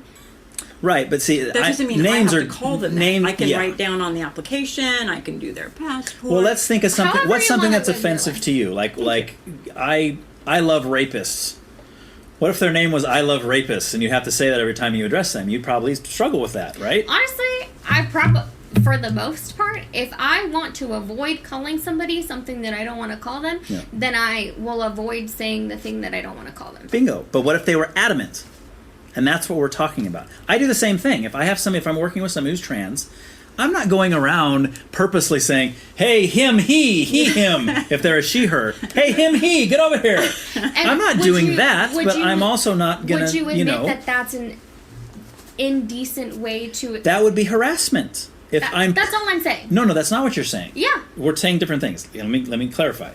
What I'm saying is, if I have a trans employee that I work with, and I know that they are, again, my definition, biologically female, but they identify as male, okay? And they want to go by he, him. And let's say inside, I believe they're not. They're she, her, right? Okay. So to avoid a conflict, I'll just say, hey, Joan, or whatever their name is. I will go out of my way to not use a pronoun. There's ways to do it. Right. But what if then they come at me and they're trying to make me say, who are these trans people that are sitting there like they're hypothetical, harassing you? They're hypothetical. There's not people don't act that way. I know trans people that don't act that way. Well, I'm sure you do, but I'm sure there are some that do. I've seen some that do. I just in a professional setting at that point, it's like I would say you shouldn't run around harassing people in both sides. That's exactly my point. And I'm with you. I agree. I don't think that I should purposely make fun of them or or razzing them by calling them the incorrect pronoun or in their view. No, that's or not okay. hating on them because my God says Correct. that's not, then that becomes between he and I. Yes. That's between us. If I have a problem because for discriminating, like in my episode I talked about, I was brought up in all white neighborhood on the far end of Orchid. All white school, and then parents divorced, we moved downtown, I go to Fairlawn, all Hispanic. I was harassed every day. They chased me home, they stole my bike, they were very mean to me, they drew pictures of me. It was hell for that during that particular school year. And so I had a little bit of an attitude toward Hispanic people. A little bit of an attitude. And as I grew up and stuff, it's like I kind of get a little when I'm around them. It's like they were so mean to me that there's just something in me that it changed. It's involuntary. It was like the worst time of my life. My parents split up. My sister went with my dad. I was here alone. I went to school by myself. I was a very frail, very shy kid. And I just, and it was just like, and they were really on me. It was really brutal. I have a little bit of an attitude towards Hispanics because of that. But as I grew up, it was like, that's something I got to get over. Right. They're kids. That's what kids do. They're mean and they're cruel and stuff. And I have to get over that. So, but that's between him and I. He kind of put that on my heart. That's like, it's time. And it wasn't a big deal. It wasn't like I was going on, I wasn't doing that. But I felt it come up a little bit and stuff. So one of my examples and I hope that's not too far off topic, I do massage therapy. If a child molester comes in and says, I'd like to kind of work on me and stuff, and it was like, child molester. And he is because it says on his T-shirt when he walks in. Well, I mean, his picture's on the news every night. There's another one he got and stuff, and he shows up at my door. And it's like, is that discrimination?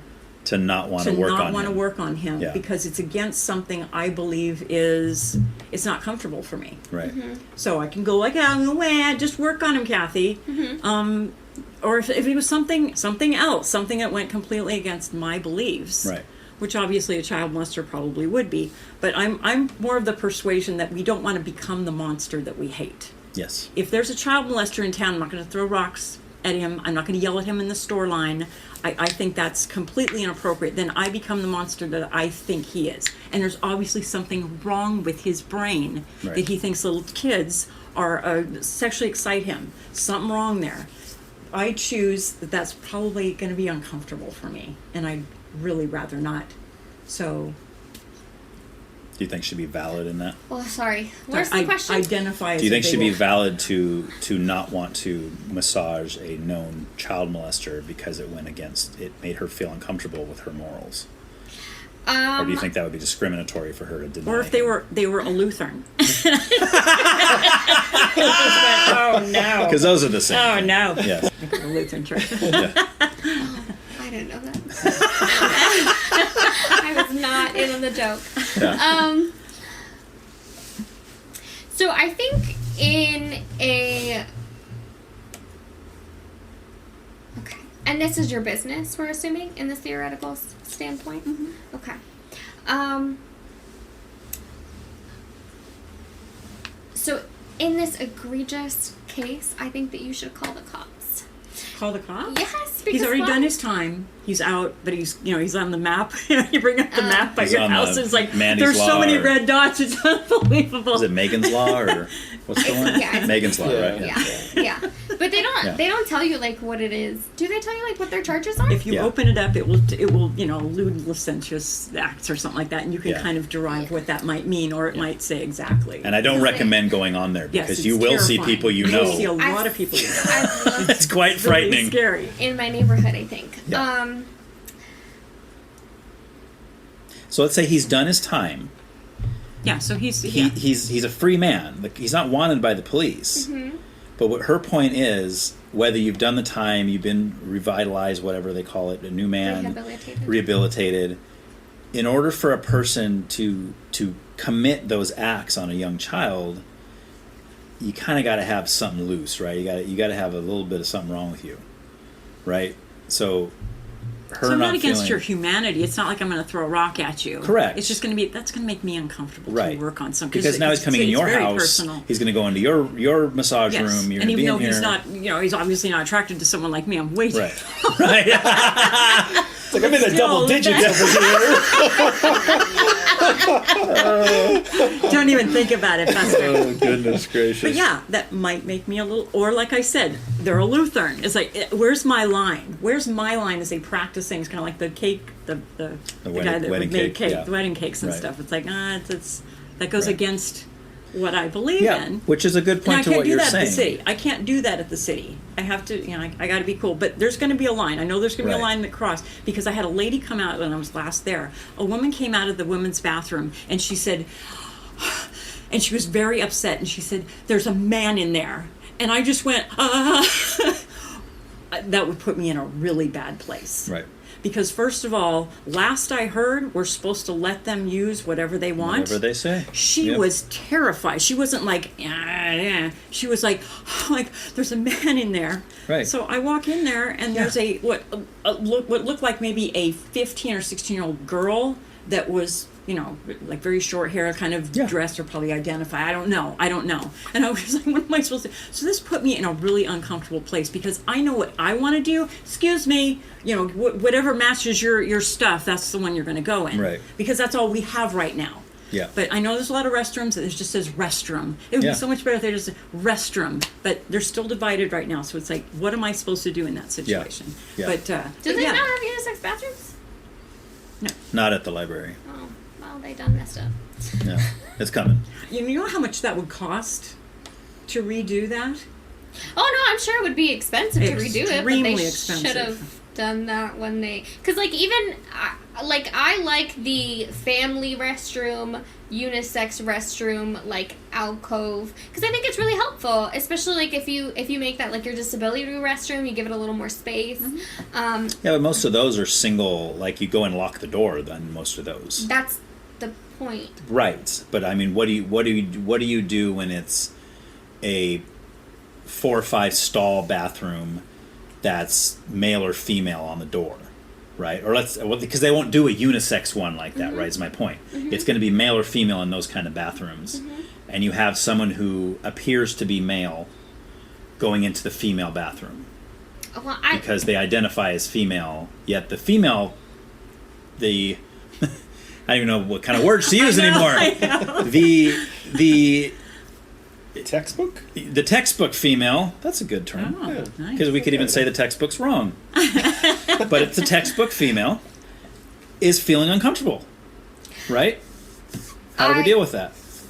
I think people gotta get over it. So you think they have to get over it, I think not the other people? I think that every business should have a locked single stall. But that's not part of the scenario. That's what I'm saying.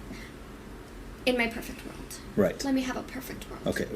No, I agree with you. That would be better than us trying to deal with only because who gets we to go have in to. which one. We're Yes. supposed to say Right. use whatever you want, but we knew there was going to be some woman is going to be, or if I'm in that restroom and some guy walks in, I'm going to be pissed. Yeah. I'm So going to be pissed. I guess my question is. It's happened to me, and I don't care. But that's you. Though. I've also used a men's restroom because Right. it's like, I don't know if you've ever gone to a concert, and sometimes there's just. Absolutely. Yeah. And I'm like, but I gotta not pee. if but you I have gotta your pee really boyfriend fast. go in, or you have, excuse me, will you look and see if there's anybody in there? Because the women's the line is because Right. we have to go in a stall and shut the door and do all this stuff, and you guys just kind of walk up and go. So Right. it takes us longer. So the line is always longer. So we've all been through that and stuff. But you make sure there's nobody in there. You don't just go in because there's fewer. So, but I mean, stalls empty. I didn't look at penises, but I didn't. Yeah, but I mean, I know I've noticed when I've talked to people about this, and when I talk to somebody that falls on where you fall on this, it always seems to be like, well, they need to get over it. I just think But that seems that's you taking the one side and saying, my side doesn't have to get over anything. This other side needs to get over themselves. Well, here's the thing. Trans people are 3% of the population. It is a very, very, very, very, very small percentage of people. Why does that matter? Because these issues that people want to make like such a big deal about, or like it would be the end of the world if somebody who appeared to look like a man was in the bathroom with me. But do you like, hear it's what just, you're doing, though? Like, you are going... You're going completely 29-year-old woman against... that can take care of yourself. Yes. What if you're a 6-year-old girl? Why is a 6-year-old girl going into the bathroom by herself? I would, as a potential parent, still would never do that. What age would you let her go in there? By herself? Yeah. Out. 25? Probably like 16. 16? Yeah. Okay. I'm a paranoid person. Okay. I'm an incredibly paranoid human being. I don't know why everybody else isn't more paranoid, but I'm paranoid. Right. Yeah, but I mean, I guess what I'm wondering is, yes, you're right. That's a minority, right? It's a minority of people group, but with a large voice. Before when we were talking, Large we were voice. just talking about the transgender issue, and it's I have no right to tell someone else how they feel and how they're receiving something and how that's with them, right? But you're doing the same thing, even if it's a minority. You're doing the same thing to this. It's slightly more about. This isn't just about what it is that their feeling is. You're saying that their reality isn't their reality, right? Because it's not just like, oh, I feel this way. It's this is what my body should be. And that's the way they feel. That you're wrong. But you're saying that's the way they feel. You agree there. They feel their body should be that way. They feel like they're in the wrong body. I'm saying that you regarding it as just a feeling isn't necessarily as what else is it if it's not a feeling? It's their reality. It is their perspective. Okay, child molesters' reality is that they're attracted to children and would love to have sex with children. Something is wrong. That you would agree that that's not the way that you should conduct yourself. You can have the feelings. Yes. You can be born and raised and live your life as a child. What do you call it? Child attracted. A pedophile. Yeah. Well, I don't know what the difference between is just feeling that way and acting on it. It's just like I was talking about being gay. It's the Bible. The Bible would say, you're gay. It's when you act on it that becomes the sin, and that's between a gay person and God, if that's where they want to be and stuff. But a child molester obviously has something wrong in their head that they believe it's okay to have sex or be attracted to children, but we can't stop that, right? That's just the way they're going to live their life. So what do you say to that? Like, what do you say to that? That's their actual mindset. They actually believe that's the way they feel. And they can't. It's their reality. Can't change it. Mm-hmm. Oh, I mean, what do you... My response is that it is wrong for someone to inflict unconsensual sex upon other people, so they shouldn't be doing it. That's my response. Because if you're boiling it down to they have a mental illness, which is not how I think pedophilia should be looked at, but okay, that's kind of what you're saying at this point. How do you think it should be looked at? Well, a death sentence? No. Okay. No. Okay. No. Castration? No. Okay. Well, I don't know. You're just not saying anything. I do. If they've acted on that, yes. If you act, that's say the only bye-bye problem. to the wee-wee. It was when they act on it. Otherwise, we wouldn't know that was the issue and stuff. Right. And it's a shame I imagine, to be born into that kind of life. But and as far as you were talking about trans and stuff, to me, there's a spectrum when it comes to gender. Yes, there's male and female as far as sex, as far as I'm concerned. Gender is the expression of it, and there's very feminine men and there's very masculine women. And as Jordan Peterson says, it's boiled down to one thing: fashion. Yeah. Fashion. I mean, wow, what a concept. It's really just the way you're dressing. It's just, if you're a male and you feel like a woman and you dress like a woman, do you? Right. It's when you bring me into it, because I think we had the same issue when gay people wanted to marry. It was just like, we just don't want to bother you. We just want to love who we want to love. Okay. How does that become my problem? I don't care. Do what you want to do and stuff. And then it does become a part of my life. You have to accept this, and you have to make my cake. And you have to massage me, and you have to. They start going after these businesses and companies to confront them on purpose. Yes, right. Yeah, just like the people that the First Amendment people. They come in with their phone and get in your face, and say stuff to you, right? Because they well, want and that's an example I thought of. Well, why don't you go ahead and Sorry, you were asked a question and we started talking about something else. I don't even remember what the Well, question you was. did give your response. You said your response would be if someone is using whatever they feel, believe, or whatever to harm another person, in this case, sexually assaulting a child, that's wrong to do that. But I think the point that we're making, at least the point I'm making, is your premise on the other side was that that's the way they feel, and that should be validated because it's it's their reality. I'm sorry, you said it's their reality, right? And you said it's not just feeling, it's their reality, which I could get on board with that. I agree. But I think their reality, where we would disagree, is I say their reality is skewed.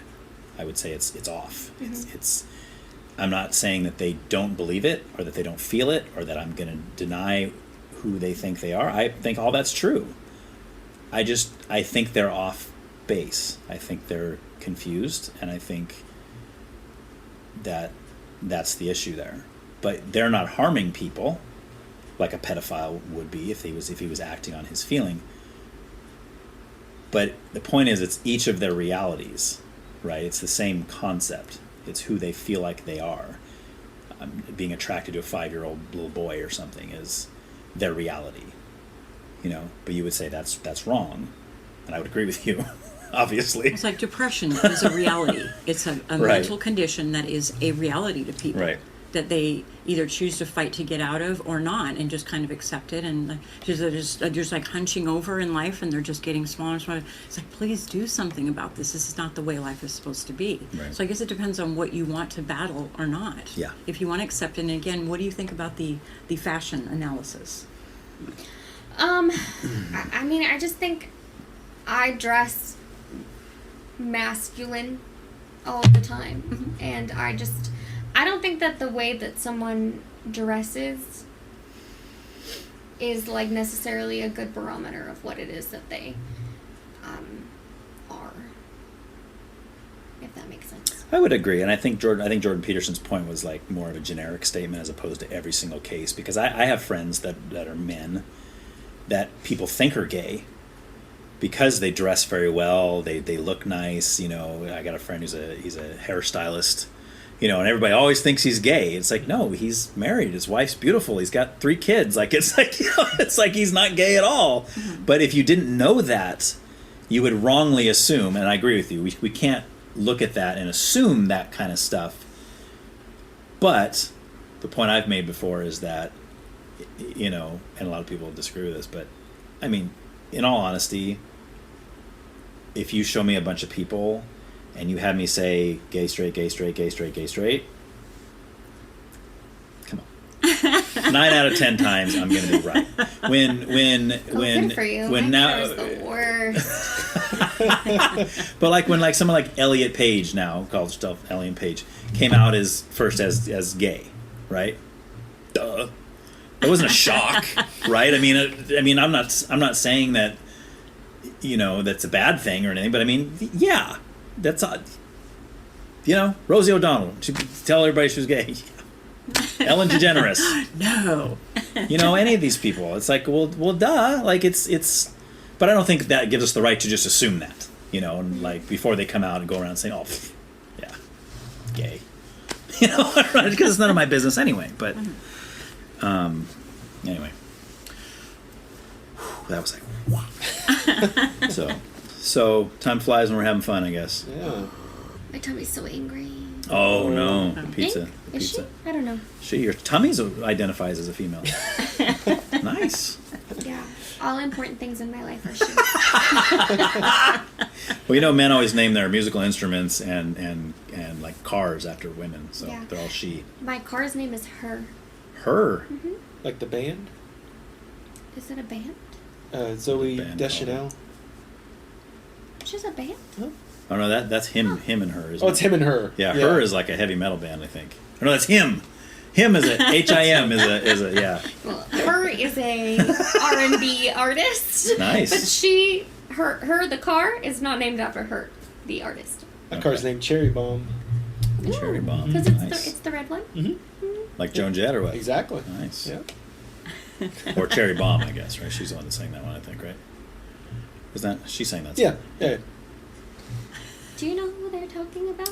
That's the Runaways. yeah. It's the band Joan Jett Joan was Jett and the in. Heartbreakers. Yeah, before she was Joan Jett and the Heartbreakers. They made a movie with Kristen Dunst and. Which I don't recommend watching because I love that movie. No, it wasn't Kirsten Dunst. It was Kristen Stewart. Oh, Kristen Stewart. Right. Stinking worst actress in the history of the planet. Have you seen Underwater? That movie's rad. Is she in it? No. Okay, You should watch then it. I should watch it. Yeah. Looks like her, but it's not. Yeah.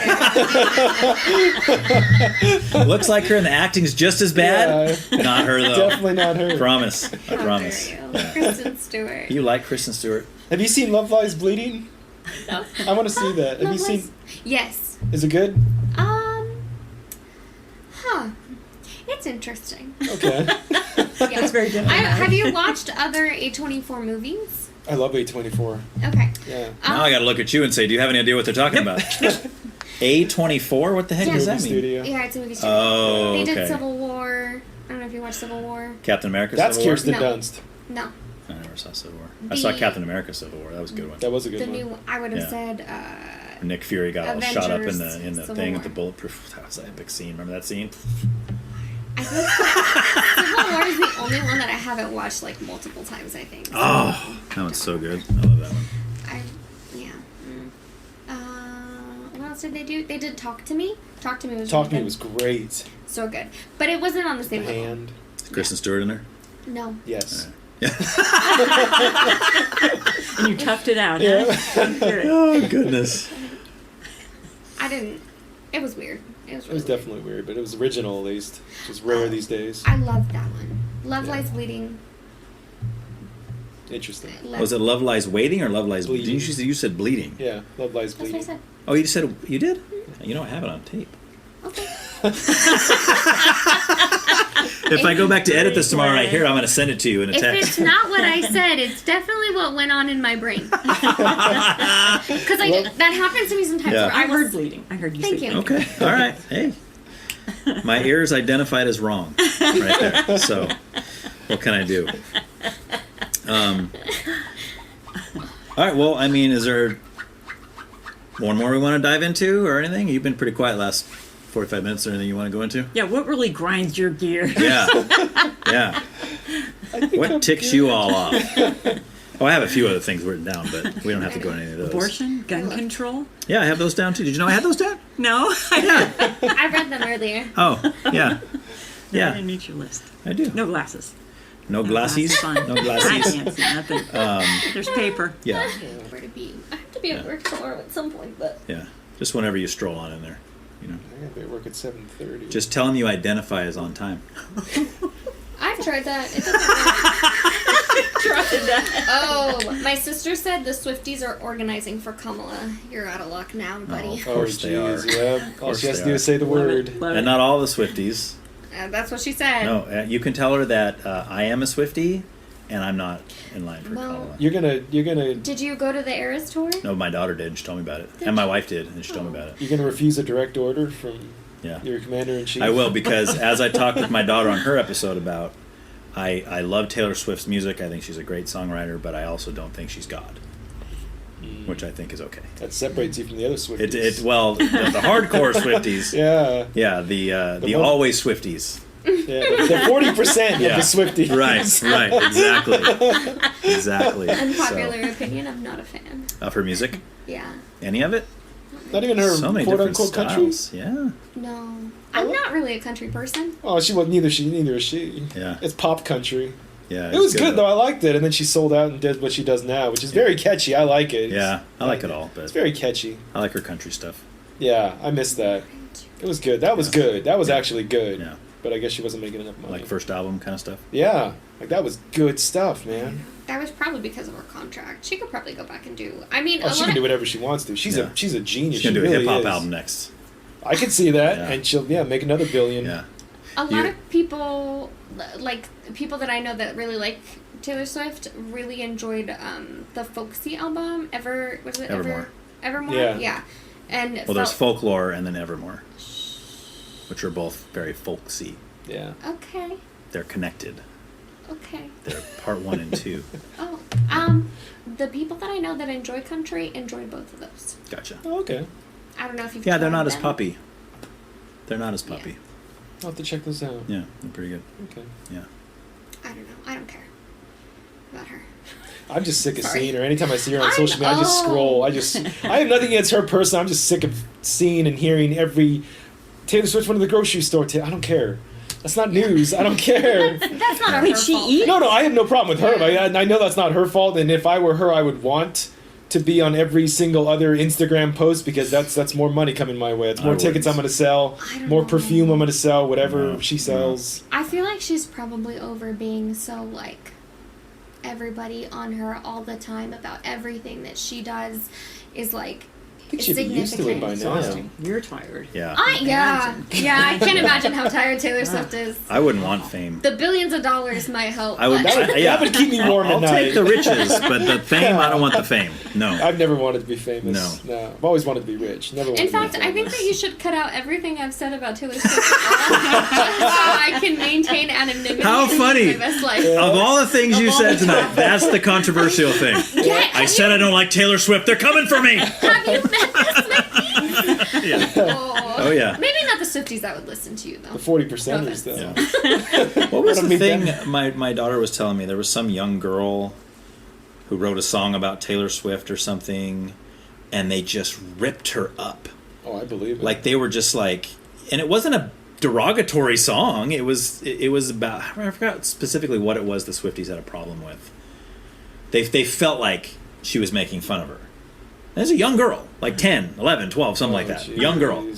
And they just went after her. And was that called, what's that term? Doxing? Milkshake duck? Milkshake duck. Milkshake duck? Is that like bippity toilet? Skibbity. Skibbity! Skibbity, right. Milkshake duck is where they take a like an ordinary person that did something and they bring them out and make them famous for that thing, and then they turn on them and rip them to shreds. Oh. Shortly after. I've By never the time heard that. they're in the spotlight and they're like, "Oh, I didn't realize there was a," and they just shred them. Milkshake duck. I've Yes. never heard of that. Yeah. I don't. Why does that make sense? Milkshake Why duck. does it make sense? Yeah, like why would that be the thing that it's called? Because there was I want to say that there was some duck that drank. I don't know if someone used that term or if this actually happened in some TikTok or something, where a duck drinks a milkshake and people are like, "Oh, that's so cute!" And then so they make the duck famous and stuff. It's like, look at him, And they tear then him apart? they just tear feather by feather. No, that's my understanding. There's a But lot he's of weird- foul, a so lot it's of okay. weird terms. That's true, yeah. He doesn't fly. He's got no feelings. He's Yeah. stupid. Humor. He's a dumb idiot. Chris got accepted for some. They did some grant. Him and Weston put in for some grant, and they got it. And that's kind of the topic that they're using that term to kind of make something like that. Interesting. Milkshake Duck. Or I would not have heard the term before. Oh yeah, milkshake duck. Yeah, I was like, Everyone talks who about it. said? I've never heard this in my life. Hashtag milkshake I was like, what duck. does that mean? You know, where, and then you get the explanation of what's going on online. You know. Interesting. And then I cheer because I don't have a cell. Yeah. Is that a milkshake duck? You gave it to me. Yeah, sorry. Passed it on. Oh, everybody, you're next. No, Oh. you're not gonna do it. Can't make me. That means you gotta buy us all sodas now. Jinx, you owe me a Coke. Literally, sometimes people will say yawn and it'll trigger my yawns. It's bad. I'm empathetic to a fault. Bless you. Cough. Bless you. Thank you. You're welcome. Yeah, just take them. Nom nom nom nom nom nom. All the blessings. Take all the blessings. So did we have one last topic that you were gonna I don't know. exploit? I got a few on here good. that we could go with. You good? Okay. Oh, is if Steven wants to do something. Oh, I said abortion and gun control. You want to do both of them? No, I was just saying that's Gun controlling that's where we abortions. left off when I said like abortion or something. Gun control for abortionists. How do we feel about it? I'm for it. I'm for it. Oh man. I don't know. I feel like that's gonna take 7 years. Which one? Abortion or gun control? Either. Really? Yeah, Really? 14 years together. No, abortion's easy. That's an easy one.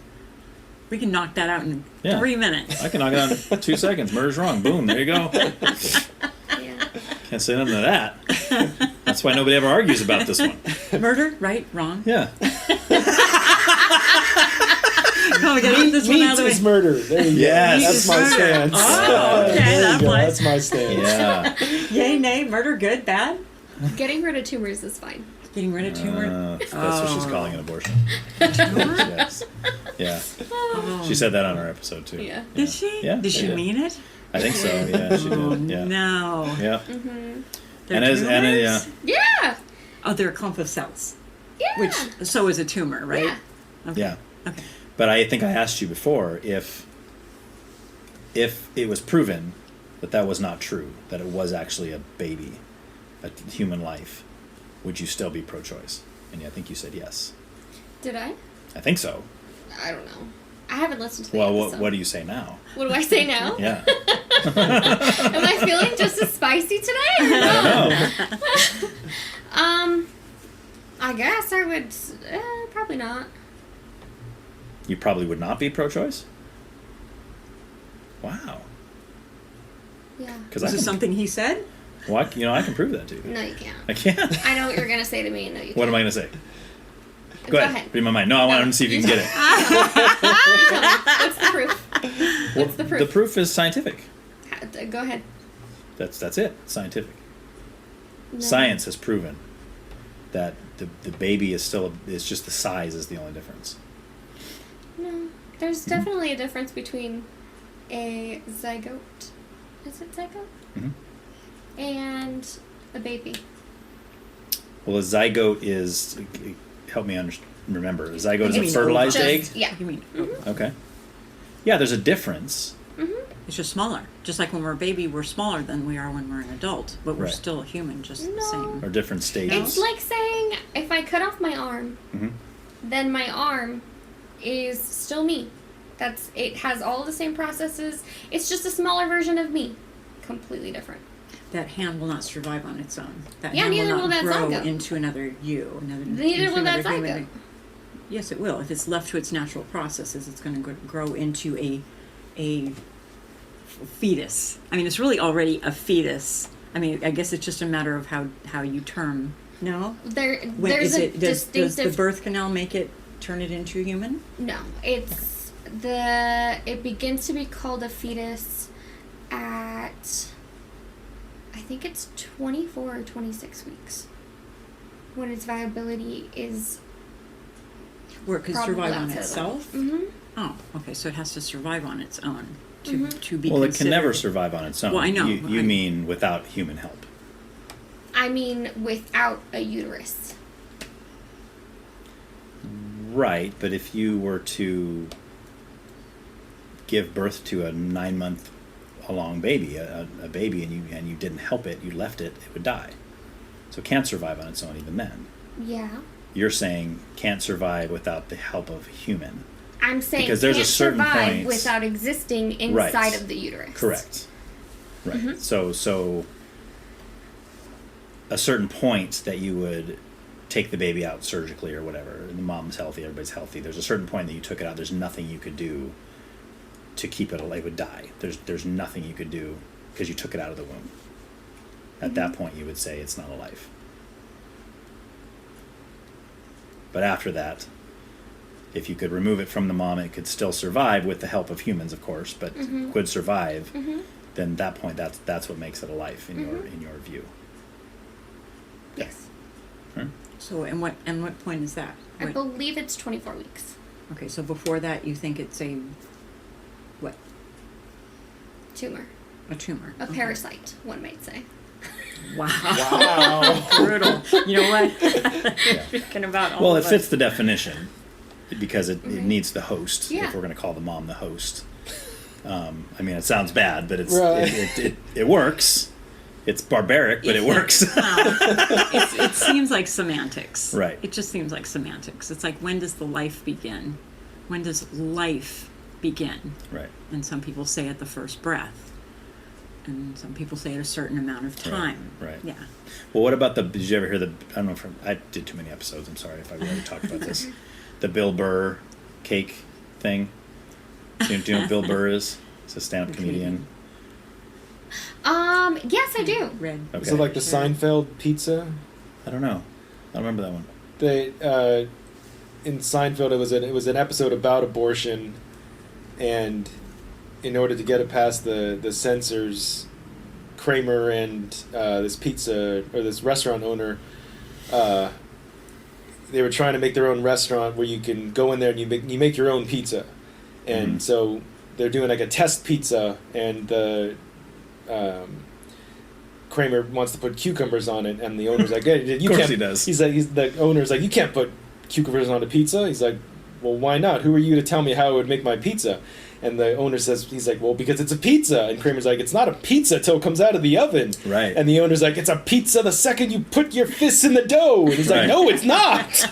Yeah, similar. Like, that's similar. It's clever. The Bill Burr one was, he says, you spend all day, you're making this cake, you put all the ingredients, you stir it up, you make the batter, you put it in the cake pan, and then you put it in the oven. And then 5 minutes later, your friend comes by, or 5 or 10 minutes later, your friend comes by, opens the oven, and takes the cake out and throws it on the floor, and all the batter goes everywhere, and it just flies everywhere. And you get all mad at your friend. You say, what are you doing? You ruined my cake. And your friend says, well, it wasn't a cake. Right. It wasn't a cake. It was just batter. And he says, well, it would have been if you wouldn't have thrown it on the floor. Or like it would have, if you would have left it alone, it would have been a cake, right? Like it's going to become that. So even if let's say I don't agree with you, but let's say I do. It's not a life yet. At before it can, the age of viability, is that the wording used? I think so, yeah. It's not a baby. It's not a life. It's a nothing. It's a clump of cells. It's a tumor. Okay? But if you leave it alone, it's going to become a life. You'd agree with that. So do you think that by stopping it before it can become one, you're playing any part in it not becoming a life? I think that it is the place of the person whose body is being used as host. Different question. To decide. Different question. I'll get to that one in a minute.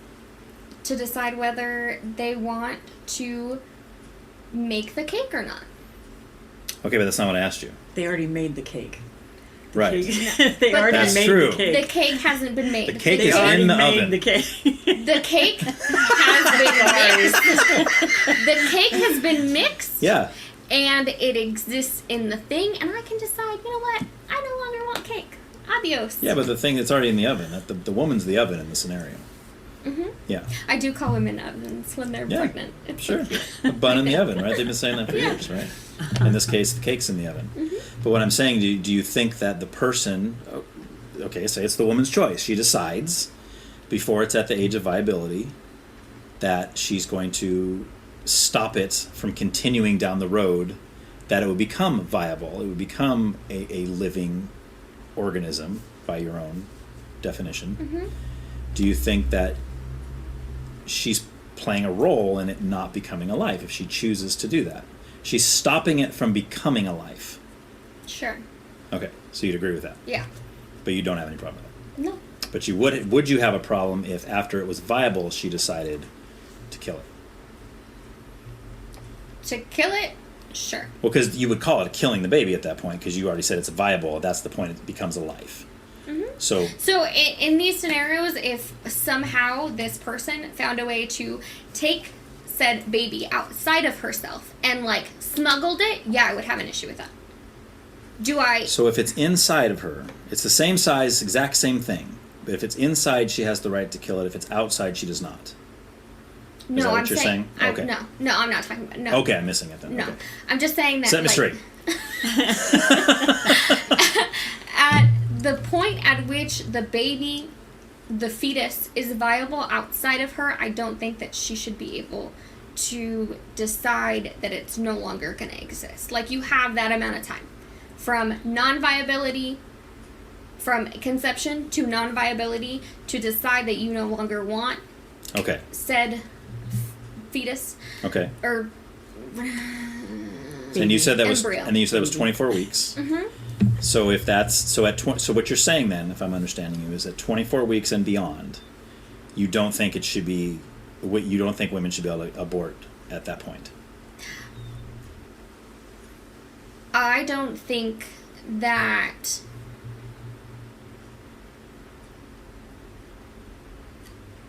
I would make that choice, but I do think that there are viable reasons to want to make that choice. I do think that if you find out that your baby has like a genetic issue that will put your life in danger, or that it makes that baby not viable, that it makes sense to forego the rest of your pregnancy, induce labor, and to have the baby and let it But die. if the baby's healthy, the mom's healthy, 26 weeks, 24 weeks, you don't think she should be allowed to abort it in that point, unless there's a severe medical problem with either mom or the baby. Yes. Okay. It's honest. Yeah.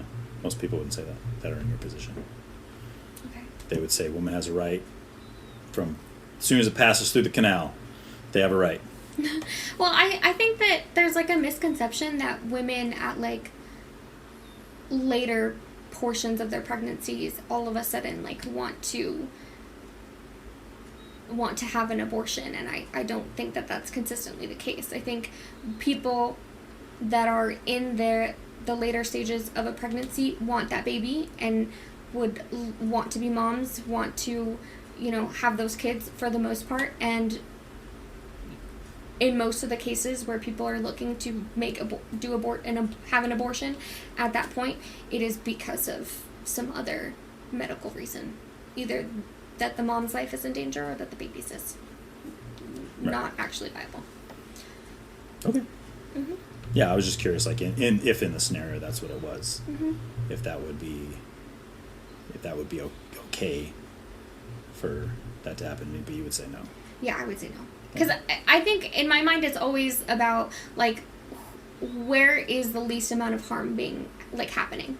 And I think that I feel okay with saying up until this point, this, like, fetus or the embryo isn't viable, doesn't have its own authority or its own, like,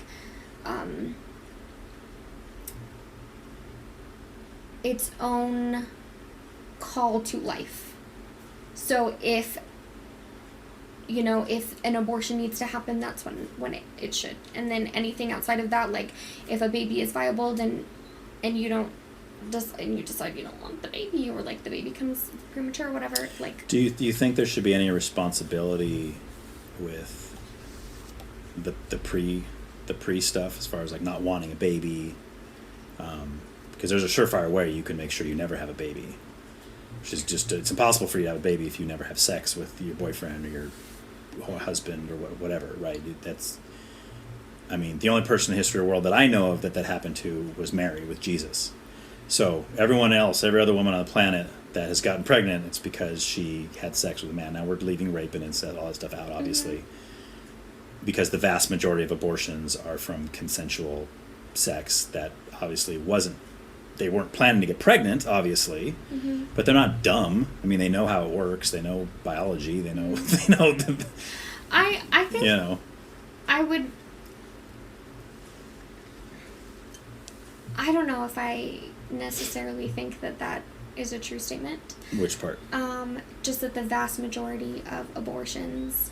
You think it's from rape? No, not necessarily. But I also think that there's like complicated reasons why people don't want a pregnancy, right? Well, that's not what I'm saying. I'm sorry if I misspoke on that. What I mean is I think the majority of women that get pregnant, I'm not talking about the after effects, whether they want the baby or not.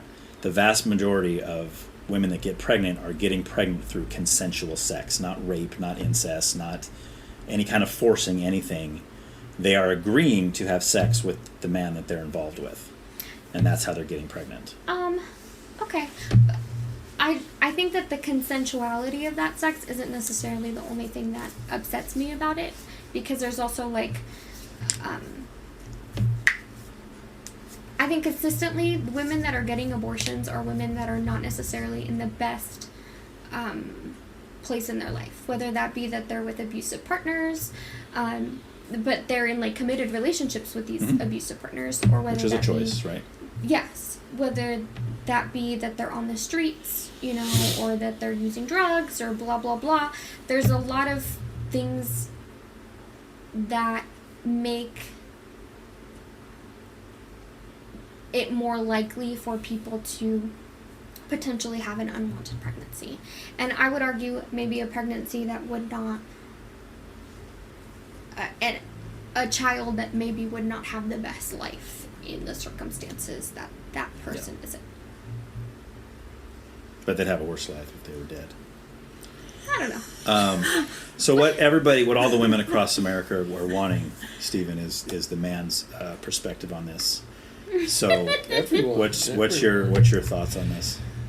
Well, you have no say. You have no say. How dare you? Those are my thoughts.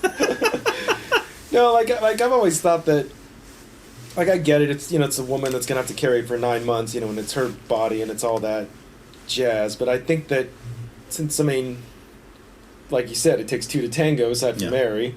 I think that like if the guy wants it and the girl doesn't, I don't think his opinion matters. And so that's the problem. Like, if he really wants it and he's like, cool, we can break up, I don't want to marry you, I just, you know, I would like the child, but she decides no, that's game over, that's it. And she has the full... Yeah, a part of me gets that, but another part of me is like, that doesn't seem... We're both in this together, we both are responsible for this, and yet your word is God, and I don't think that that's right.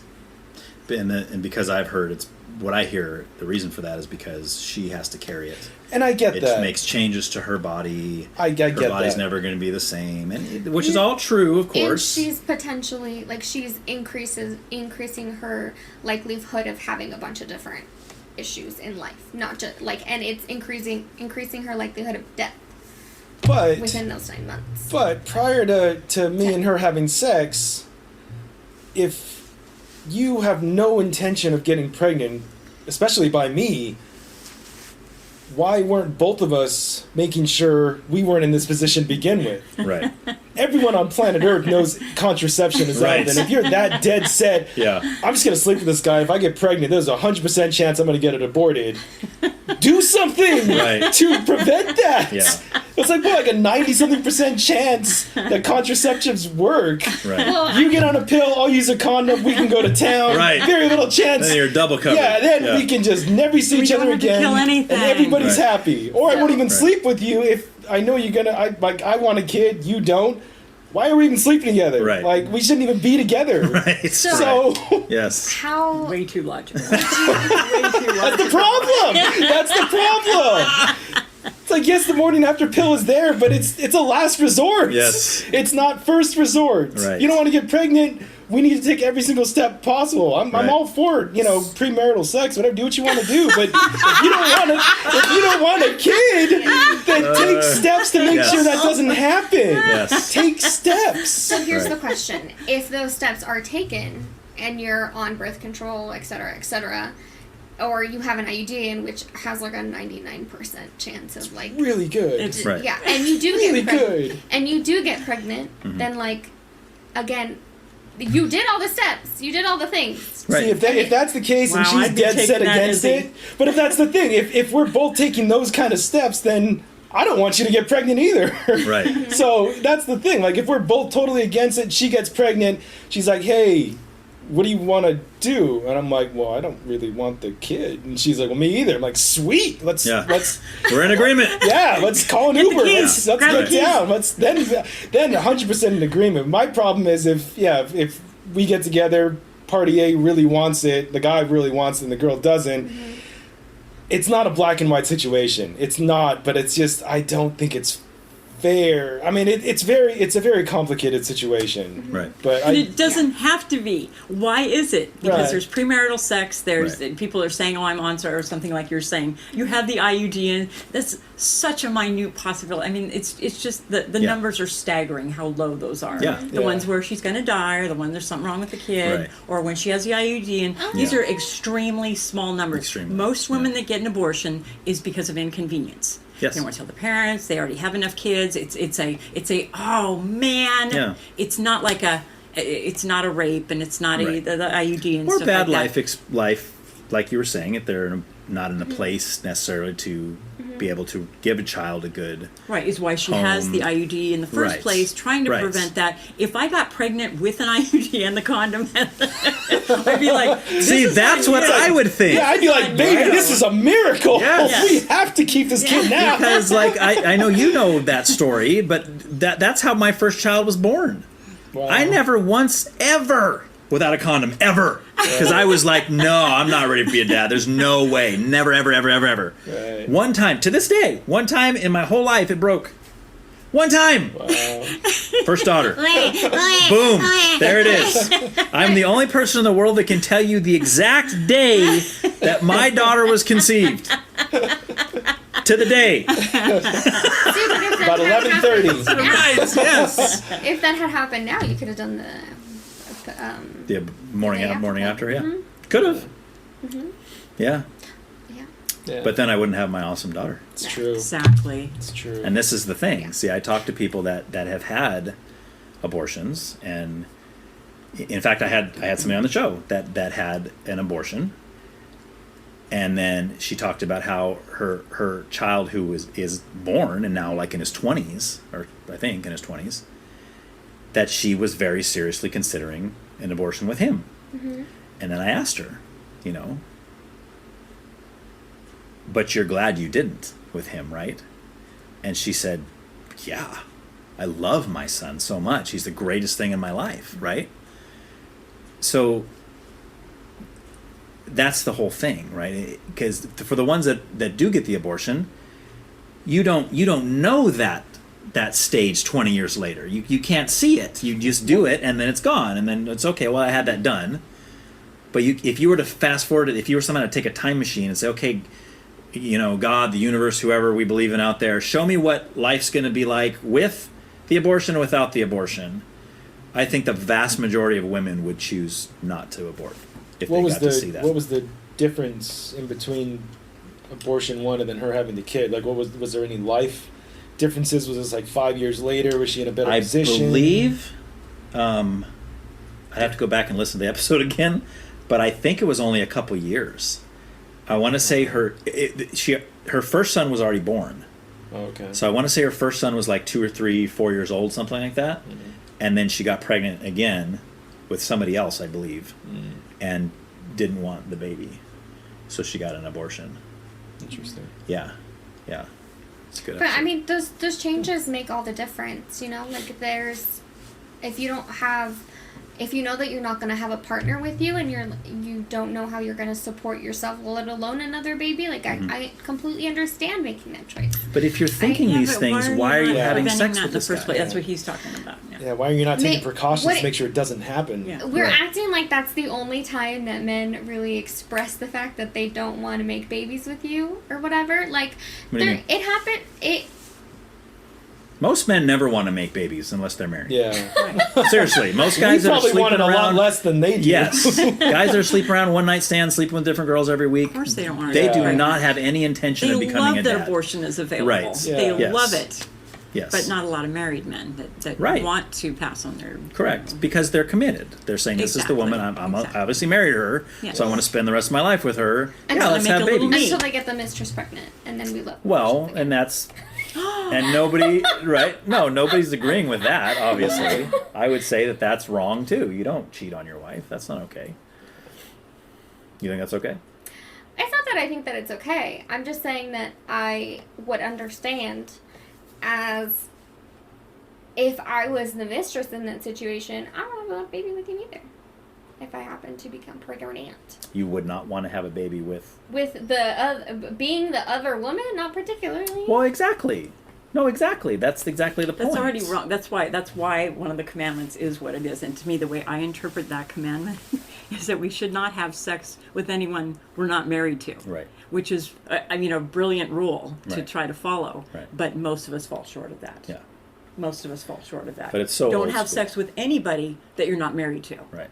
And yeah, and it sure makes it a lot easier. Yeah, right. We're not going to do that, are we? We're just a bunch of animals that run around and just hook up and hook up. Well, especially and now. that's what I mean, we I think do. that And we go, oh, yeah. shoot, oh, no. Yeah. And that's becoming worse. How did that happen? Right. Marriage rates are dropping. Yes. And hookup Yes, culture and hookup is culture rising. is on the rise. Well, Santa Maria was the nationwide teen pregnancy. Teen pregnancy. Yeah. Really? Nationwide. Yeah, for quite a few years in a row. Yeah. Yeah. I was not aware. Insane. Yeah. That was back in the day, though. Was that the 90s? Or the, Yeah. Yeah. Yeah. Oh, wow. Insane, Yay for though. us. Yes. Right? We're on the map. Finally got on the We got map. teen pregnancy, Right there. tri-tip, and the Michael Jackson trial. Yes. It's the Holy Trinity right there. Oh I forgot man. about the Michael Jackson trial. Did you? Oh I man. was in school too. I went to Miller School at the time, so we saw the helicopters. Oh yeah. Yeah. Sitting there That was waiting annoying. for him to come down the freeway. In his And pajamas. he worked Neverland. No. Oh yeah, you did That's tell me right, this. You yeah. did. Uh huh. Wow. Yeah. How dare you? I know, what a jerk. What a jerk. Ugh. All right, well, thanks. That was good. I appreciate all of you. I appreciate you. Appreciate you. I caught that. I caught it. It's on tape. You said Yes. the A. He said it, folks. Appreciate you. But how does he look in that shirt? Yeah. I want to know. Doesn't the pink just bring out the color of my Yeah, it eyes? does. He's got a good fashion sense. He must be gay. Plus the hair, too. Ew, Can't yeah, forget yeah. the hair. Yeah. Okay. Thank you so much for checking out this episode. I hope you learned something. As mentioned before, this is the final episode of Season 2. Season 3 will most likely start in September. As always, I am hugely interested in your feedback, so please leave a review, or a rating, or contact me personally and let me know what you thought. My email is whycan'twetalkaboutthat@proton.me. See you soon.